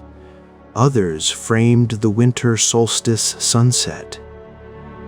Several appeared calibrated to track Sirius, the brightest star, which had particular significance in ancient calendars throughout the Near East. But the holes aren't just observational instruments, Tigran said, his enthusiasm evident even in the growing darkness. Some are clearly acoustic. Tests have shown that certain holes amplify and direct sound in specific ways, and several are angled such that they would have no astronomical purpose, but instead seem designed to capture wind from particular directions. As if to demonstrate his point, the wind suddenly gusted, and a low, hollow note sounded from somewhere among the stones, a sustained tone like someone blowing across the mouth of a massive bottle.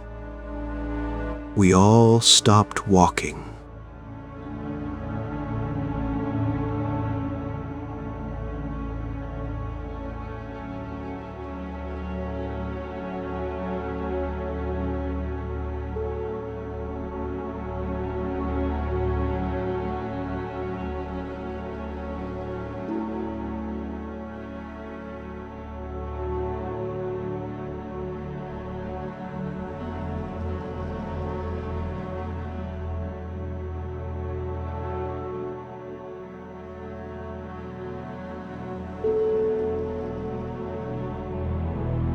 The effect was neither musical nor random.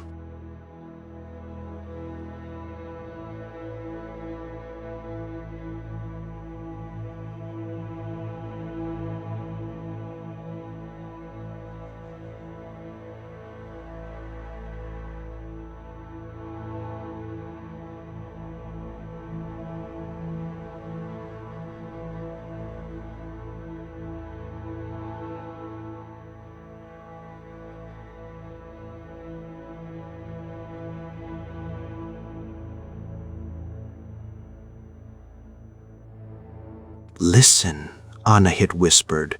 "Really listen, not with your ears alone."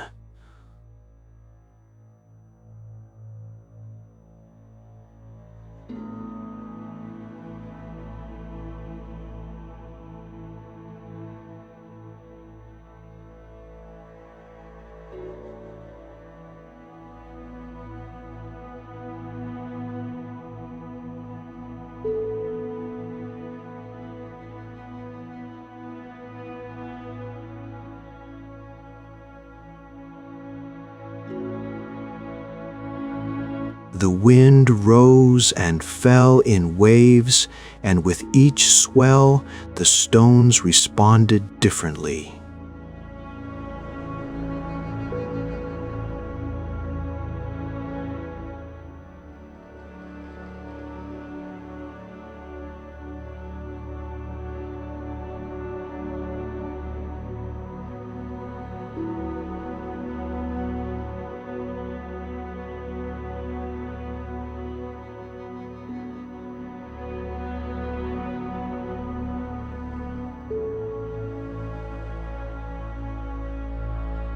And underneath it all, a deeper vibration.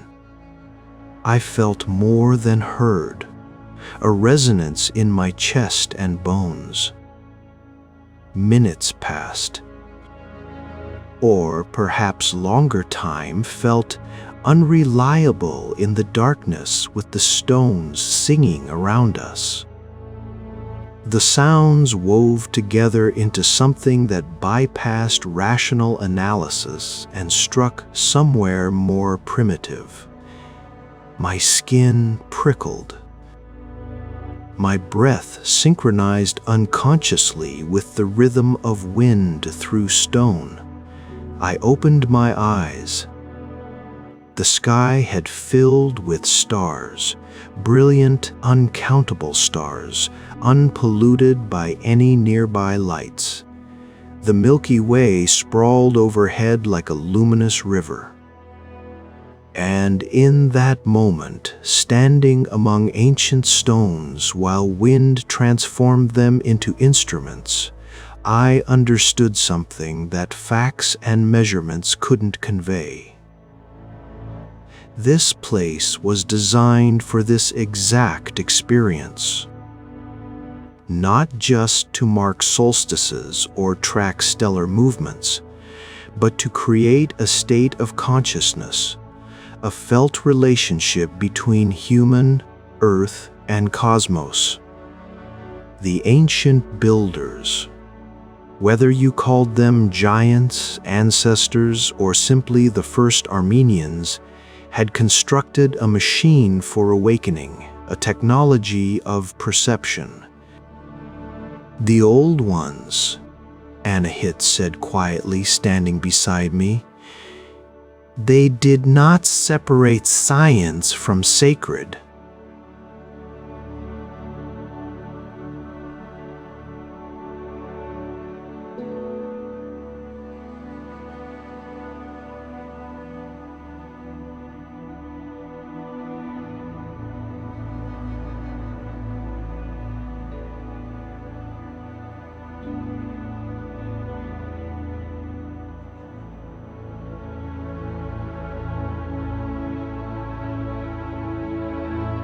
But those sane stars were also divine presences, patterns of meaning woven into the fabric of existence. To study them was to pray. To align with them was to live rightly.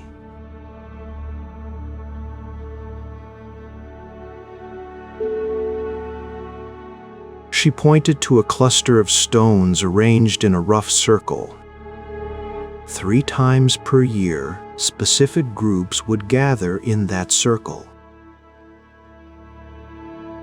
Spring equinox, summer solstice, winter solstice. They would come at night when stars were visible and perform ceremonies we can only imagine now. But the ceremonies always involved listening to the stones, to the wind, to the voices of those who had stood here before, whose bodies were buried in the earth beneath our feet, but whose wisdom remained available to those who could hear. The army stones, I said, remembering Armin's story, the petrified warriors.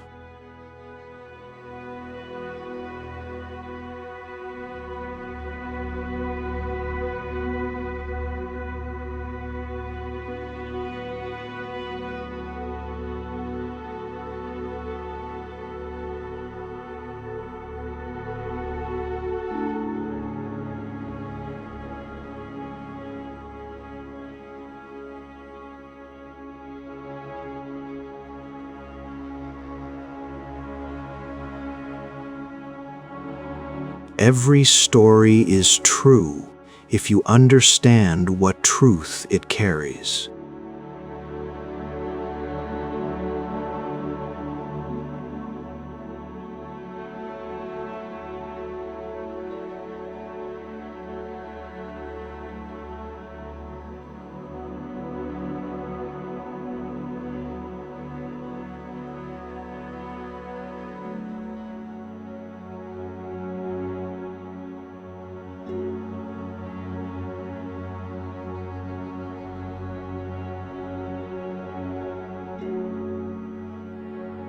They chose to remain here, to guard this sacred knowledge, to stand as permanent witnesses to the connection between earth and sky. When we say the stones speak, we mean the ancestors speak.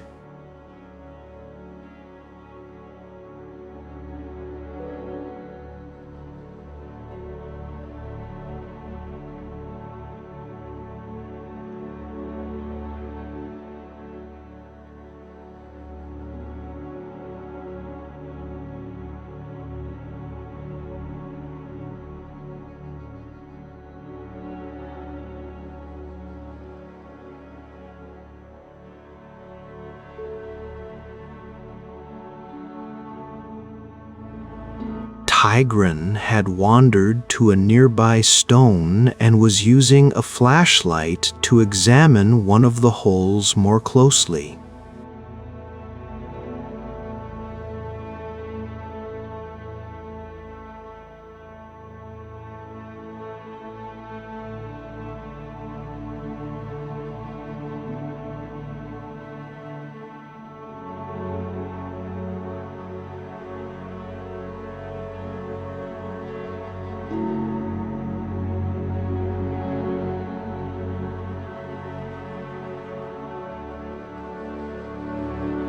The hole is perfectly circular, smooth inside, despite thousands of years of exposure.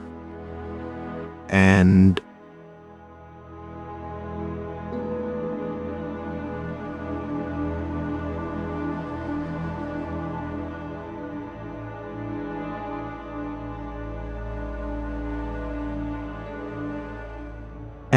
look, he angled his light differently.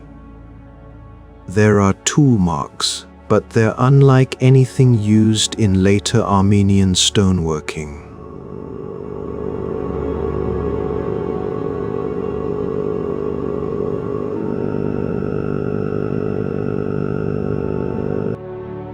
The technique was either very advanced or very different from what followed.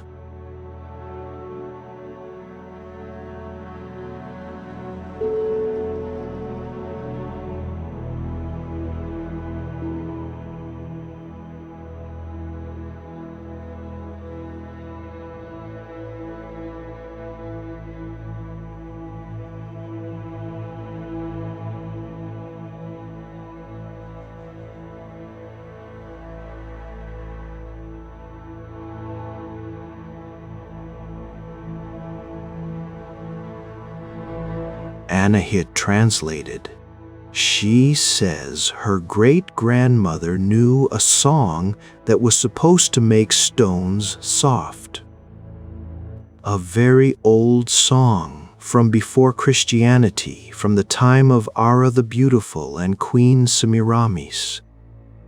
The song had no words anyone understood, just sounds.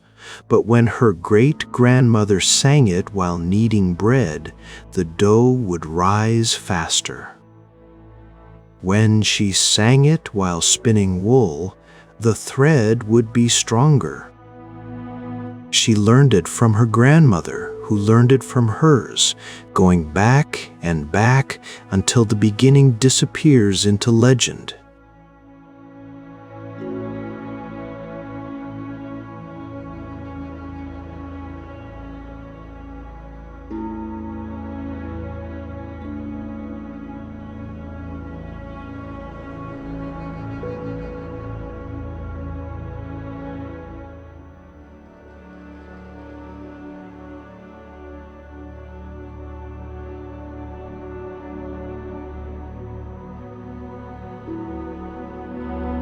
Fragments only, and I would not sing it here in this place.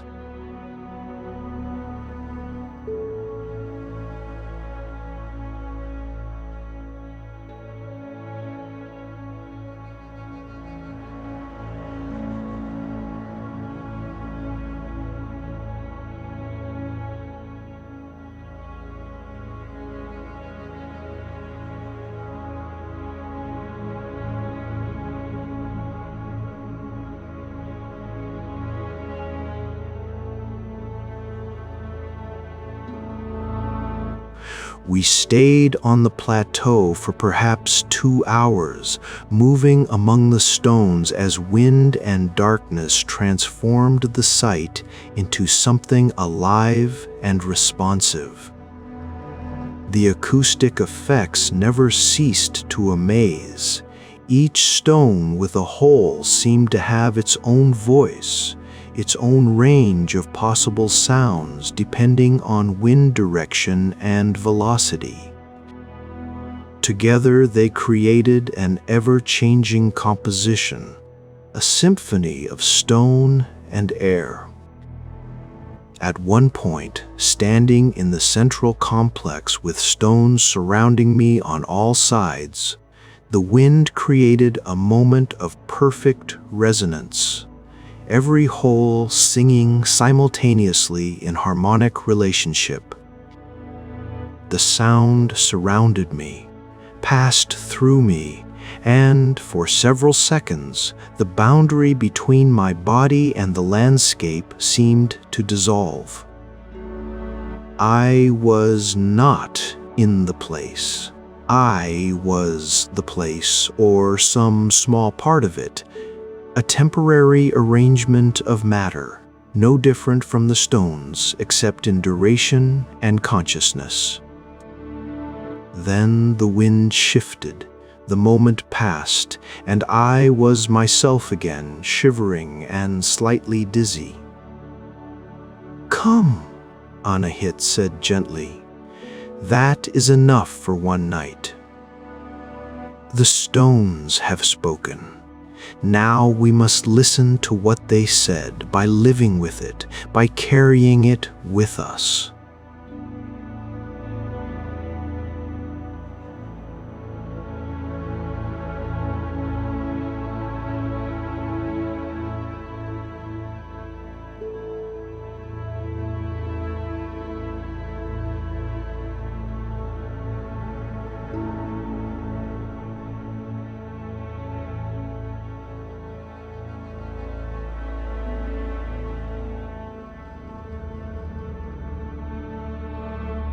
The stones were barely visible now, dark shapes against a darker sky.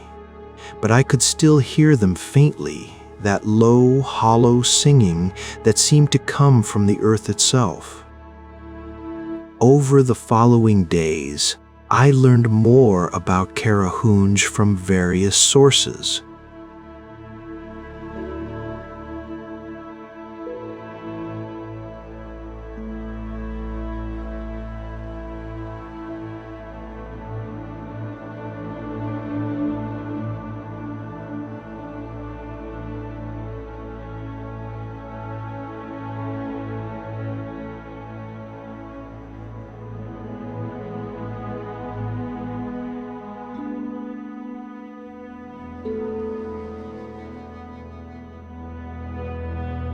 The site had been used continuously for thousands of years, its purpose apparently evolving but never entirely abandoned, even after Christianity arrived in Armenia in the 4th century CE. Local traditions held that Karahunj was one of several such stone circles in the region, part of a network of sacred sites that once dotted the highlands. Most had been destroyed or repurposed, their stones carried away for building material. Karahunj survived partially because of its remote location, partially because local people maintained protective taboos around it, even as they forgot the original meanings. An old priest I spoke with in Sizian mentioned that early Armenian Christians had sometimes incorporated the ancient sites into their own practices, seeing continuity rather than contradiction between the old wisdom and the new faith. Our ancestors understood that God speaks through many languages, he said, through stones and stars, as well as through Scripture. The danger is not in listening to old voices, but in forgetting how to listen at all.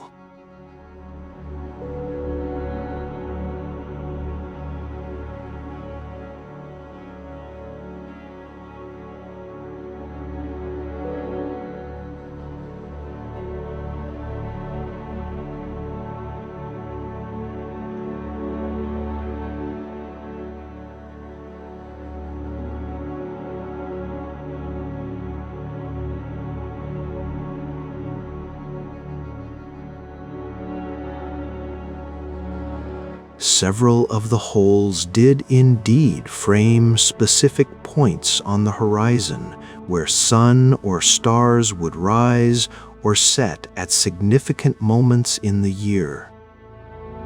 But, as Tigran pointed out, this didn't explain the site entirely. Some holes have no apparent astronomical function, he said, showing me diagrams he'd made. They point at empty sky or at ground level.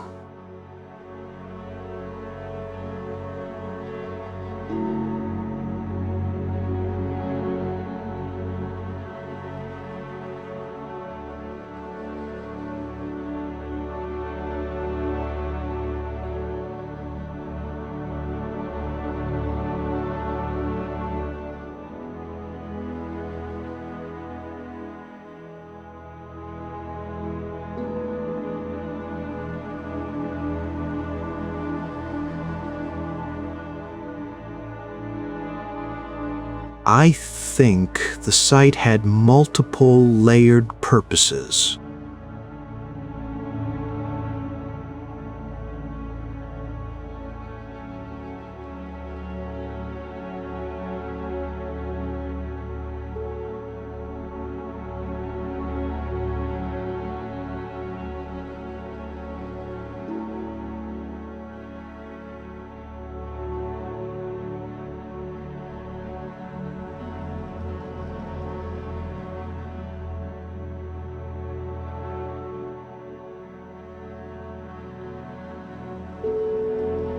But also temple, burial ground, gathering place, and something else we don't have words for anymore.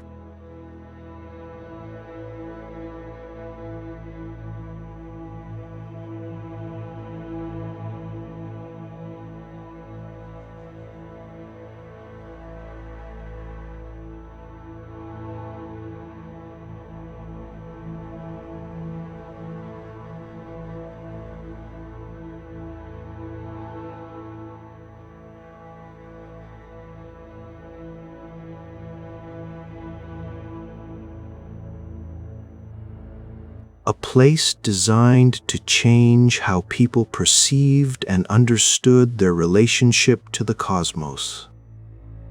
On my last evening in Sishan, Armen invited me to his family's home for dinner. His wife prepared korovats, grilled meat and vegetables, and kash, a traditional soup made from cow's feet that required vodka to properly digest, he insisted. Their adult children came, and several neighbors, and the gathering stretched from sunset well into night. As the meal wound down and conversations fragmented into smaller groups, Armen pulled me aside.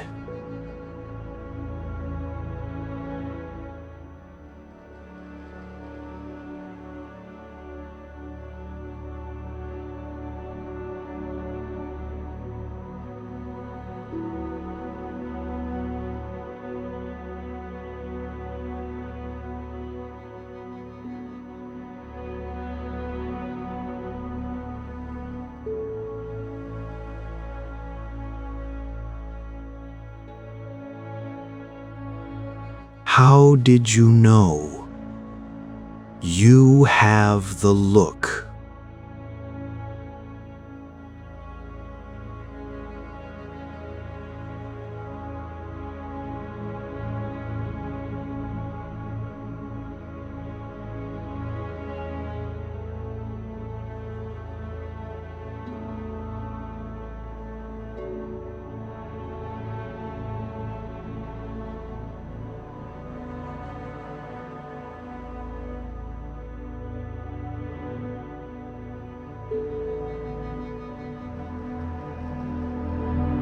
A distance in the eyes, as if part of you is still standing there, still listening.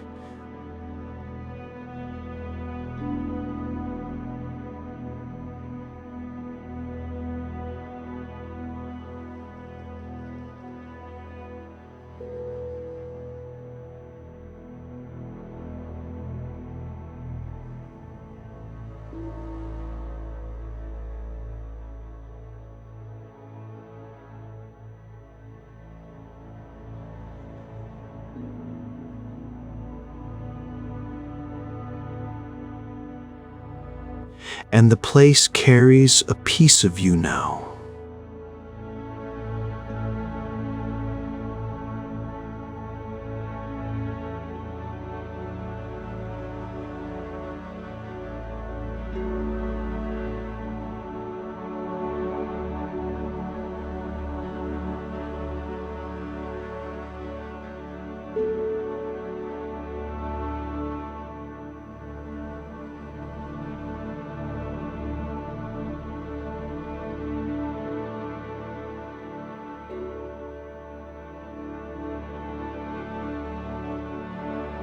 Because they hold the ground against forgetting.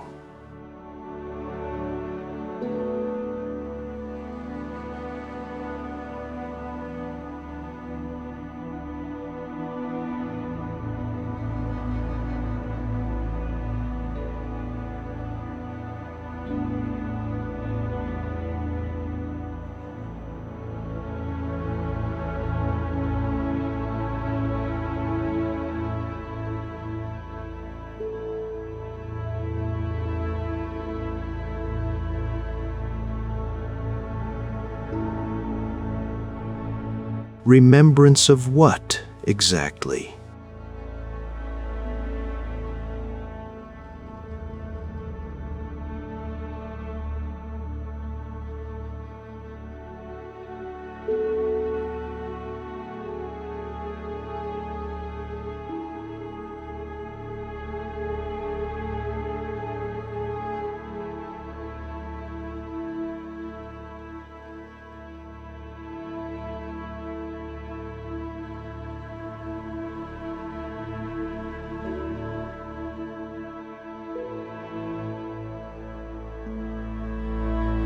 That we are not the first, he finally said, that those who came before were not primitive or ignorant.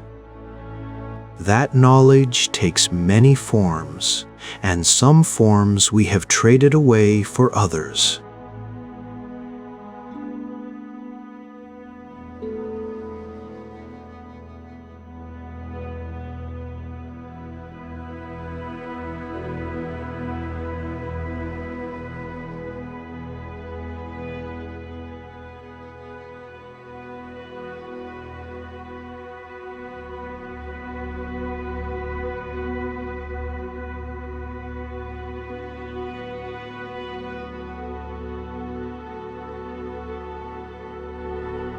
That stones can carry voices across millennia if we still ourselves enough to hear. He turned to look at me directly.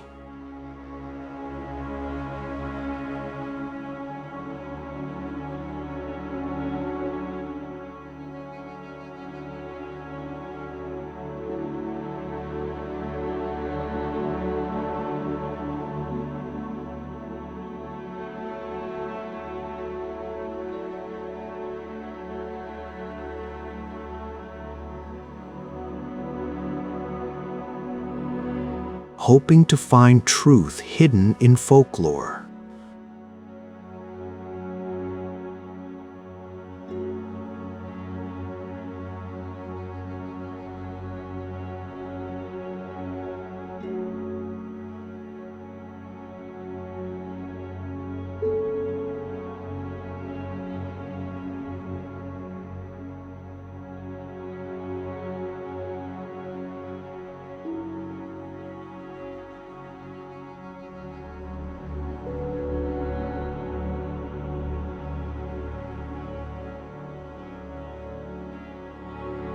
The kind that can't be measured or photographed, but only experienced, only lived. I flew out of Armenia 3 days later, but Armene and Anahit were right. I carried Karahunj with me.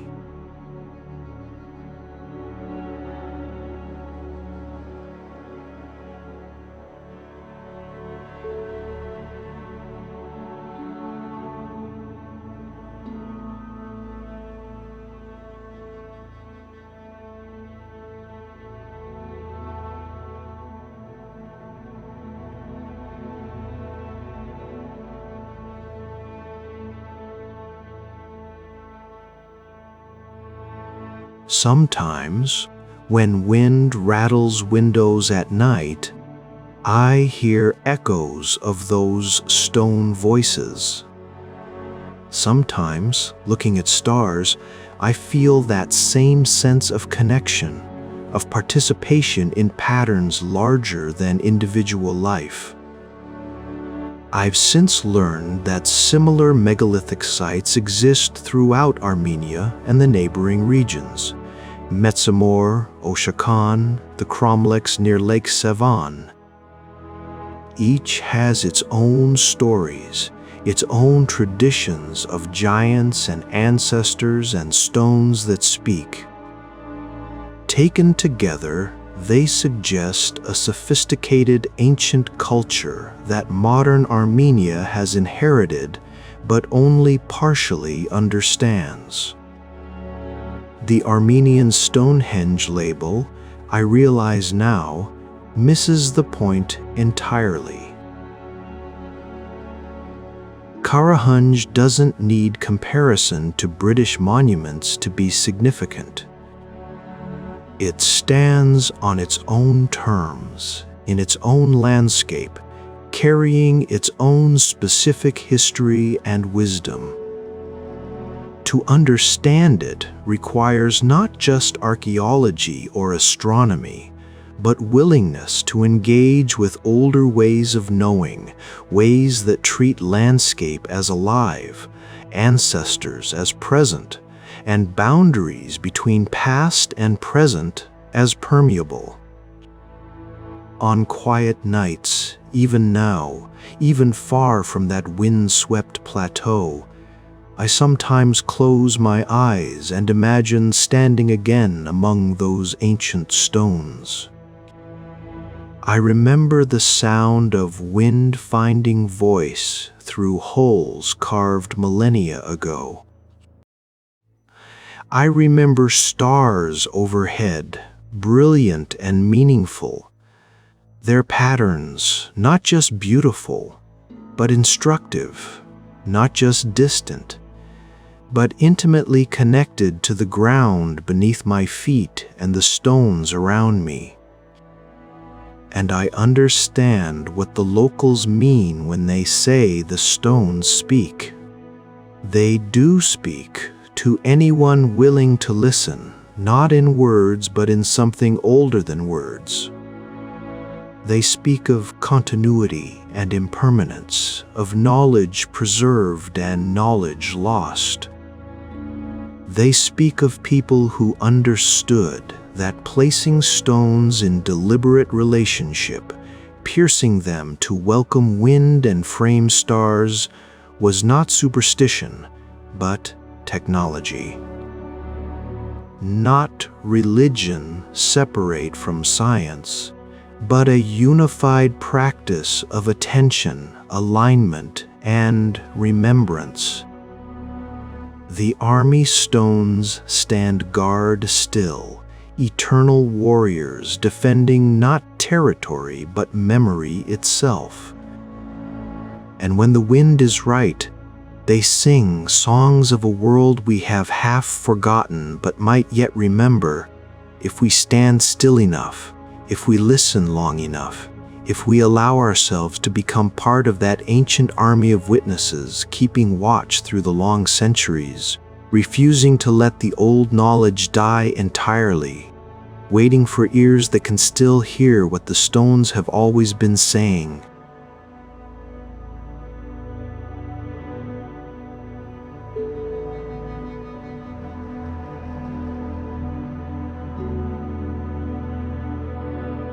We remember. Listen. The sealed city.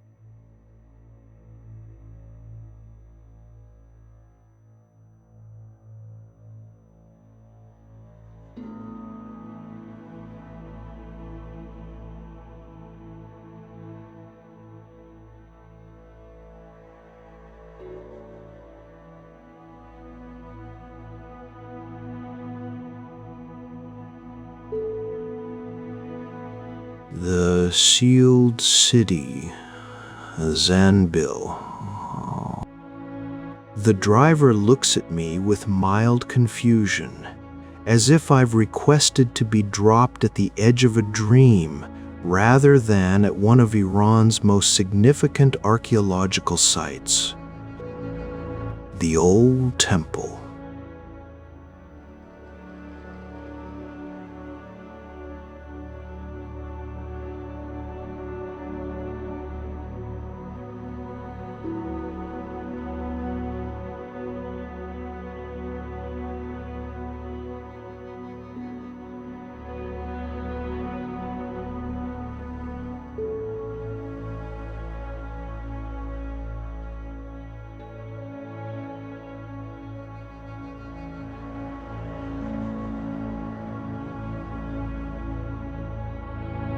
We drive through the pale blue hour before sunrise, through flat plains that stretch in every direction like an ocean of dust and time. The landscape here, in Khuzestan province, feels ancient in a way that transcends the mere passage of years. Ancient in its bones, in the quality of its light, in the weight of its silence. The ziggurat appears on the horizon gradually, as if materializing from the heat haze rather than simply coming into view.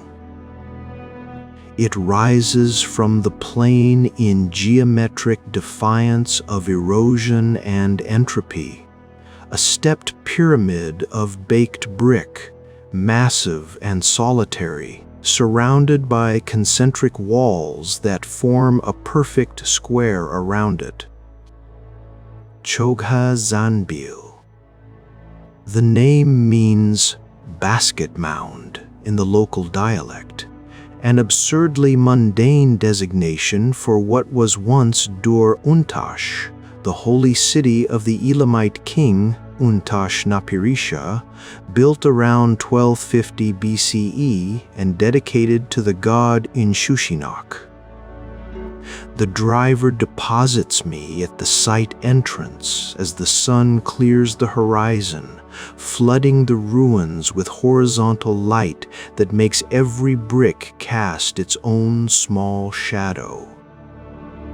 I return in 4 hours, he says, pointing at his watch for emphasis. You wait here. I promise I will, though I suspect 4 hours will feel both too long and not nearly enough.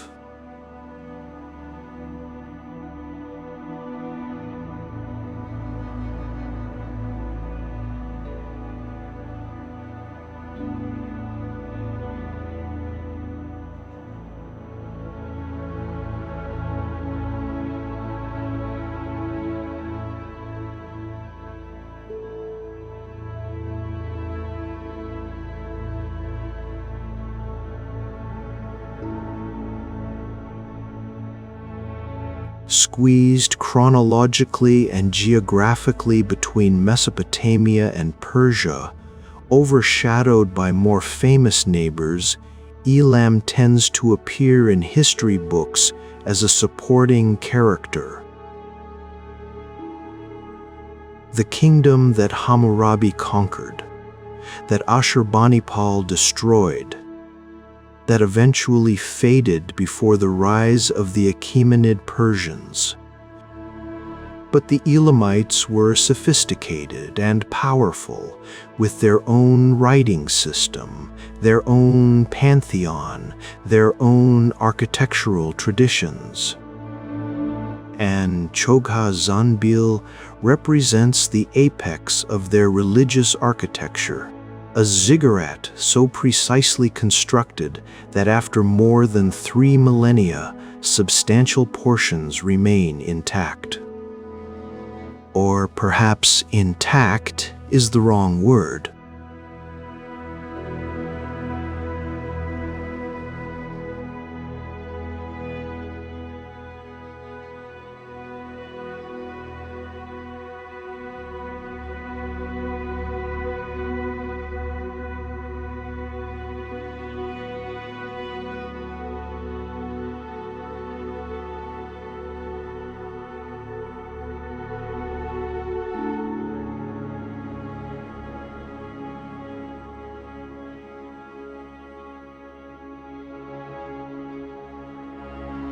Walking through the entrance into the first of the 3 concentric enclosures, I get the distinct impression that Chogha Zanbil was not simply abandoned and forgotten. It was sealed. Deliberately, ritually sealed, like a tomb that should not be disturbed, like a door that should not be reopened.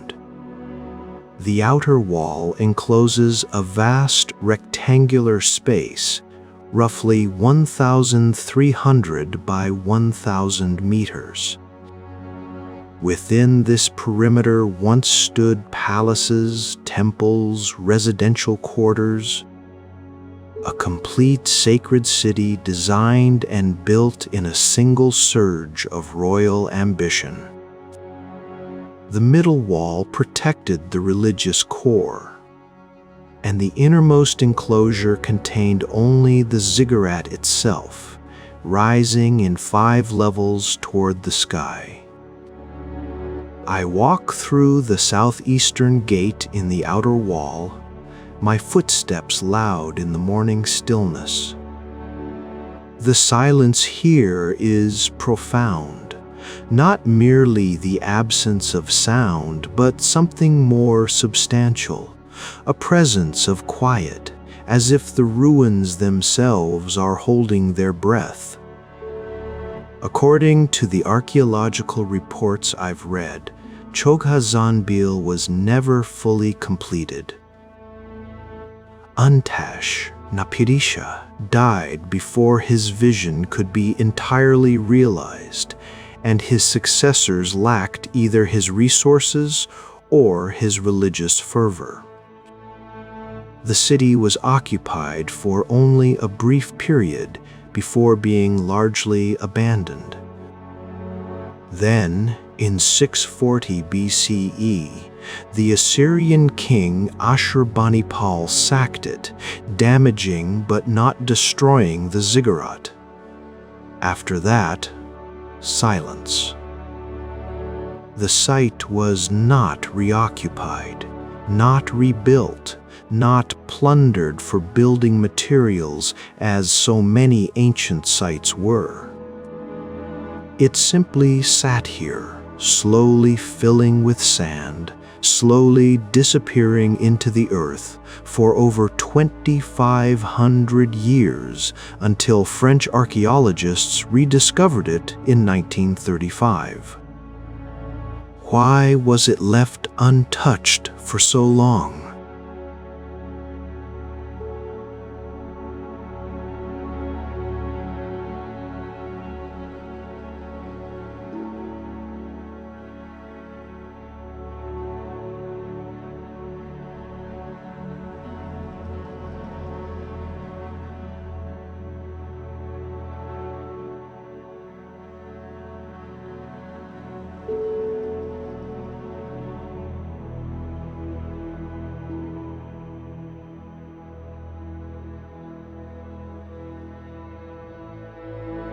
The practical explanations involve shifting political centers and changing trade routes. But standing here in the early morning light, I find myself drawn to less rational possibilities. Perhaps it was left alone because it was meant to be left alone. Perhaps the Elamites, when they finally abandoned their holy city, performed rituals of closure so powerful that the site became untouchable, not by decree, but by something deeper, something that settled into the bricks themselves and whispered to anyone who came near. This place is sealed.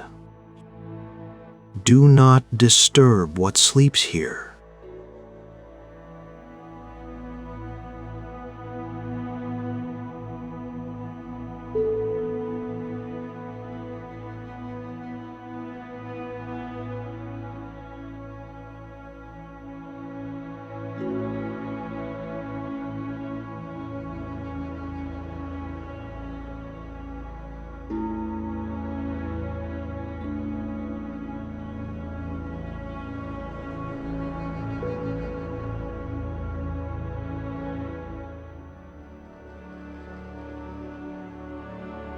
The ground here is littered with fragments of glazed brick, blue, green, gold pieces of the decorative facades that once covered the structures. I crouch to examine a shard of brilliant turquoise, smooth and still vibrant after 3 millennia. The glaze catches the sunlight like water, like sky trapped in clay. The Elamites were masters of this technique, creating glazed bricks that transformed their buildings into shimmering, otherworldly structures. The ziggurat would have blazed with color, each level a different shade, rising from earth tones at the base to celestial blues at the summit. A stairway between earth and heaven made literal, made visible. The ziggurat dominates the inner enclosure, though dominate doesn't quite capture the quality of its presence. It doesn't impose or overwhelm. It simply is, with a geometric certainty that makes it seem inevitable, as if the bricks arranged themselves according to laws of ritual mathematics rather than human intention. The structure rises in 4 remaining levels. A 5th level once crowned the top, but has largely eroded. The base measures 105 meters square. The bricks are precisely fitted, millions of them, each stamped with Untashnapirisha's name in cuneiform, each inscribed with the dedication, "I built a temple of glazed bricks for the god Inshushinak." Millions of prayers, millions of declarations of devotion built into the very structure of the building. The ziggurat is not simply dedicated to the god. It is made of dedication, constructed from compressed intention. I climb the modern stairs that have been added for visitors, ascending the southeastern face of the ziggurat. The original stairways.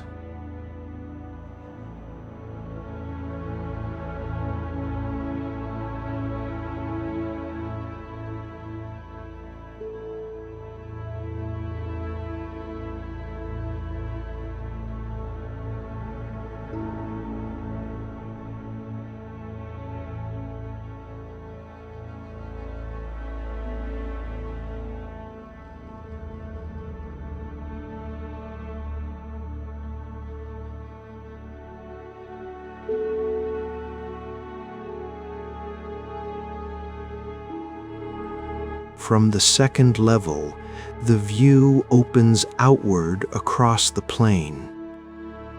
The concentric walls are clearly visible from this height, their perfect geometry laid out like a diagram, like a mandala, like a magical circle designed to contain and concentrate sacred power. The walls themselves are fascinating. They're not merely defensive.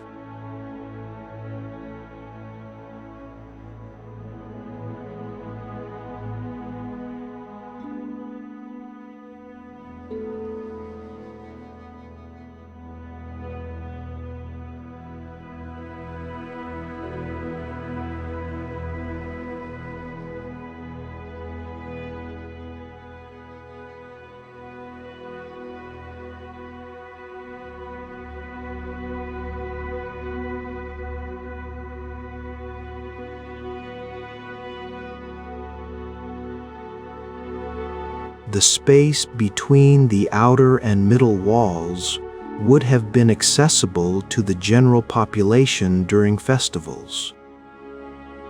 The space between the middle and inner walls only to priests and nobles. And the innermost space, the platform around the ziggurat itself, reserved for the highest religious officials and the king. A geography of holiness. A map of access to the divine.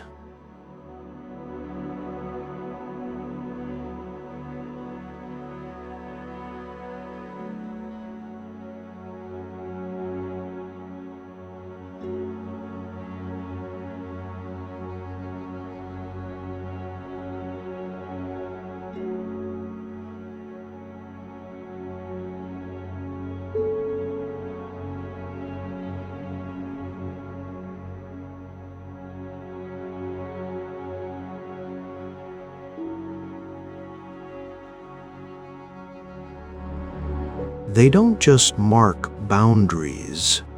They create a kind of energetic architecture, a structure in space that shapes how power flows, how attention focuses.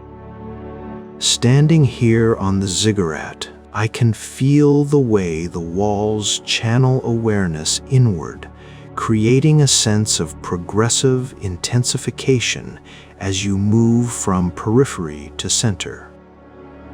Is this merely psychological, a natural response to the visual narrowing of space?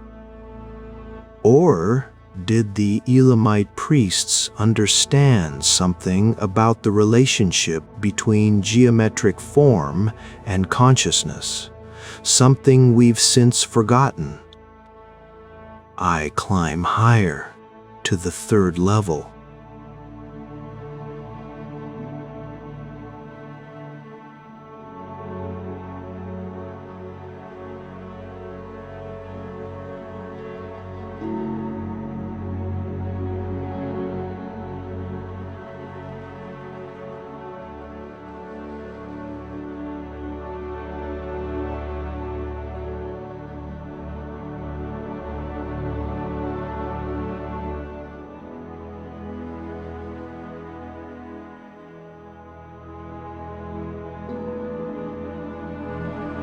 This is where Ashurbanipal's soldiers would have tried hardest to destroy the structure, attacking the religious heart of a conquered people.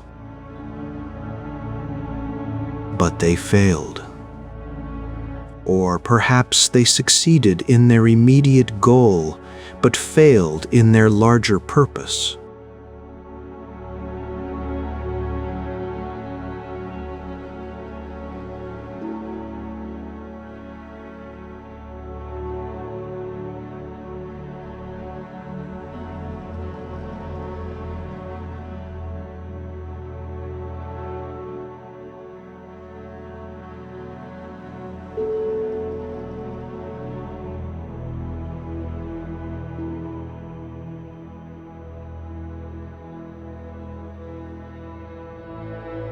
The god's house, damaged but not demolished, sealed but not erased.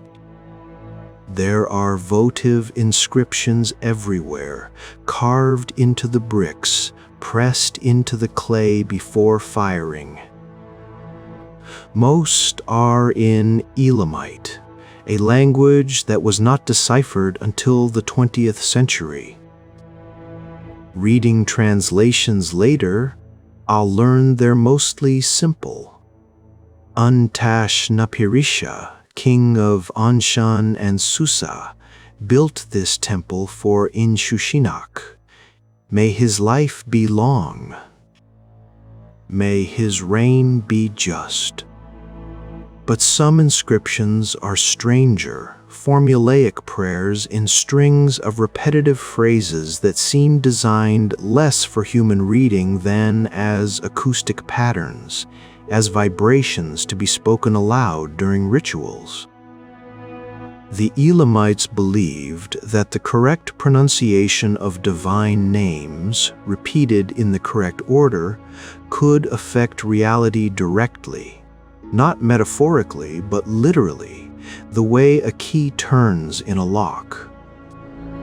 From the fourth level, I can see the entire complex laid out below.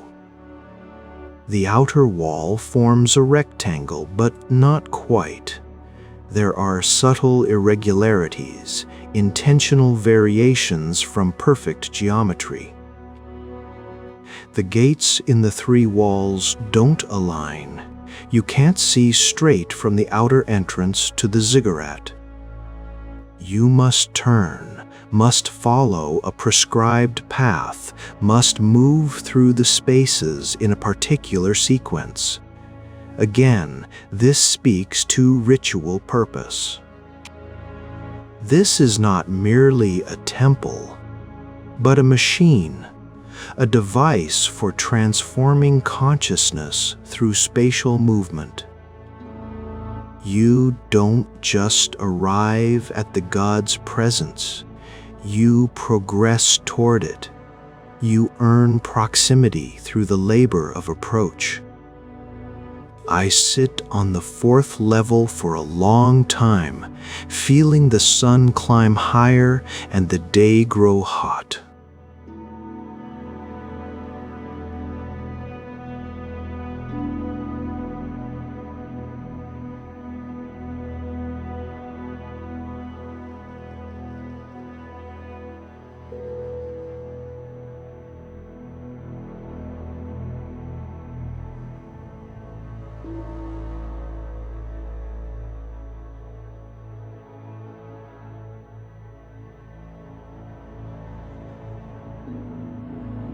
Birds. I think they're hoopos with their distinctive crests, wheel and call in the distance.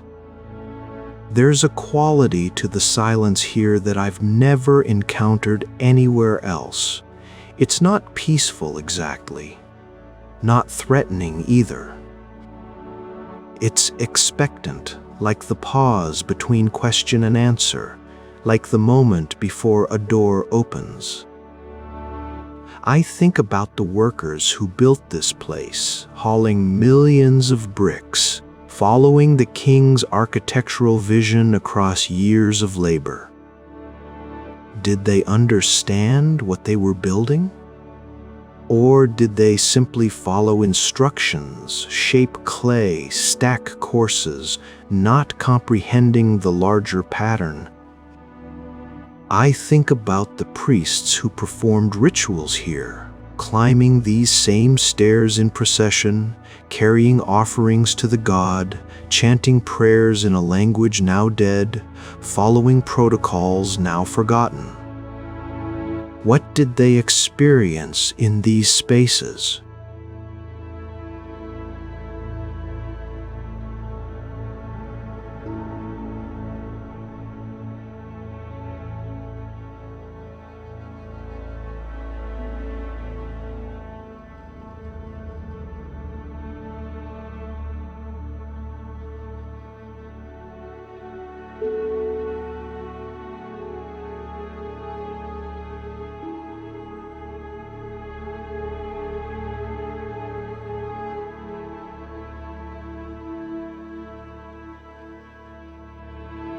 I think about Untash Naparisha himself, standing perhaps where I'm standing now, surveying his creation, his monument to divine power and royal ambition. What did he hope to accomplish?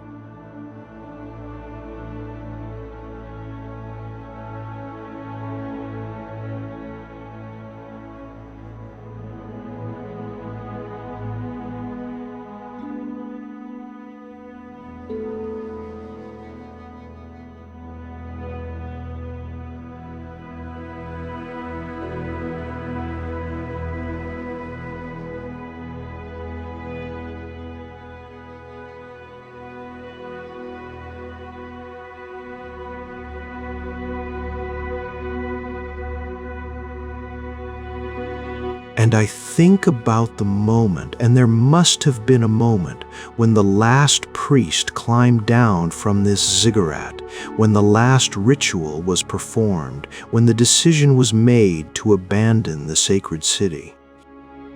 What words were spoken? What ceremonies of closure enacted?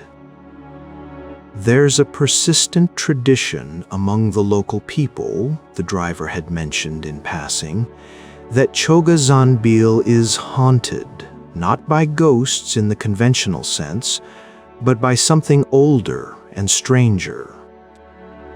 A presence that keeps watch, that resents disturbance, that remembers what it was built to contain or channel or worship.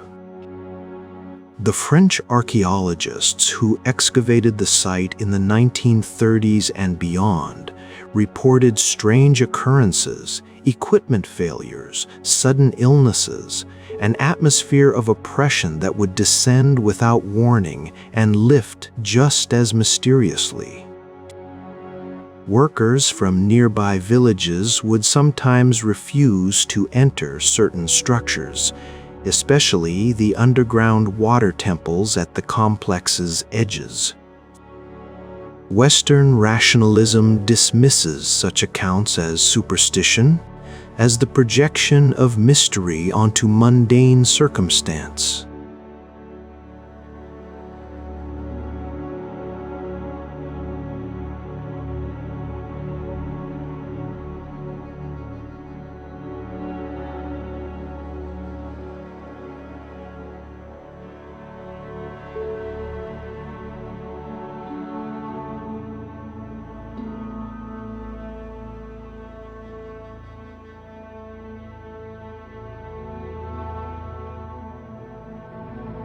Sitting here in the dense sunlight, surrounded by geometric precision and ritual purpose, I find it easy to believe that certain actions can bind intention into matter, that certain structures can retain echo of their original function long after their builders have turned to dust.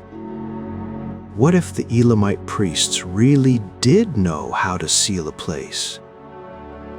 What if their rituals of closure were not merely symbolic, but functional, creating energetic structures that persist beyond the decay of physical form?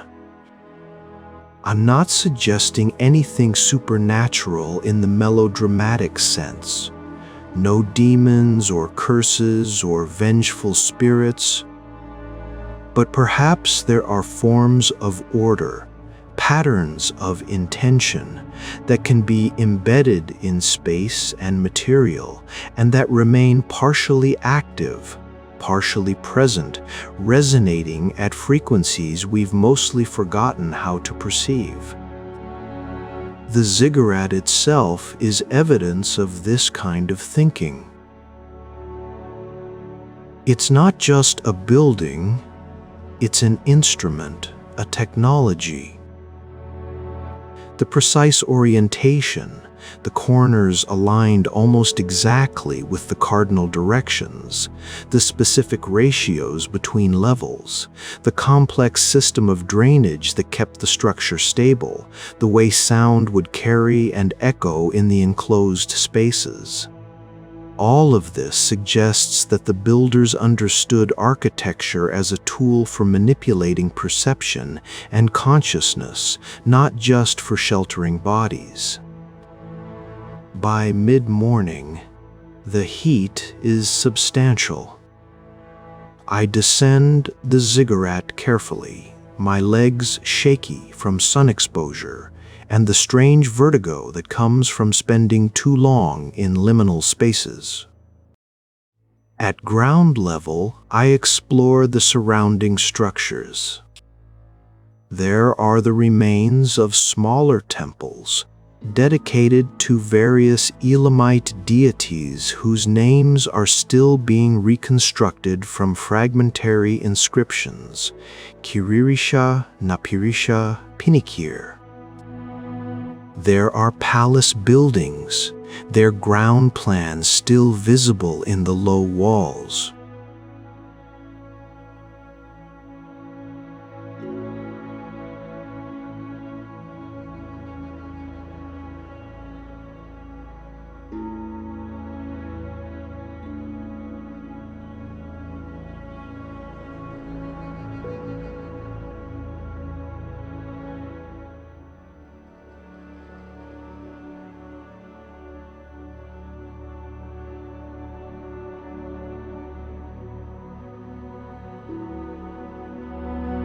But the most unsettling structures are the underground temples near the outer walls. These are subterranean chambers, accessed by steep stairs, where water from a sophisticated ancient hydraulic system was channeled and used in purification rituals. The chambers are small, dark, claustrophobic, their ceilings low and their brick walls pressing close. Standing at the top of the stairs, leading down into one of these temples, I feel that same reluctance the local workers reportedly felt. There's nothing obviously threatening, just a dark hole in the ground, just ancient brickwork. But something in my nervous system says,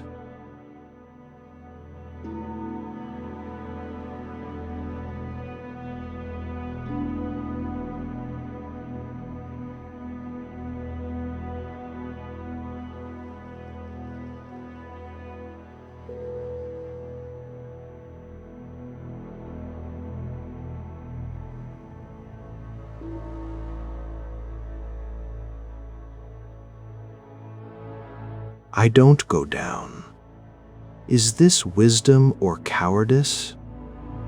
Is my instinct protecting me from actual danger, structural instability, say, or bad air? Or am I simply responding to the accumulated weight of local belief, to centuries of stories about spaces that should remain undisturbed? I honestly don't know.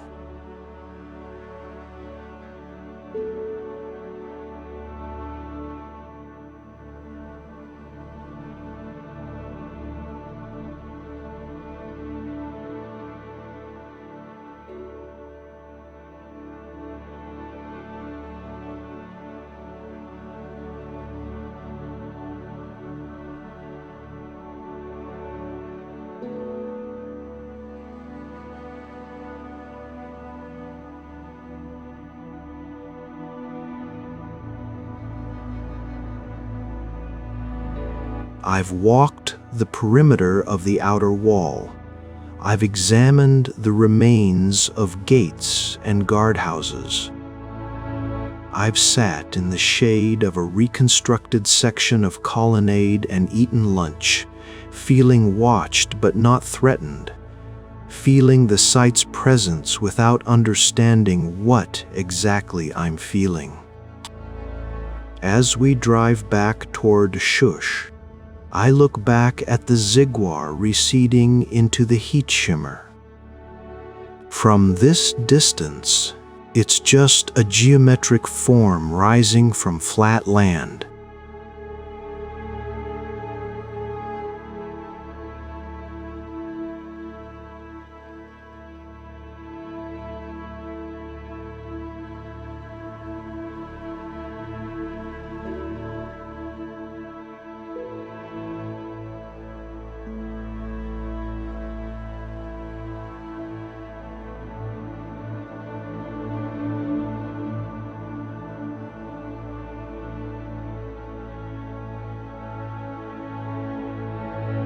But I carry something away with me.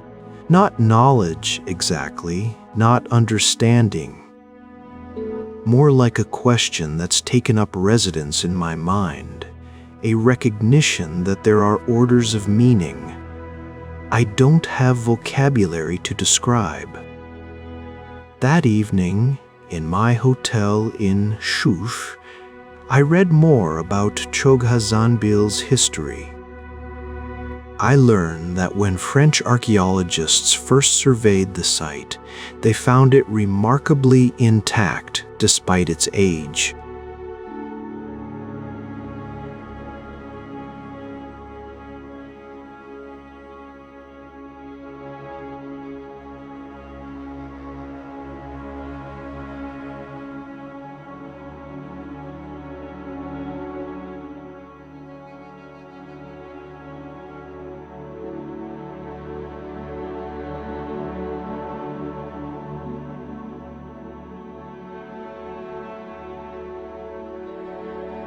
This is extraordinary. Most ancient sites show evidence of continuous reuse, stone by stone, brick by brick, as later peoples cannibalized the past to build their presence. But not Çoghazanbil. For 2,500 years, it sat unmolested. I read that the site was placed on UNESCO's World Heritage List in 1979, recognized not just for its antiquity, but for its exceptional state of preservation and for what it reveals about Elamite civilization. I read about the ongoing conservation work, the careful efforts to stabilize structures without over-restoring them, the balance between preservation and presentation. But mostly, I think about the silence, about the sealed quality of the place, about the way certain structures can hold echo, not just of sound, but of intention, of purpose, of the consciousness of their makers. 3 days later, I'm in Tehran, back in the noise and traffic and crowded chaos of modern urban life. But at odd moments, I find myself remembering that massive stepped structure rising from the plain, those concentric walls marking zones of sanctity, that morning light on ancient brick. And I think we build to be remembered. We build to last. We build to leave traces of ourselves in the world after our bodies have returned to dust. But the Elamites built for something else as well. They built to contain, to channel, to focus. They built structures that were also instruments, that were also gestures toward gods we no longer name. And when the time came to leave their sacred city, they sealed it. Not with locks or walls or guards, but with something subtler, with ritual, with intention, with patterns of meaning pressed into clay and baked into permanence. That sealing has held for over 2.5 millennia. The structure stands. The presence lingers. The silence keeps its secrets. And perhaps that's exactly as it should be. Perhaps there are things that should remain sealed, spaces that should not be fully reopened, architectures of consciousness that we are not ready or not meant to fully re-enter. Chogha